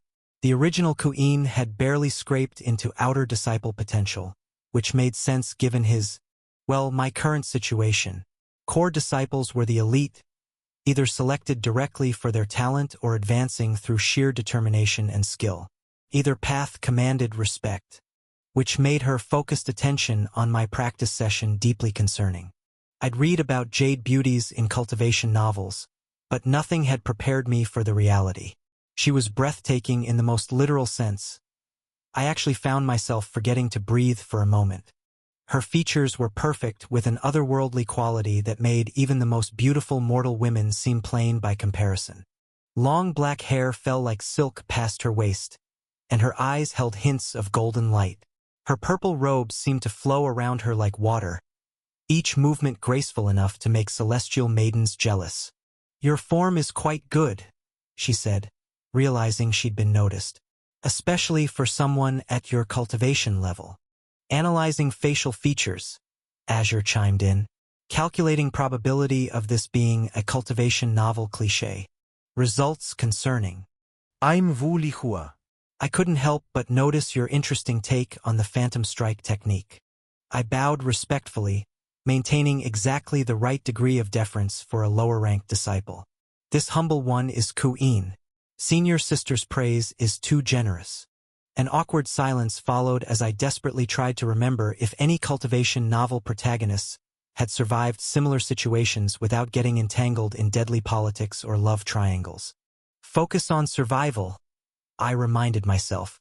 "Beautiful core disciples are more dangerous than demon beasts." Though my treacherous mind helpfully pointed out that her smile really was like moonlight on clear water. No, stop that. This was exactly how those tragic young masterside characters started their downfall. "You're too modest." Wu Lihua broke the silence, her smile warming slightly. "Your execution of the technique shows remarkable understanding. How long have you been practicing it?" "About a week, senior sister." Her eyes widened slightly. "Only a week? That's impressive. The Phantom Strike usually takes months just to grasp the basic movement pattern. You must have a natural affinity for it." "The technique simply suits my style," I deflected, wondering if there was a polite way to flee. "Though I still have much to improve." "Azure's optimization protocol's at work," Azure commented proudly. "Though I note her chi patterns show increased fluctuation when speaking to you." "Interesting. Not helping, Azure. Really not helping. Have you considered what cultivation method you'd like to specialize in?" she asked, taking a step closer. I thought carefully about my response. At the second stage of chi condensation, I was still using just the basic chi gathering technique they taught all new disciples. I'd barely started learning actual combat techniques, and hadn't even touched the kind of chi techniques that extended a few feet beyond the body. From what Wei Lin had mentioned, we wouldn't even be asked to choose our cultivation methods until after we reached the third stage of chi condensation. The choice of cultivation method was a big deal in any cultivation world. I'd read enough novels to know that. But what made the choice even more complicated was this world's unique approach to cultivation. Unlike some of the cultivation novels I'd read, here the ultimate goal was to create a universe within one's dantian. Most cultivators started with the basic methods. Some gathered natural earth chi to slowly form landscapes within their dantian. Others absorbed the essence of plants and minerals to create the foundation of their inner world, and many focused on understanding basic natural laws to establish the rules their universe would follow. Unauthorized use of content. If you find this story on Amazon, report the violation. The common path was to choose a simple aspect of nature, like water, wind, or even something as basic as stone, and use it as the cornerstone of your universe creation. It was slow but stable, and most cultivators were content with eventually forming a small, stable world within themselves. But Wei Lin had told me about the truly exceptional cultivators, the ones whose names echoed through the millennia. They went for methods that made these basic approaches look like child's play. Some chose the primordial chaos techniques, impossibly difficult to cultivate but offering unlimited potential for universe creation. Others took the 5 elements path, incorporating all 5 elements until they could create a perfectly balanced miniature cosmos. Then there were the body cultivation techniques that turned the cultivator's flesh into an indestructible weapon while nurturing a universe born from physical essence. The sword cultivation methods that linked the cultivator's spirit to their blade and created entire sword worlds within their dantian. Some even created universes shaped by artistic principles through music or painting.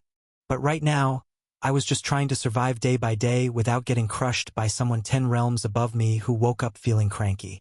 Maybe once I figured out how to last a week without nearly dying, I'd worry about grander cultivation goals.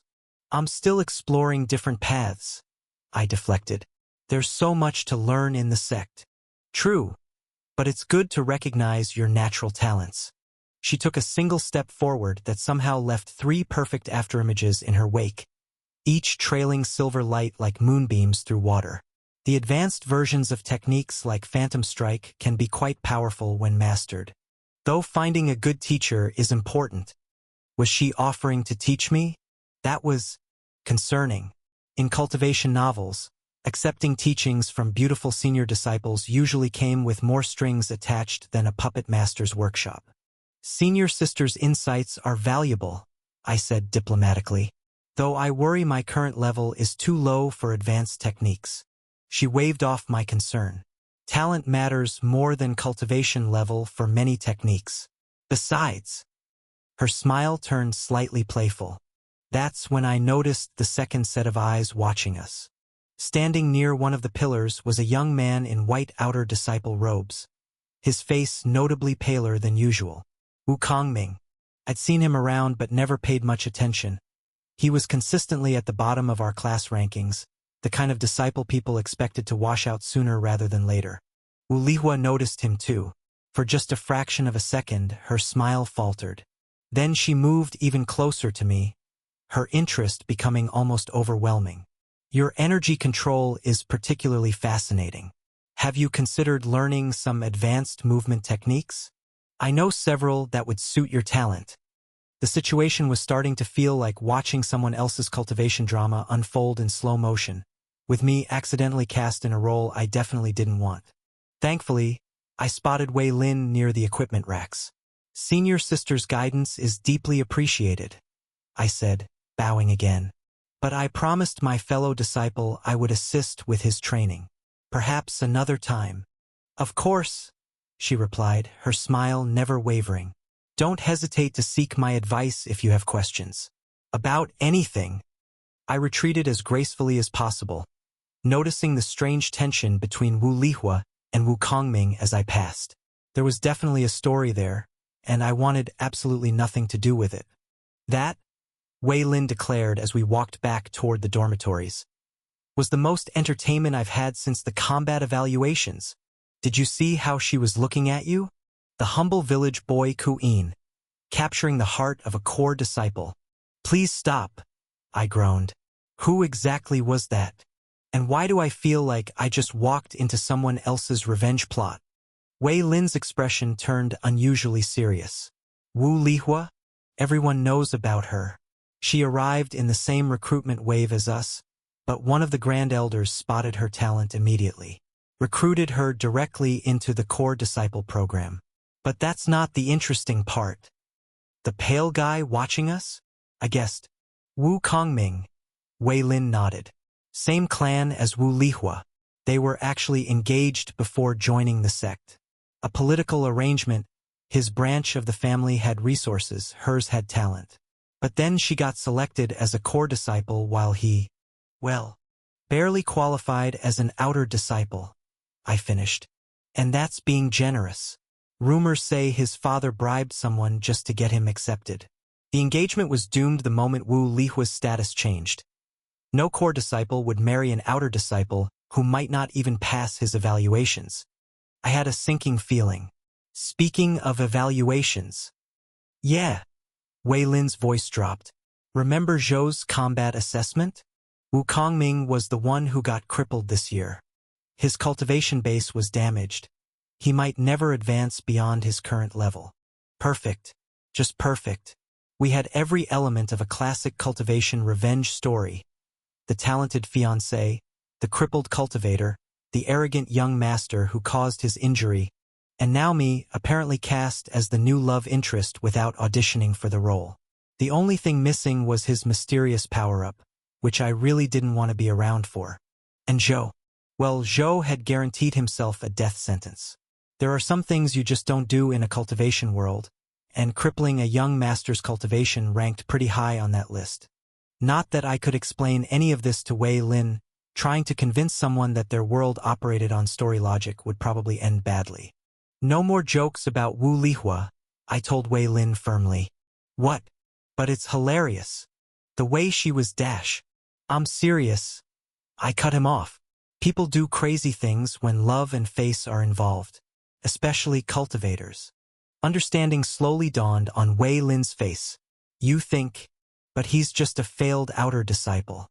Even if his family has some influence. Just promise me you'll stop with the marriage jokes. All right, all right. He held up his hands in surrender.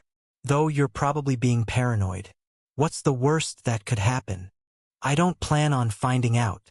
As we walked back to our quarters, I thought about how I'd have to be extra careful in training from now on.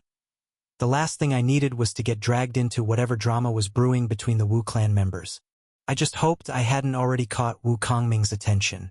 The only thing worse than being the target of a Jade Beauty's interest was being seen as her new suitor by her crippled ex-fiancé.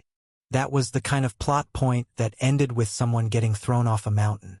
Don't worry too much, Azure tried to reassure me.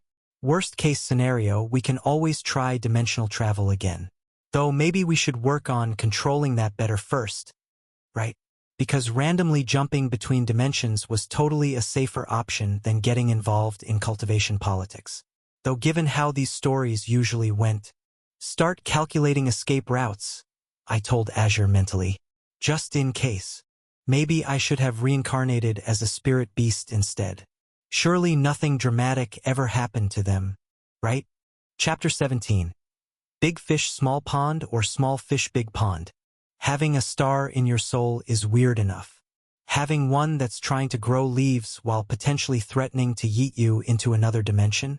That's a whole new level of my life is not normal anymore. Your chi fluctuation patterns are becoming increasingly erratic, Azure observed as I sat cross-legged in my usual spot in the Western Garden. 89% chance of breakthrough within the next 3 days. The seed had grown from marble size to softball size and the first true leaf was halfway emerged, which according to every manual meant I was approaching a breakthrough whether I liked it or not. That's what I'm afraid of, I muttered, glancing around for any sign of purple robes. The past few weeks had been an exercise in futility. No matter which training ground I picked, no matter what odd hour I chose to practice, Wu Lihua seemed to materialize like a particularly persistent spirit. And where she appeared, the pale figure of Wu Kongming wasn't far behind, lurking in shadows or behind pillars with an expression that grew more unsettling by the day. Sure, only seconds passed here when my soul went dimension hopping, but Wu Lihua had already noticed something special about my cultivation. The last thing I needed was for her to detect my consciousness briefly vacating reality during one of her increasingly frequent training coincidences. You're still concerned about dimensional stability? Azure asked. The probability of another Two Suns incident is difficult to calculate without more data points. Yes, Two Suns, where my last breakthrough had sent me on an unexpected vacation to a world where magic-wielding zealots turned people into red mist in the name of their sun god. But then again, I guess this world wasn't any better. Your Worldwalker's sojournability remains largely undefined, Azure continued as I tried to focus on stabilizing my chi circulation. Though I note your soul essence seems particularly responsive to dimensional fluctuations. Where's a tutorial when you need one? I sighed, watching my inner world ripple with each pulse of energy. Though if I was being honest, the whole dimension hopping thing would be pretty amazing if I could actually control it. When my cultivation is higher, maybe after reaching foundation establishment where I'd at least have the power to defend myself, exploring different worlds could be incredible. Learning unique techniques, experiencing different cultures, maybe even finding cultivation methods that didn't exist in this world. It had real potential. But right now, at the measly second stage of chi condensation, getting yanked across realities without my consent was like being a toddler thrown into the deep end of a very dangerous pool. The problem wasn't the traveling itself, it was being too weak to handle whatever I found on the other side. Perhaps some research would help ease your concerns? Azure suggested as another wave of energy made the half-formed leaf flicker like a glitch in reality. The sect library must have some relevant texts. Worth a try, I agreed, pulling back from meditation. Better than sitting here waiting for my inner world to decide which reality it preferred. The sect library was quiet, most disciples probably doing something sensible like actual cultivation practice. I wandered through the philosophy sections, picking up anything that looked remotely promising. Mysteries of the Heavenly Tao, I read from one dusty tome. Think this'll have anything about accidentally hopping between worlds? Scanning. Mostly metaphors about clouds and mountains, Azure reported. Though there is an interesting chapter about what happens to cultivators who achieve the mythical state of ascension. The more I read about these ascensions, the more a pattern emerged. Powerful cultivators reaching the peak of their cultivation, breaking through to a higher realm. And then, nothing. They vanished, leaving behind only legends and empty robes. Not a single account mentioned anyone coming back. I couldn't help but laugh, earning a stern look from a nearby disciple organizing scrolls. You know, Azure, I bet some of these ascended masters just broke through into another world and found out they weren't hot stuff anymore. Imagine being the strongest cultivator in your realm, only to realize your supreme talent doesn't qualify to protect you from ending up as cannon fodder in the next one. Ensure your favorite authors get the support they deserve. Read this novel on Royal Road. Actually, based on cultivator psychology and ambition metrics, I calculate the probability of that being true is, it's like being a big fish in a small pond versus being a small fish in a big pond. I interrupted, flipping through another useless text. Wonder which is worse. Though I suppose with my world-walking ability, I'll end up experiencing both eventually. Given your current cultivation progress and general talent metrics, I estimate you'll be experiencing the small fish scenario approximately indefinitely, Azure replied. Though I suppose there's always a non-zero chance you might eventually find a pond small enough. Perhaps one inhabited solely by spiritual algae. I glared at the empty air where I imagined Azure's smug, non-existent face would be. Your confidence in me is overwhelming. Truly touching to have such a supportive spiritual companion. I prefer the term realistic companion, Azure replied. But we're getting distracted from the real issue here. None of these accounts match what happens to you. They're all about cultivators physically disappearing into these higher realms. Nobody's writing about their soul taking an interdimensional vacation while their body stays behind for safekeeping.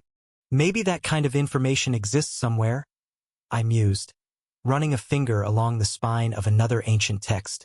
Just not where lowly outer disciples can find it. You mean like those restricted sections behind the red jade doors? Azure asked innocently. The ones with those fascinating warning talismans about death to trespassers?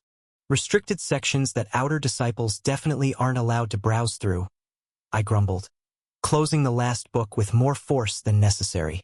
Great, because that's exactly what I need right now. Either our world knows nothing about dimensional travel, or the knowledge exists but I'd have to break about 50 sect rules to find it. Your research approach is becoming rather chaotic, Azure observed as I started pulling books at random. I'm detecting elevated stress levels and a 73% decrease in reading comprehension. I'm a little stressed about my soul potentially going on another unplanned vacation. I sighed, slumping over yet another useless text. We could focus on breakthrough stabilization techniques instead. Those are at least accessible to outer disciples. And how often do those actually work? I asked, already dreading the answer.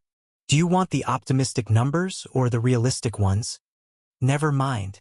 I don't think my self-esteem can take another hit today. Gathering every stability technique that I could find and nursing what remained of my dignity, I retreated to my quarters. Were you expecting to find some ancient manual titled, "So Your Soul Likes to Travel, a Guide to Interdimensional Cultivation?" Azure asked as I dropped the stack of books on my desk. Or maybe a mysterious old immortal lurking in the library, ready to reveal ancient wisdom? I sighed, caught out. Is it that obvious? I guess I did think something would just fall into place. Like in those cultivation stories where the protagonist always finds exactly what they need at exactly the right moment. Look on the bright side. Most cultivators spend their entire lives hoping to glimpse another realm. You've already visited 3 and lived to tell about it. Well, technically died to tell about it, but who's counting? I laughed at that. He had a point. My situation was unique, even if it was terrifying sometimes. Besides, Azure continued, your previous breakthrough might have resulted in complete dimensional transfer, but things are different now. Your cultivation base is more stable, your understanding is deeper, and your inner world has better structural integrity. You're not the same cultivator you were back then. Azure, it's been what, a month since my last breakthrough? I shook my head. I don't think I've changed that much in 4 weeks. I know, Azure admitted after a pause. I was attempting to boost your morale. Is it working? Not really, but points for effort. I sighed. So, what are my actual chances of not falling through reality this time? Actually, let's focus on preparation instead, Azure said quickly. I've analyzed these stability techniques, and while they might not stop dimensional travel entirely, they could help you maintain better control. Think of it as training wheels for reality hopping. I spent the next few hours practicing every technique we found, from basic energy circulation to advanced meditation methods that mostly just made my legs fall asleep. Soul Essence, 300/300. Spiritual Essence, 250/250. Physical Essence, 220/220. Your essence levels are holding steady, Azure confirmed, though I detect increasing pressure in your spiritual pathways. Breakthrough probability now at 94%. I stared at my essence readings, thinking about how many times I'd checked them today. The numbers weren't going to get any better than this. I'd studied every accessible technique, stabilized my cultivation as much as possible, and picked the safest location I could find. You know what? I stood up, shaking out my numb legs. Let's just do it. I'm sorry, what? The breakthrough. Let's do it now. Your previous strategy of delay until the last possible moment seemed quite committed, Azure noted carefully. Are you sure about this change in approach? I started clearing a space in the center of my quarters. Look, delaying is just going to make it worse, right? You said it yourself. Waiting increases the chance of a spontaneous breakthrough. Well, yes, and I'm tired of jumping at shadows every time my chi fluctuates. Better to face it head-on than wait for it to surprise me in the middle of dinner or something. A pause. Your reasoning is logical. Try not to sound so shocked.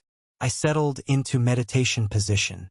Besides, if I end up in another death world, I'm filing a formal complaint with whatever cosmic entity keeps doing this to me. I'll help you draft it, Azure said cheerfully. Now then, beginning breakthrough sequence. Current inner world capacity at 98.7%. Seed evolution imminent. I closed my eyes and dove my spiritual sense into my inner world. The space felt cramped, but for the first time, I wasn't dreading what came next. Whatever reality wanted to throw at me, I was ready. Probably. Maybe. At least I wasn't getting dragged into it kicking and screaming this time. That had to count for something. Chapter 18. Welcome back. I focused on my seed, trying to guide its transformation like I had during my last breakthrough. But something was different this time. The energy patterns were more complex, more willful. Where before they had been like a gentle stream, now they reminded me of ocean currents, deep and powerful and not entirely predictable. The first hints came as ripples in my inner world, spreading outward from the seed in waves of golden light.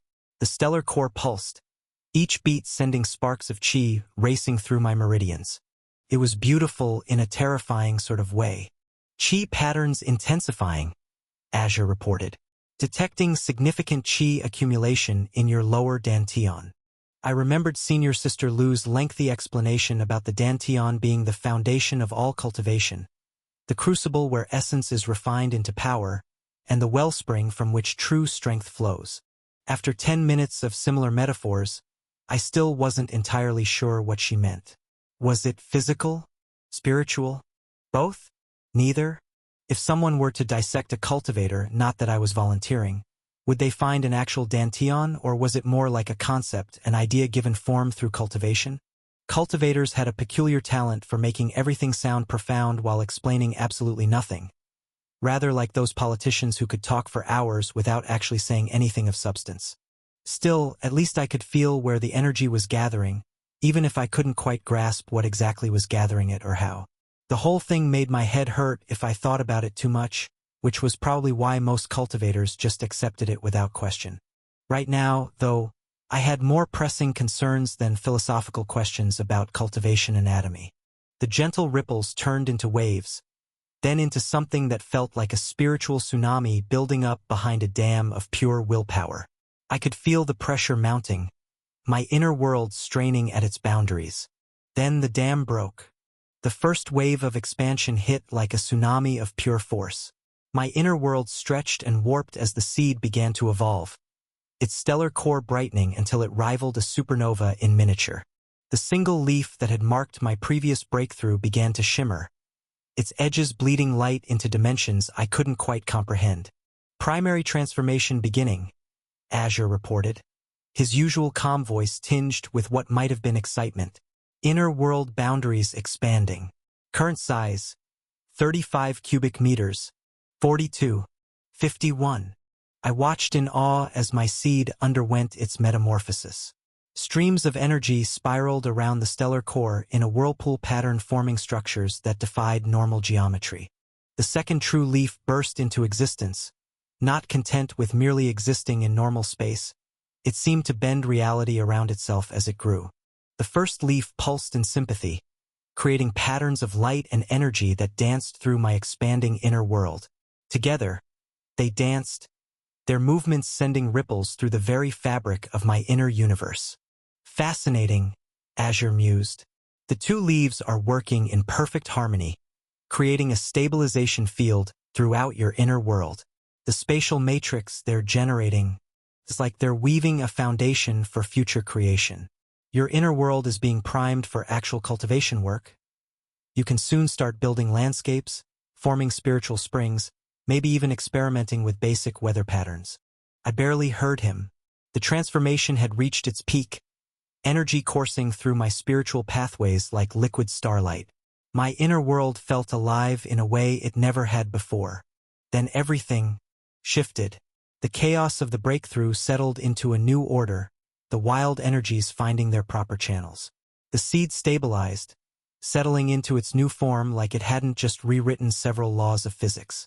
My inner world expanded one final time, the boundaries stretching outward until they settled at a comfortable 55 cubic meters.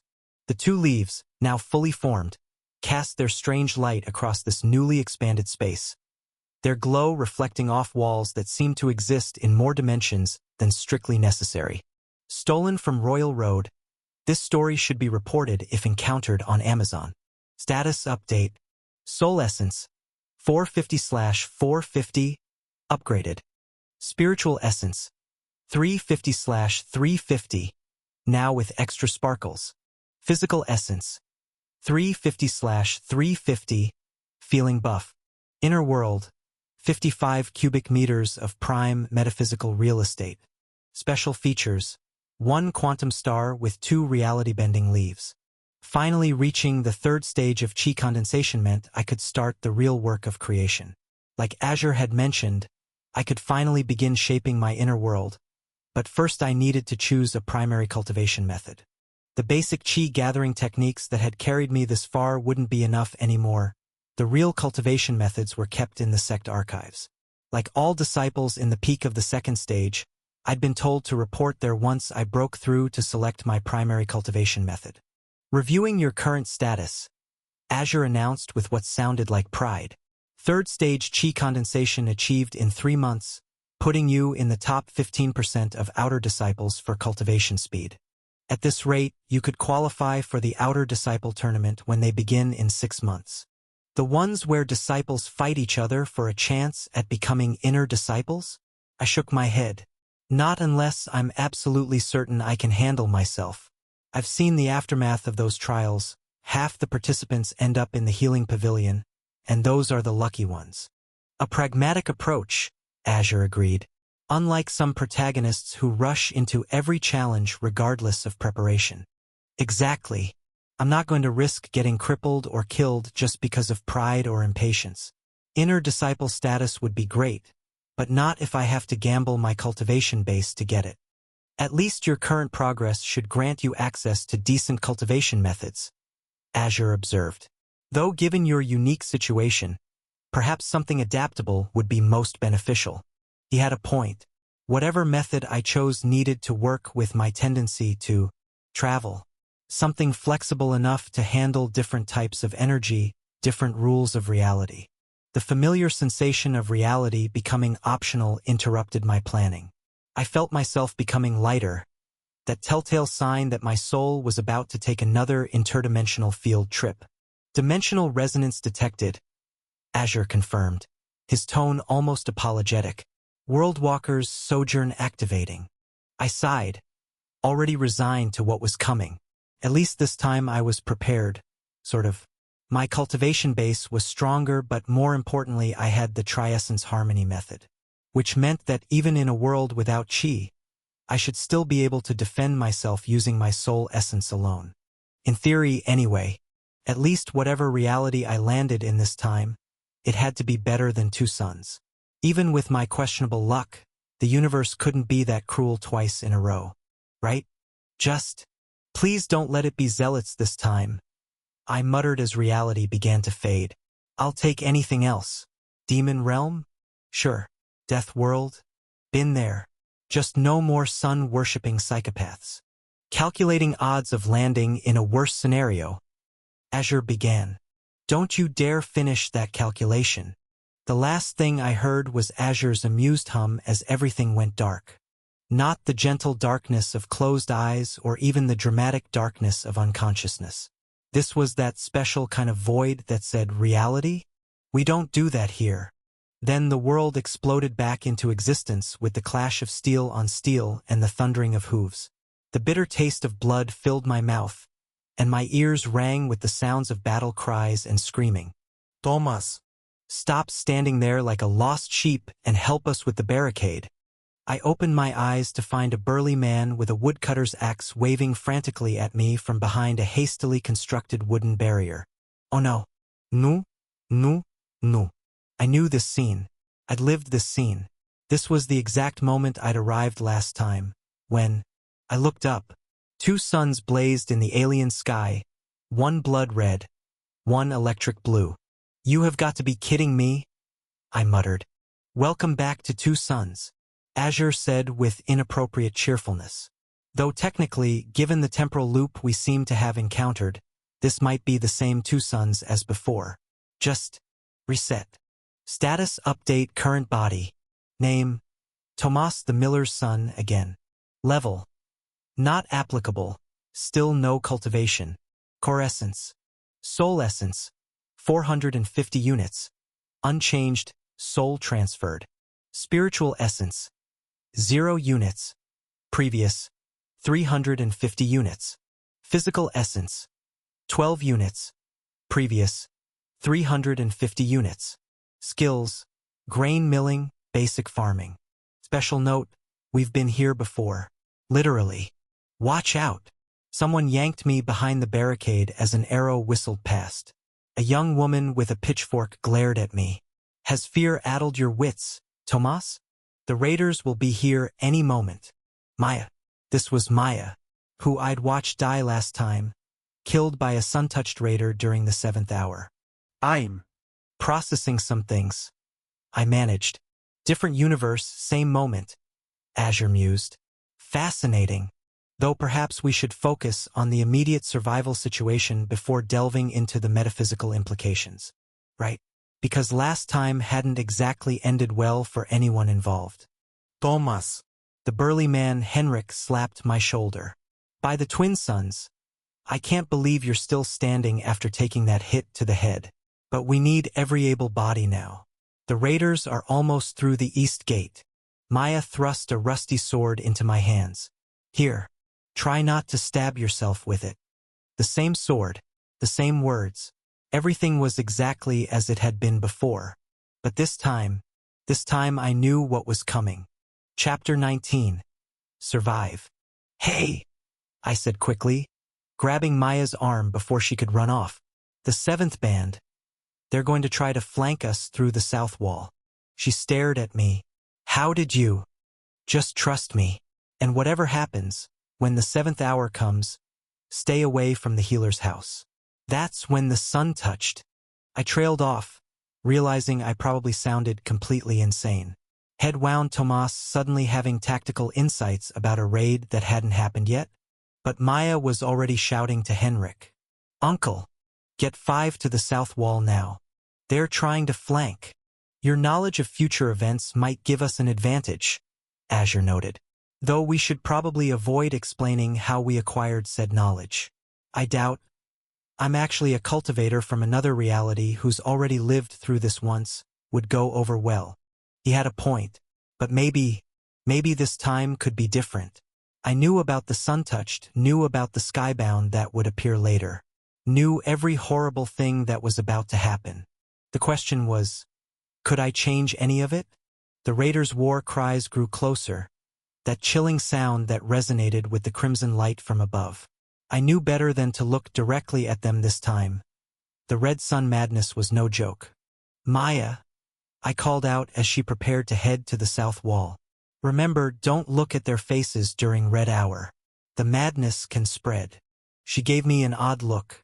Since when do you know so much about fighting raiders? Would you believe a sudden burst of tactical genius caused by blunt force trauma? Actually, that would explain a lot about you today. The first wave hit our section of the barricade exactly as I remembered. But this time I was ready. This body might be weak, but my mind remembered every moment of the previous fight. Their leader favors his right side, I told Henrik as we repelled the initial attack. And watch for thrown weapons. They like to use pieces of the barricade as projectiles. The big man gave me a suspicious look between axe swings. Tomas, when did you become a military tactician? Again head wound. Very enlightening. Also, duck. He dropped just as a throwing axe embedded itself in the wood behind him. I'm starting to think that Hit knocked something loose in the right way. You have no idea, I muttered, then louder. Sarah, we need fire arrows for what's coming. The sun-touched are vulnerable to flame. The village hunter appeared on her usual rooftop perch, already knocking an arrow. How did you know about the fire arrows? Would you believe? Head wound, she finished. Right? Henrik mentioned you took a bad hit. But your advice is sound. I've got pitch-coated arrows ready. The battle proceeded both exactly like and completely differently from last time. The raiders' attacks came in the same patterns, but now we were ready for them. The south wall held thanks to the early warning, and Sarah's fire arrows kept the first sun-touched at bay. But the red sun was climbing higher, and I knew what that meant. Maya! I caught up to her during a brief lull. When the 7th hour comes, the raiders who've been exposed to red sunlight will start to transform. We need to get everyone to the tunnels before then. She stared at me for a long moment. You're different, she finally said. The Tomas I knew yesterday couldn't tell one end of a sword from the other. But now, the head wound defense is wearing thin, isn't it? Just a bit. She hefted her pitchfork. But your warnings have kept people alive, so I'm not complaining. What else should we know? I told her everything I could remember about the raiders' tactics, about the sun-touched's vulnerabilities, and that a skybound that would appear later. I left out the part about having lived through it all before, but she seemed to accept my insights as some kind of battle sense awakened by trauma. Stranger things have happened in fantasy worlds, I guess. The tunnels are our best chance, I explained. But we need to start evacuating now before the 7th hour. And we need more fire, pitch, oil, anything that burns. The sun-touched are nearly invulnerable unless you burn them. Maya nodded, already shouting orders. This time, when the red sun began to peak, we were ready. The first transformation was still horrifying to watch, muscles bulging, bones cracking and reforming, those living tattoos spreading across skin.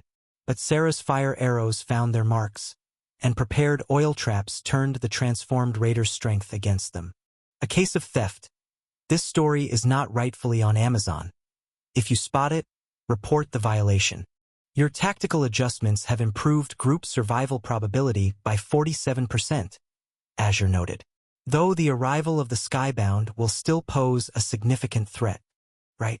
The floating psychopath with the reality-warping powers. That was going to be problematic. Everyone to the tunnels, I shouted as more raiders began to transform. The real threat isn't here yet. What real threat? Henrik demanded, but he was already helping organize the retreat. The air began to thicken with that familiar static sensation. Right on schedule. Into the tunnels. I grabbed Maya's arm before she could make her last stand like last time. Trust me. What's coming next?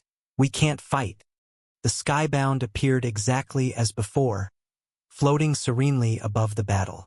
But this time, most of our people were already underground.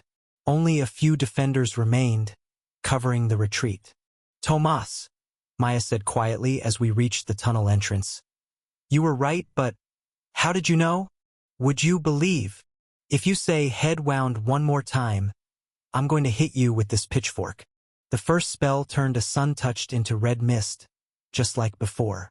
But this time, there were fewer victims for the next attacks. Most of our people were safe underground, the tunnel entrance concealed by burning wreckage. As for why the Skybound was attacking its own people, I had no idea and had no plans to find out. We need to go, I told Maya, pulling her toward the hidden door. Right now. But the others are either already safe or beyond our help. Trust me one more time. She hesitated for a moment, then nodded. We slipped into the tunnel just as another reality-warping spell scattered the remaining defenders. The underground passage was cramped and dark, but it was better than being up there with an angry Skybound. I could hear the sounds of combat growing more distant as we moved deeper into the tunnel network. So, Maya said as we helped the wounded through a particularly tight section. Want to tell me how you really knew all that? The flickering torchlight cast strange shadows on the rough-hewn walls. I helped an elderly man over a difficult step before responding. Let's just say I had a very detailed vision when I hit my head. I sighed. Very detailed. Suspiciously so. And I'd really rather not examine the metaphysical implications right now. Maya's face grew serious in the dim torchlight. The elders speak of such things, especially during the Crimson Alignment, when the red sun passes directly beneath its blue sister. They say the twin sun's energies intertwine during those times. Reality becomes fluid, like water flowing both forwards and backwards. What about the Skybound? I asked, trying to sound casual. Have you encountered them before? She shook her head, her expression troubled. Never. They're spoken of in whispers, wielders of powers beyond understanding. They rarely descend from their floating cities, preferring to remain above the crimson light that drives lesser beings mad. For one to appear here, she paused, helping another villager over a fallen rock. Something significant must be happening. Most people lived their entire lives only hearing stories of their incredible powers, never witnessing them firsthand. The Skybound seemed to hold a similar position in this reality, distant, powerful beings that normal people only encountered in tales and legends, until today. But if they were anything like the cultivators I knew, their sudden appearance meant these tunnels would soon be filled with a lot more refugees. Or worse, a lot more bodies. Your physical essence is still improving, Azure chimed in. Current value is 13, a whole point higher than when we arrived. At this rate, you might reach 20% of your normal capacity in just a few weeks. Few weeks? How did you make that sound like good news? Well, considering the fundamental differences in spiritual resonance between realities, I'd say it's quite impressive, Azure replied. Though I am curious, why haven't you attempted the Tri-Harmony technique? It could significantly boost your capabilities. Not yet. If I suddenly display supernatural strength, they'll think I've been touched by the red sun's madness. Besides, I'm not sure how the technique will interact with this world's laws. Better to try it in a safe environment first. I glanced at the cramped tunnel walls and the frightened villagers. And a dark tunnel filled with refugees, while a psycho hunts above doesn't exactly qualify as safe. A fair assessment, Azure conceded. Though do keep in mind that your current physical state is, well, let's say suboptimal, would be a generous description. Maya was still watching me with that thoughtful expression. The prophecy dreams are said to be a gift from the blue sun, she said, a counterbalance to her sister's madness. Perhaps that's why you saw what was coming.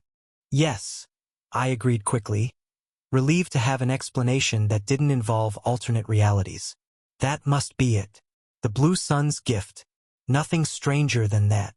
The tunnel eventually opened into a larger cavern where the villagers had set up a temporary refuge.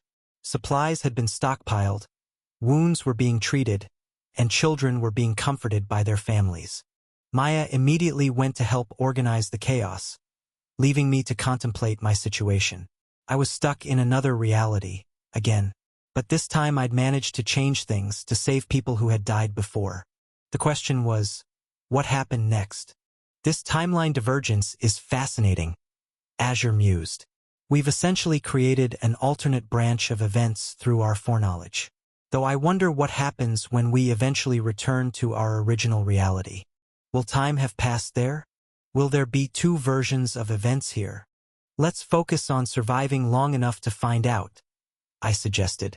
Any insights on how we got back last time? Well, you died. Rather spectacularly, I might add.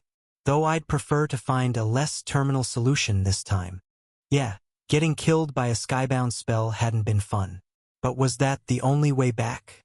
Or was there something about this world, about the twin suns and their strange effects, that might offer another path? Your seed of creation seems to resonate oddly with the red sun's energy, Azure noted. Not quite like spiritual energy, but not entirely dissimilar. Perhaps there's a connection we could explore? Preferably without the death part this time. It was worth considering. But for now, we had more immediate concerns like helping these people survive and maybe figuring out more about the Skybound and their powers. Hey, Tomas, Maya called from across the cavern. Stop brooding and help us treat the wounded. Your newfound tactical genius doesn't excuse you from basic duties. I couldn't help but smile. Last time, she died defending others. This time, she was alive and giving me orders. Maybe being stuck in this reality again wasn't entirely bad. Coming, I headed over to help. Even though I didn't have any more foreknowledge to keep these people alive, I would do what I can. Just remember, Azure cautioned, changing the timeline too dramatically might have unforeseen consequences. Also, your physical essence is now 18. See? Progress. One step at a time. First, help these people survive. Then figure out how to get back to my original reality. Though I really hoped it didn't require dying again. Chapter 20. The Price of Power. Away from the refugee groups and temporary shelters, I found a small side chamber branching off from the main cavern system. The rough-hewn walls offered privacy, and the single torch I'd brought cast just enough light to work by. Perfect for some probably ill-advised cultivation experiments. Your soul essence remains stable at 450 units, Azure reported as I sat cross-legged on the cold stone floor. I closed my eyes, focusing on my inner world. The familiar space felt different here, empty, like someone had swept all the spiritual energy out while I wasn't looking. My seed of creation pulsed sadly, its two reality-bending leaves drooping like houseplants I'd forgotten to water. Right? I muttered. Time to try something probably ill-advised. I reached for my soul essence, feeling that deep well of power that had somehow survived the dimensional hop. I then pulled on it, trying to convert it into something my cultivation could actually use. You know how they say you can't really describe a color to someone who's never seen it? Try explaining what it feels like to turn a piece of your immortal soul into knockoff spiritual energy. It's like trying to turn a Shakespeare sonnet into interpretive dance. Technically possible, but probably not what anyone intended. The conversion worked, sort of. My spiritual pathways filled with something that felt like spiritual energy's cousin who'd learned about cultivation through game tutorials. Not quite right, but hey, better than nothing. Status update. Soul Essence, 400/450. Slightly concerned about this. Spiritual Essence, 50/350. We have at least some gas in the tank. Physical Essence, 25/350. Still pathetically weak, but alive. Fascinating, Azure exclaimed. The conversion rate is roughly 10%, but the resulting pseudo-spiritual energy appears stable. Though I should note that I tried to cycle the fake spiritual energy through my cultivation paths, and immediately discovered what Azure was about to warn me about. You know that feeling when you're running on a treadmill and suddenly the power cuts out? Yeah, it was like that, but with my entire spiritual system. The energy disappeared. Not converted back, not stored away, just gone. Like it had never existed. Oh, I said eloquently. That's not great. As I was about to explain, Azure continued, this world lacks the fundamental spiritual energy field necessary to sustain cultivator techniques. In our world, your body would naturally absorb essence from the environment to replenish what you use. Here, any energy we create through conversion will be temporary.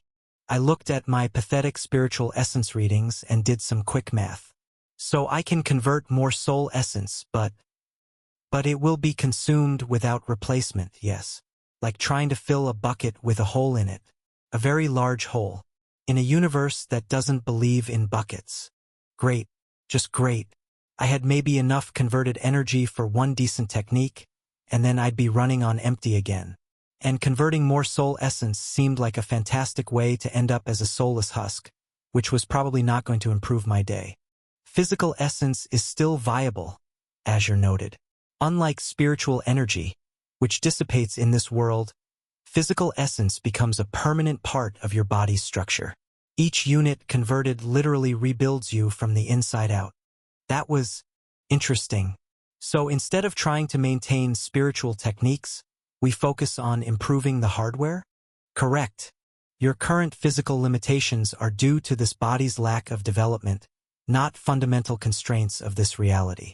Converting soul essence into physical essence would bypass years of training.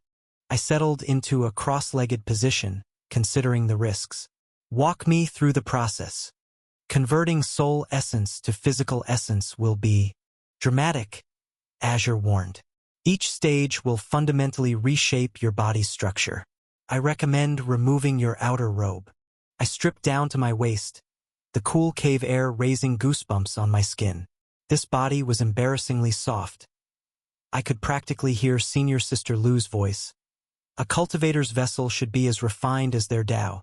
Converting 350 units of soul essence directly would be unwise, Azure warned as I sat cross-legged in my secluded chamber. I recommend 3 stages: foundation, refinement, and transcendence. Each will fundamentally reshape different aspects of your body's structure. Okay, so for the first stage, I could start with around 150 units of soul essence and see where that gets me. The story has been illicitly taken. Should you find it on Amazon, report the infringement. Yes, that sounds reasonable.